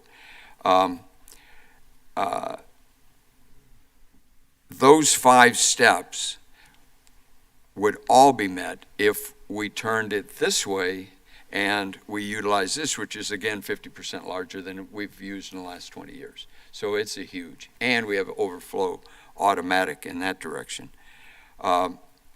So I bring that up because it's the video side of this, which I think is, you know, if you look at 1,000 views, that's 1,000 times more than are here. So that's a big deal. And the quality of the viewing, and I've talked about it a little bit in terms of the educational opportunity, we can't let that slip. That's going to be a home run. It'll help us, it'll help the district, it'll help the students, and it'll help this communication between employees and the school district and the community. So I think that's a win-win-win situation. And finally, I have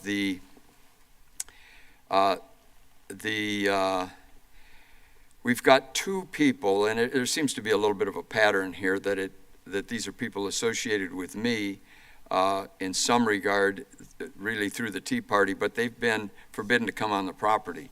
And I would like to see a printout of just a report of what criteria we use, Superintendent, when we tell these people they are forbidden. We've got an election time coming up. We've got a lot of issues. We've got my textbook chairman, and he also does clerical work, really for the good of the cause. A 10-year Chief of Naval Operations, top aide, being told that he can't come on school property, absolutely improper, inappropriate. I would like to see a letter of apology go out to Mr. Schmidt. I've read in the newspaper where it doesn't matter that much because we kind of, you know, the time has gone by and they just sort of automatically get excluded from. He was one of our top presenters here, by the way, over as long as I've been on the board. And so I would like to see I'd like to see how we decide that for people in general, and I would like to see a letter of apology now that the legal forces, the judges have handled that evening. I would like to see that get straightened out immediately, along with some letter of apology, because I don't believe there was ever any due process at all. That'll conclude my remarks, Chairman. Thank you. Ms. Vice Chair Campbell. Trying to decide if I'm going to address Mr. Browning's most recent comments just now, because while we've been sitting in this session, I also have received an email from Mr. Schmidt asking for this, and I would not call him by name if Mr. Browning had not just done that, also requesting an apology. My response back, and I'll share this publicly because it would be a matter of public record, my response back was that I have not seen or heard any kind of appeal being made by Mr. Schmidt to this board about what has been done. I also know that every board member on this dais is available by phone and email at any time, and this is the first email that I've received from him since we have not seen him since February. And honestly, I did not realize that it had only been 3 months. I thought it had been 4.5 plus, and it was the reporter who actually told me the exact date and time, because obviously we have been moving on and had multiple other things in this district that we've been talking about and discussing. So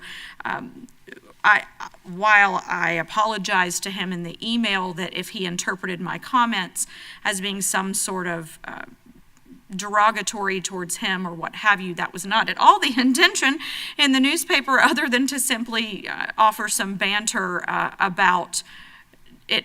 Really, the public comment is 5 minutes per meeting, and in the work session, it's 3 minutes. And so, based on the number of meetings we have coming up, it's not a lot of time in public comment. And again, all of the board members are available and willing to have as much comment with us individually as you would so choose. And anyone who speaks to this board understands that getting the most work done is on a one-on-one basis, so then we can all collaborate once we get here. But speaking to us as the public certainly is a First Amendment right, but just offering us public comment often doesn't meet the needs of what individuals are intending to do. Those are all the comments I'll make about that to address the issues that Mr. Browning was just discussing. And I wasn't intending also to talk about this, but I'll touch on the cell phone issue because Ms. Thrower and Mr. Browning both talked about it just a bit.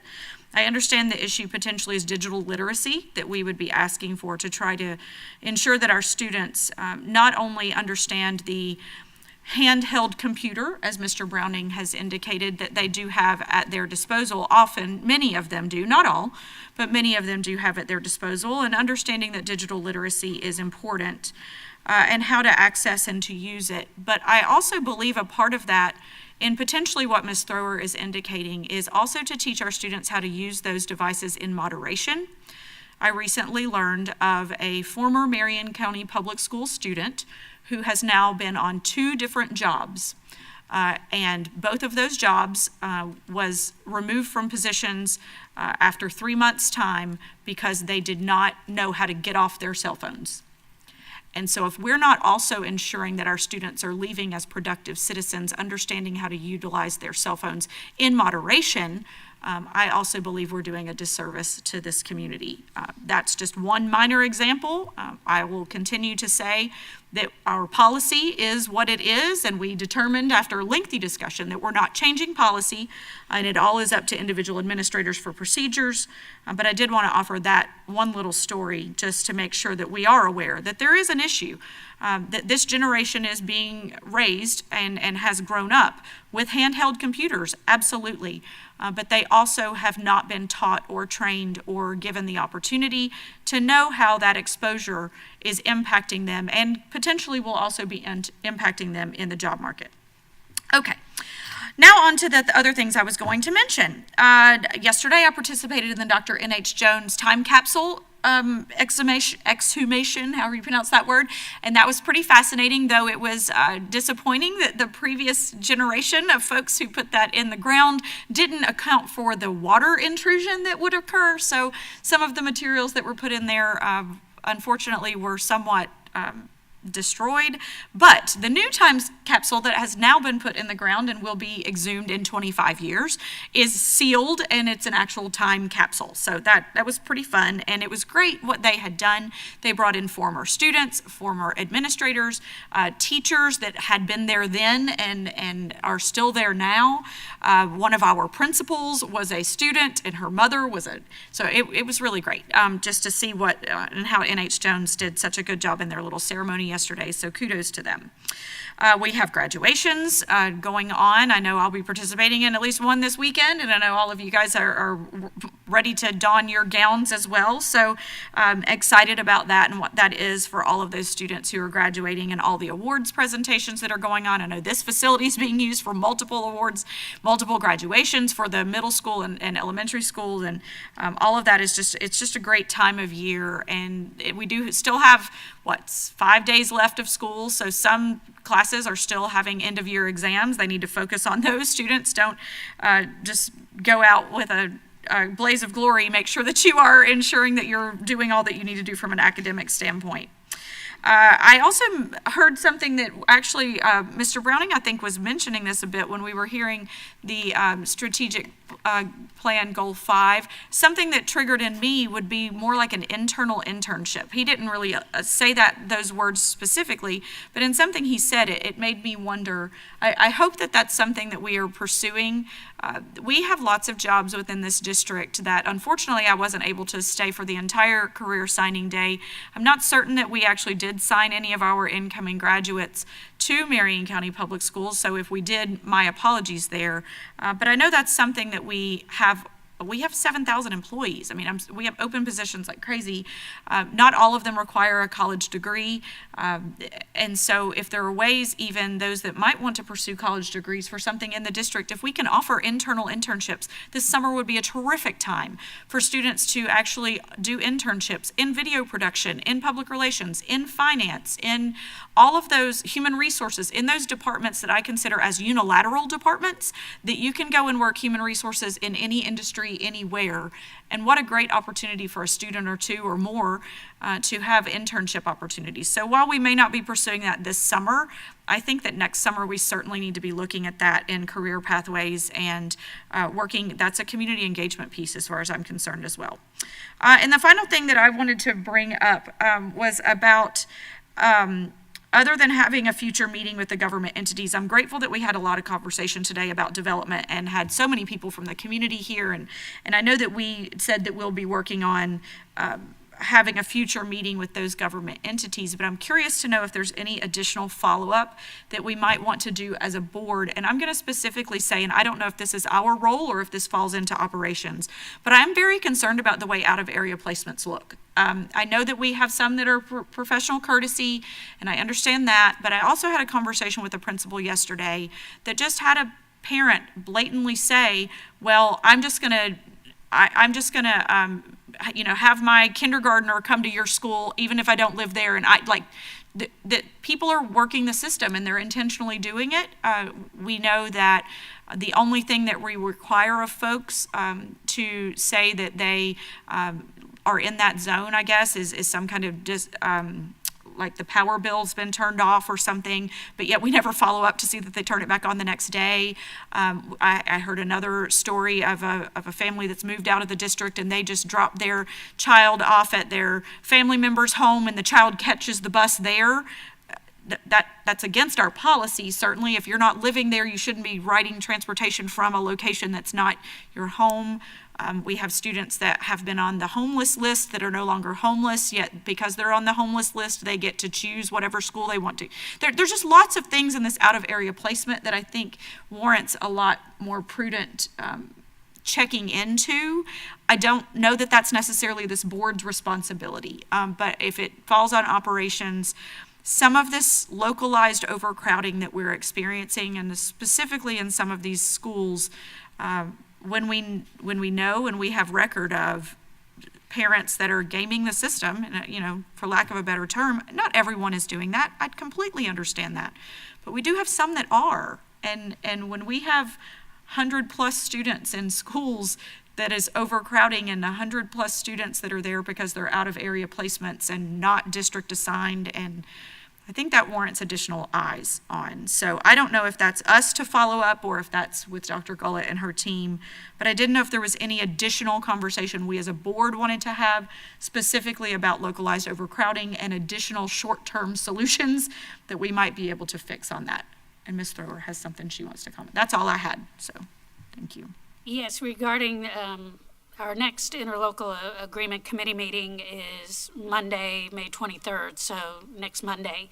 And where we really are with this is, the realization that right now, as written, or as written out, as of 2015, the school board has no seat at the table. There is no obligation at all, other than courtesy, from any of the other entities to inform us of anything about what they're doing and how it may impact us. And I would think that nobody thinks that that's really the best way to be doing business. However, it is going to require, I believe, a step by the school board, either in forms of a letter to request that the comprehensive plan, the county's comprehensive plan, be modified to include us, and in terms of reestablishing concurrency. It's my understanding now that that's what it's going to take. We basically have to make that request of the county commission, and hopefully they will engage with us on that because it's the right thing to be doing for the times that we're in. So that's where we are. So are you saying that we need to request it from the county commission and city council for that meeting? The county commission, according to my understanding, are the ones that need to be where the request So is that request something? needs to be made to them, and we are still updating an updated interlocal agreement in a draft form, which will be presented to all of us, So when is it's that ready. something that this board wants to do? I know I mentioned it earlier about us all meeting.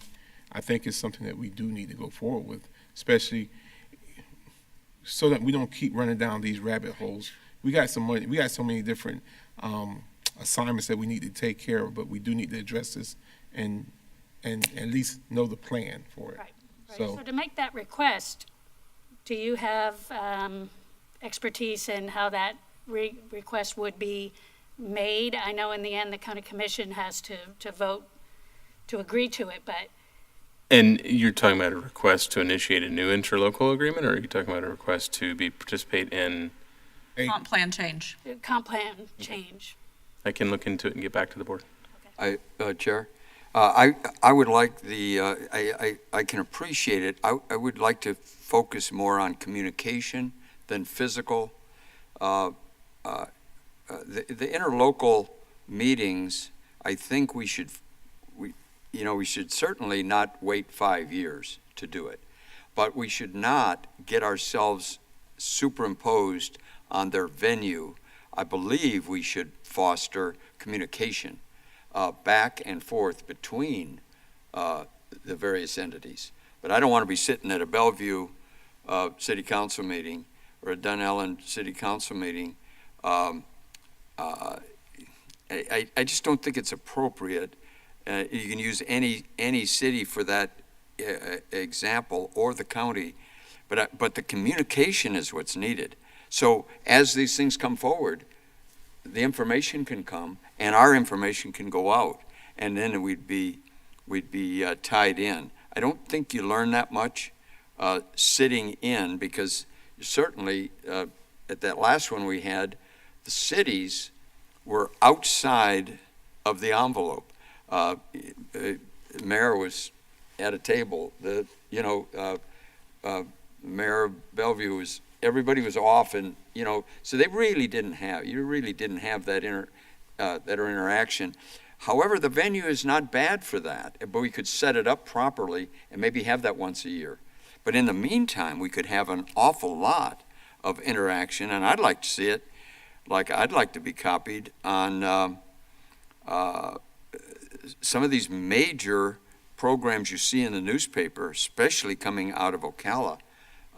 They're big, and they're large. And between Ocala and the Southwest, there's some big things happening. And I would like to see that communication be coming, and boom, it would be very helpful.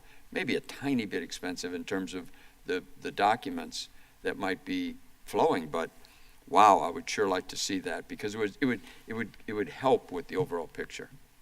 Thank you. I would love the conversations between the entities. But I'm a school board member. I'm not a county commission member.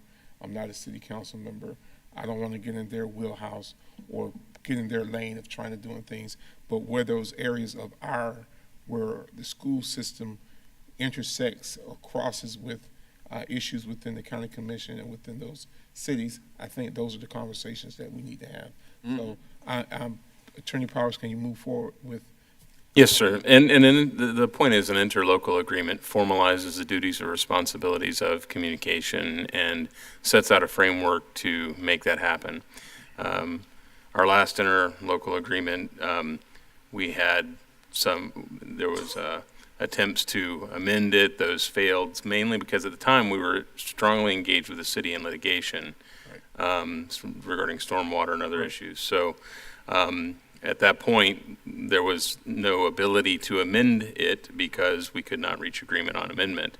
And so at that point, all parties sort of went their separate ways with the duties under the interlocal agreement, and has been amended since. So as to getting into for the future and formalizing those plans of communication, yeah, of course, so that we can be part of the overall comprehensive plan, and so that we can also communicate properly between them. I don't think it requires any board member to go sit down at a Bellevue City Council meeting or anything like that.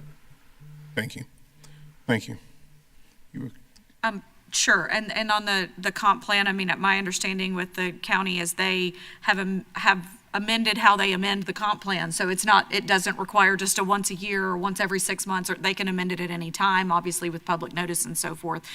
So if there is something that needs to be, perhaps you can talk to Mr. Mentor as well at the county and just ask them, how it used to be written long ago, where schools did have a part in the comp plan, what that historically looked like, we kind of know when it went away, but what the process would be for us to at least enter that dialogue to bring it back into the comp plan as well. Yes, and I can certainly coordinate with my counterparts and report back to the board. Perfect. Thank you. Thank you.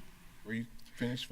The only other thing was just about the out-of-area placements. I don't know if that's this board that has anything to do with that or if that's all operational. Okay, that's it. So it is 1:54. You have 6 minutes.